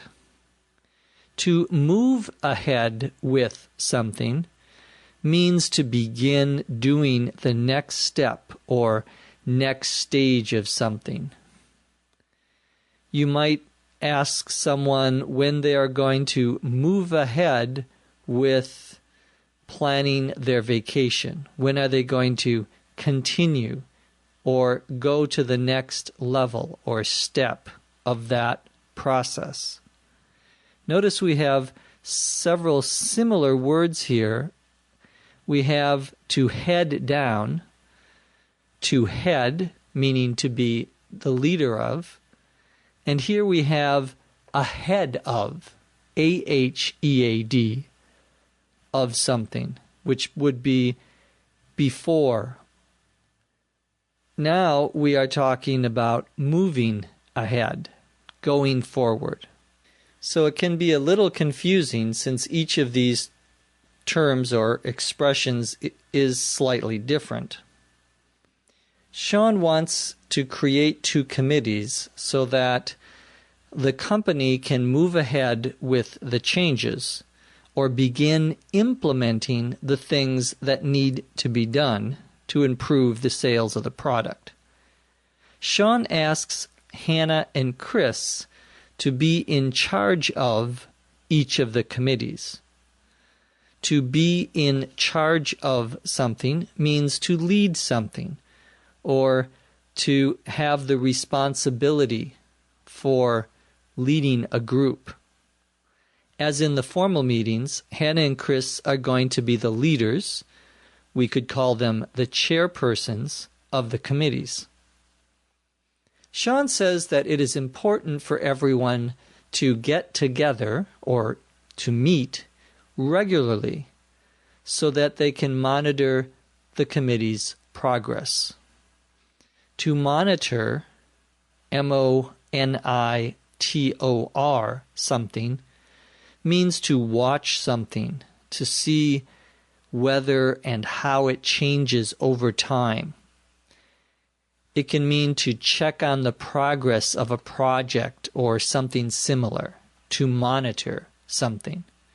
Monitoring the committee's progress means knowing what the committees are doing. While you're exercising, for example, you might monitor your heart to know how hard it is working. Sean says, let's plan on meeting once a week. To plan on something means to decide to do something in the future or to make a plan.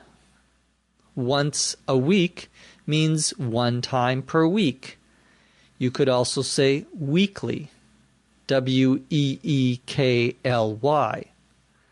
such as every Monday, every Wednesday, or every Saturday. Sean wants the group to meet one time per week. Next, he says, does this time on Tuesday work for everyone? The expression to work for someone means to be convenient for someone or not to create problems for someone. He's saying that he thinks the weekly meetings should be every Tuesday, but he wants to make sure that this won't conflict with other plans and activities. It won't get in the way of. It won't be at the same time of something else. You might answer this question by saying, yes, that works for me, meaning you will be able, in this case, to meet every Tuesday without problems. Finally, Sean suggests that the group try meeting every Tuesday for 2 months, and then decide whether it wants to continue meeting so frequently or so often. Let's listen to Sean at the informal meeting one more time, this time when he's speaking at a native rate. We're almost out of time, so we need to end our question and answer session. I think we're heading down the right path with today's discussion, but we still have a lot of work ahead of us. For us to move ahead with these changes, we'll need to create 2 committees, one for our new marketing campaign and one for improving our product. Hannah and Chris, I'd like you to be in charge of each of these committees. It will be important for everyone to get together regularly so that we can monitor the committee's progress.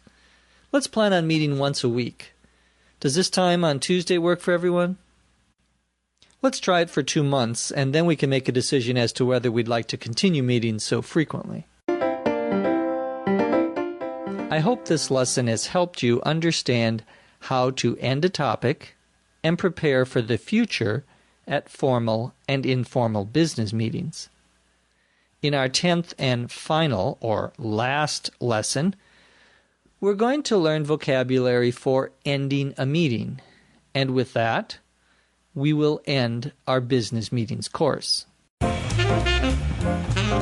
This course has been a production of the Center for Educational Development in beautiful Los Angeles, California. Visit our website at eslpod.com. This course was produced by Dr. Jeff McQuillan and Dr. Lucy Say. Copyright 2007.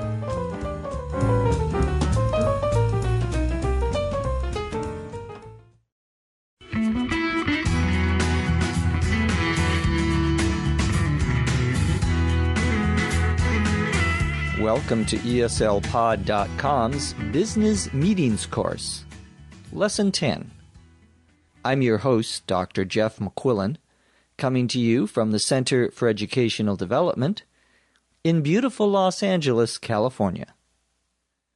In the 9th lesson of Business Meetings, we learned business vocabulary for ending a topic and planning for the future at formal and informal business meetings. In this 10th and final, or last lesson, we're going to learn how to end formal and informal meetings.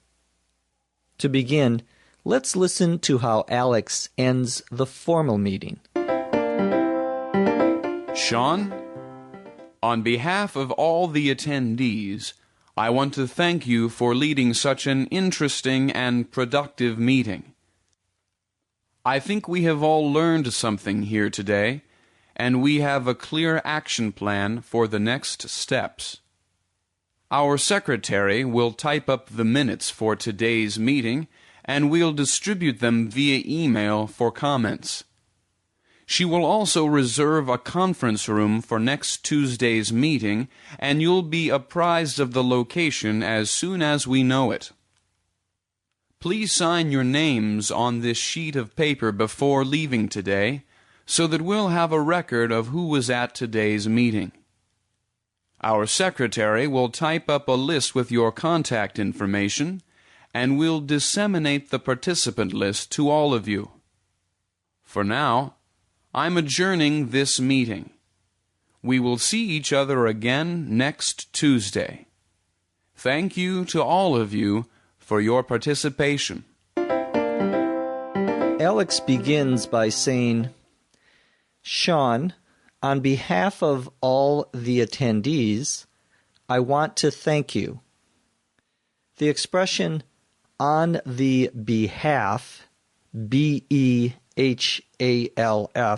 of someone, means that you are speaking for another person or another group, that you're expressing someone else's opinion or thoughts. In this case, Alex is thanking Sean, and he's also expressing the thanks of everyone else in the room, on behalf of everyone in the room. If you are a team leader, for example, and your team receives an award, you might say, on behalf of all my team, I want to thank you for this award. Alex is thanking Sean for leading an interesting and productive meeting.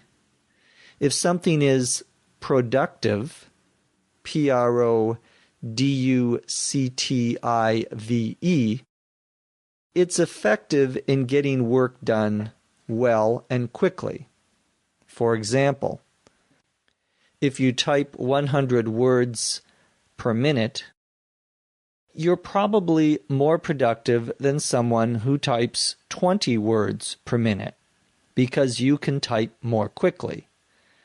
A productive meeting, then, is a meeting where the people are able to get a lot of work done, and they feel it was a good use of their time.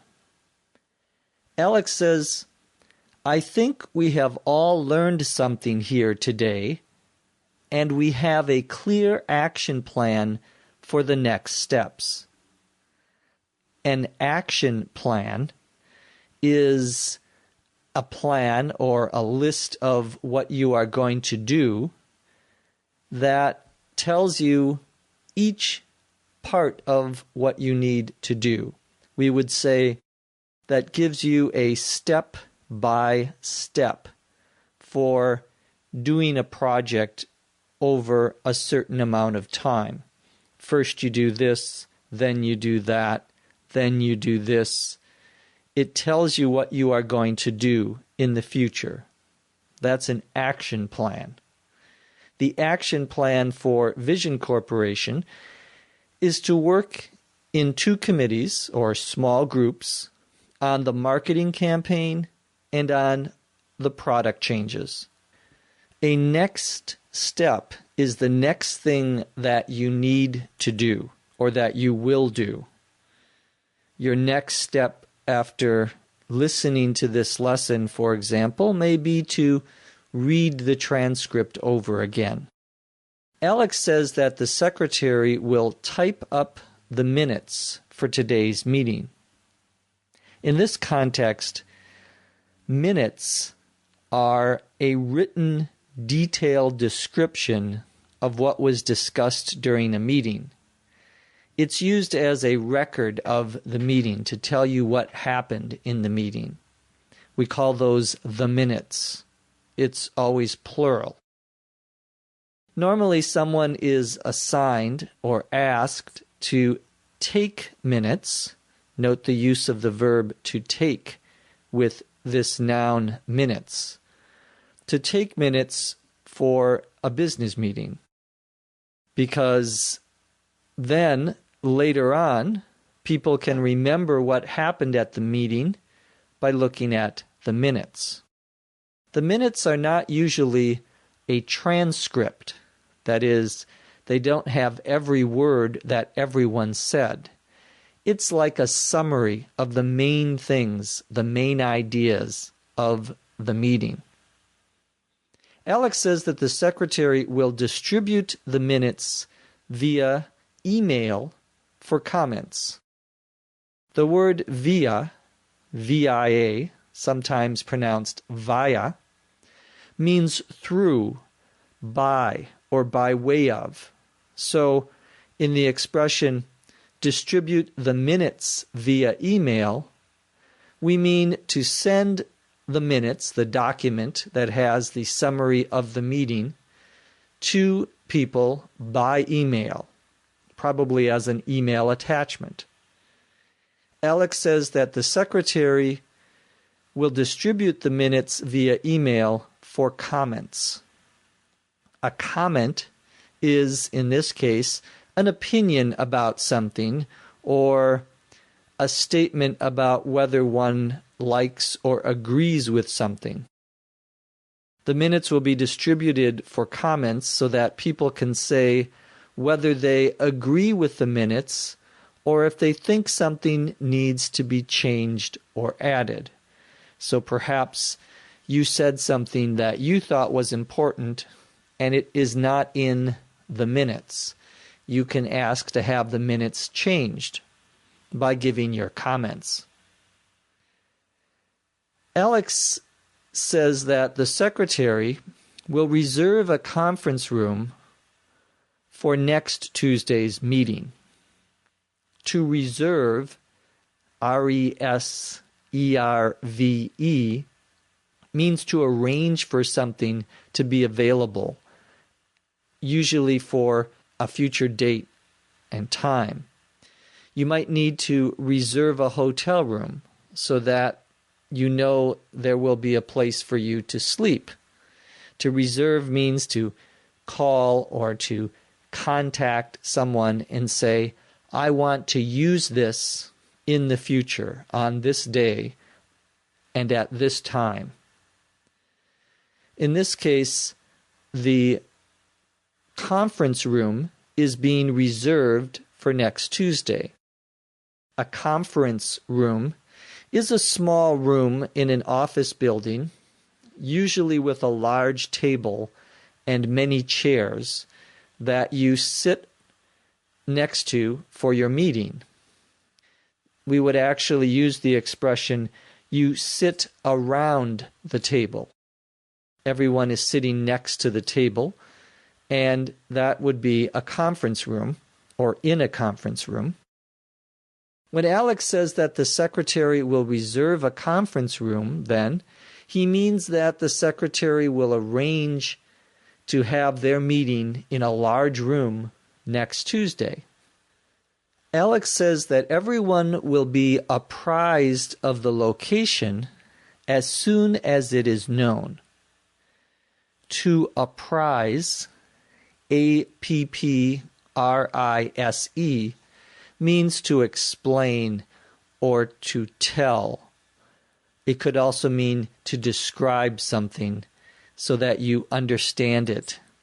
To give someone information is another possibility here. I will apprise you of the time means I will tell you the time.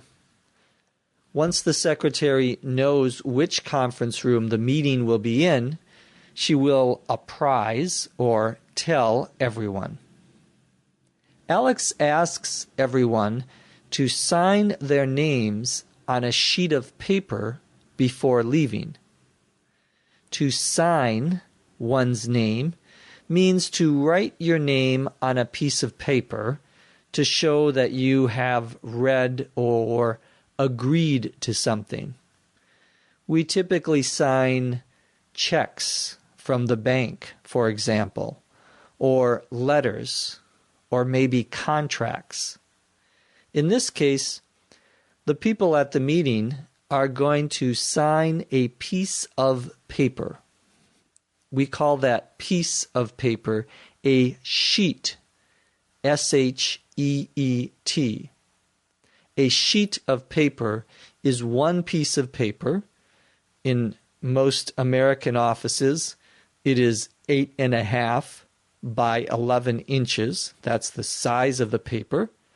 But a sheet of paper can be any size. Alex says that the signed sheet of paper will give them a record of who was at the meeting. In this case, a record is something that is written down so that you can remember it later.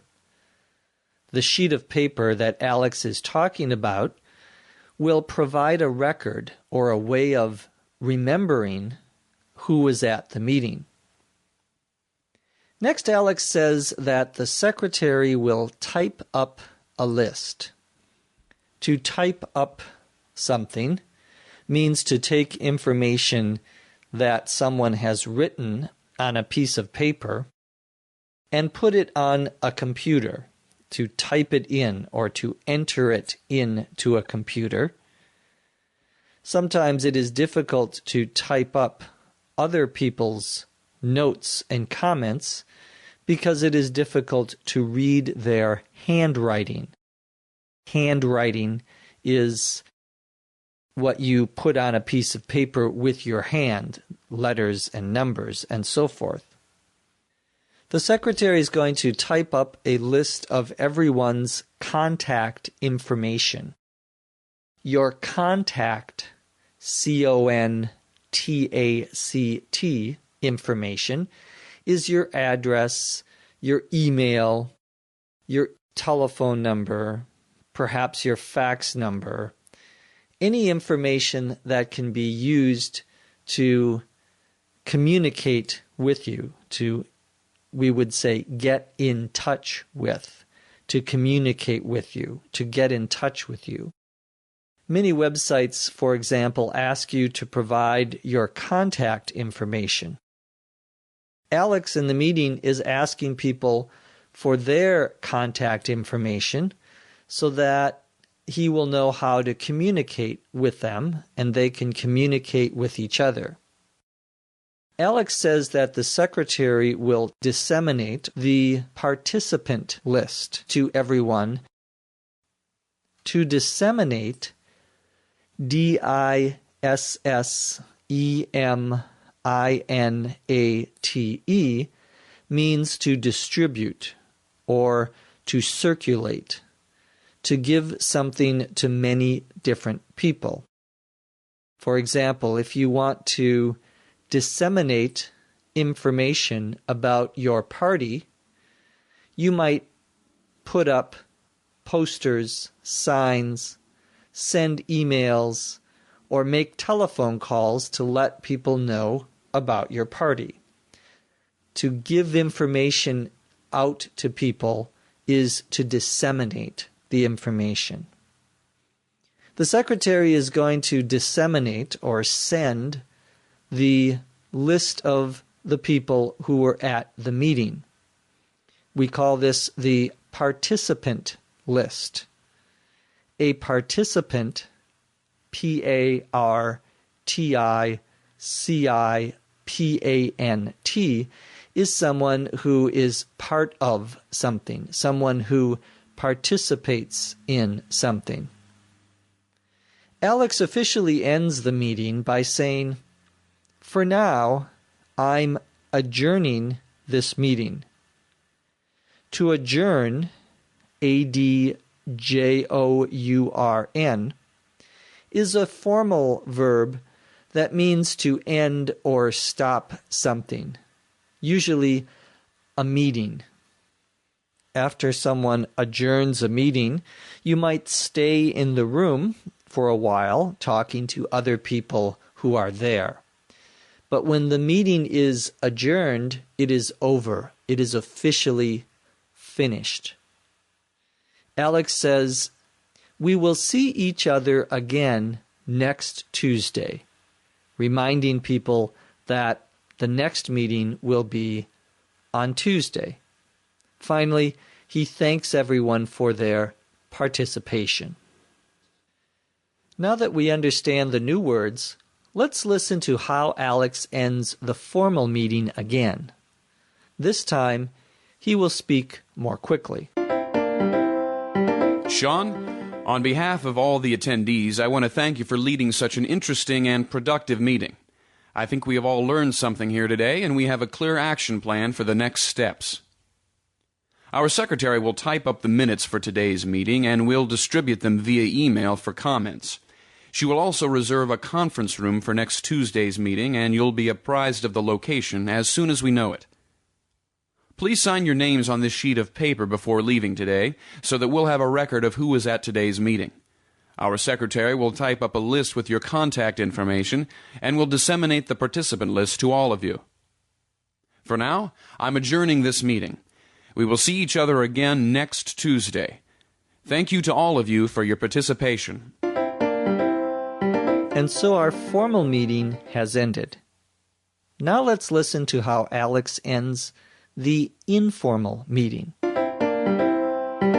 Sean, thank you for organizing this meeting.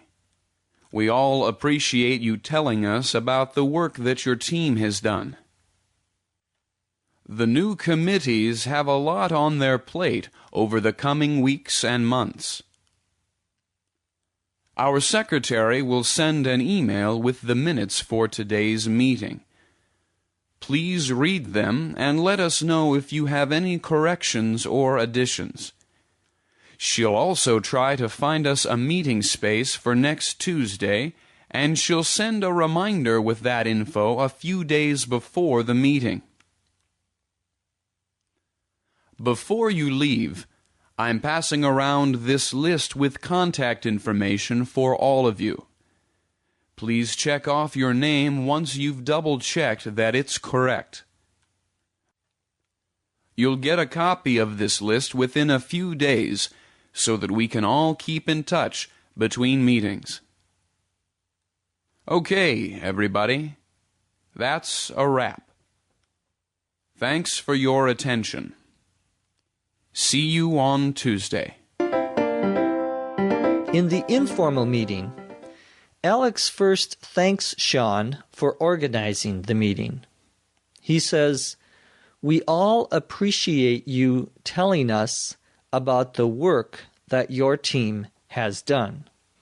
To appreciate, A-P-P-R-E-C-I-A-T-E, RECIATE, means to feel grateful or thankful for something.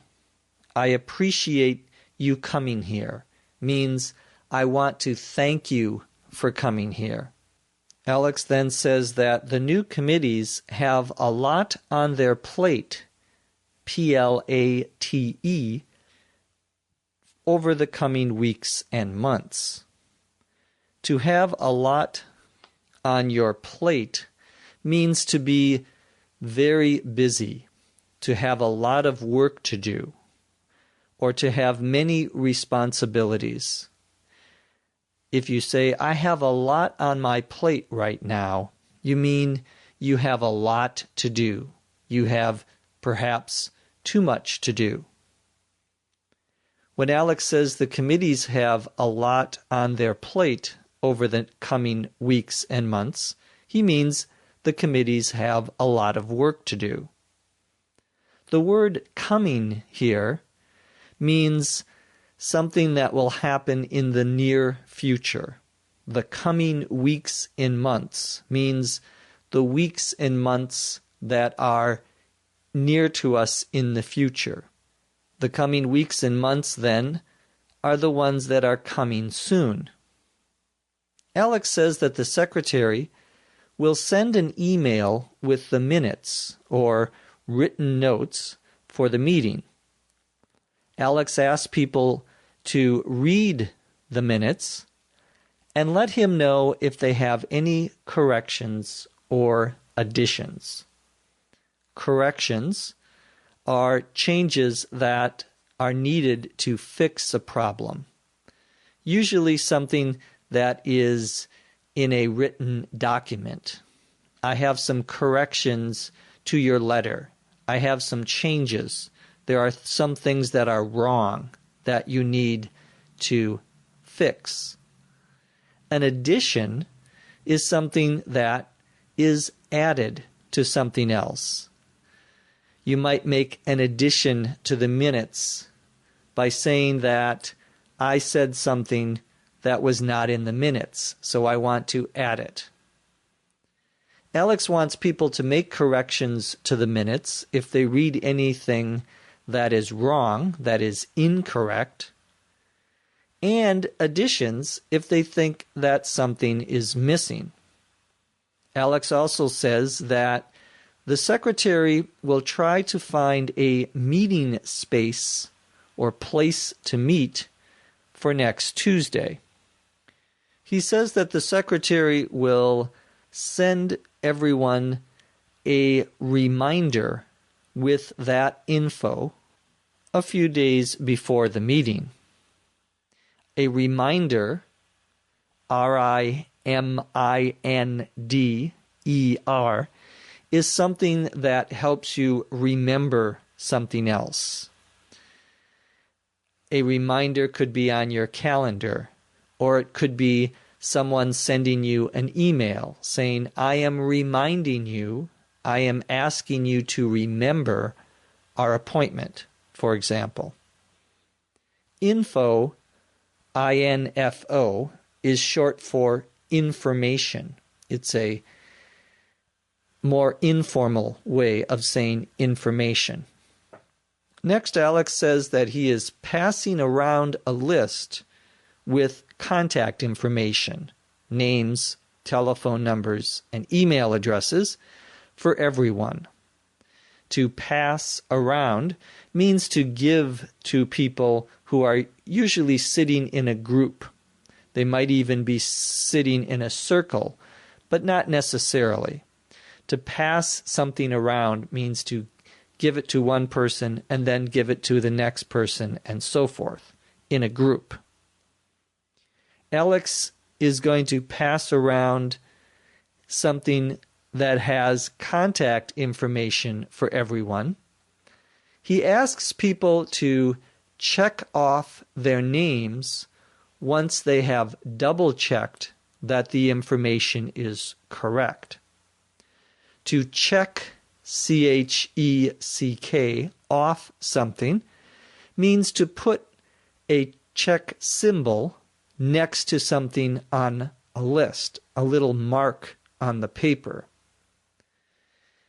To double check as a verb means to look at something again, to make sure that it is correct, or to confirm something. Alex is asking people to read the list, and if their information is correct, to put a check symbol or a check mark next to their name. Alex says that everyone will get a copy of the list within a few days so that they can keep in touch between meetings. To keep in touch means to remain in contact, to continue to communicate with someone. At the end of the meeting, Alex says, "That's a wrap." W-R-A-P. That's a wrap is a very informal expression used to end a presentation or a meeting. It's actually an expression that is used when someone is making a movie, and when they are finished with a particular part of the movie that they are filming, the person who is the leader, the director of the movie, may say, "That's a wrap," meaning we're done for now. Everyone can relax.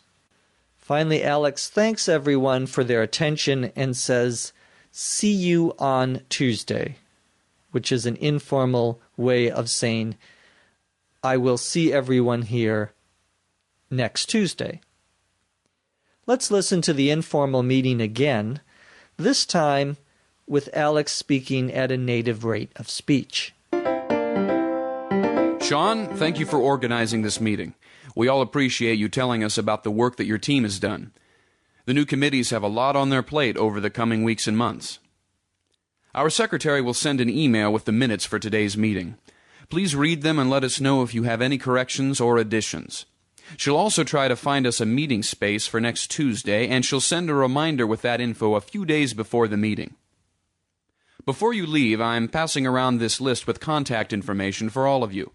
Please check off your name once you've double-checked that it's correct. You'll get a copy of this list within a few days so that we can all keep in touch between meetings. Okay, everybody, that's a wrap. Thanks for your attention.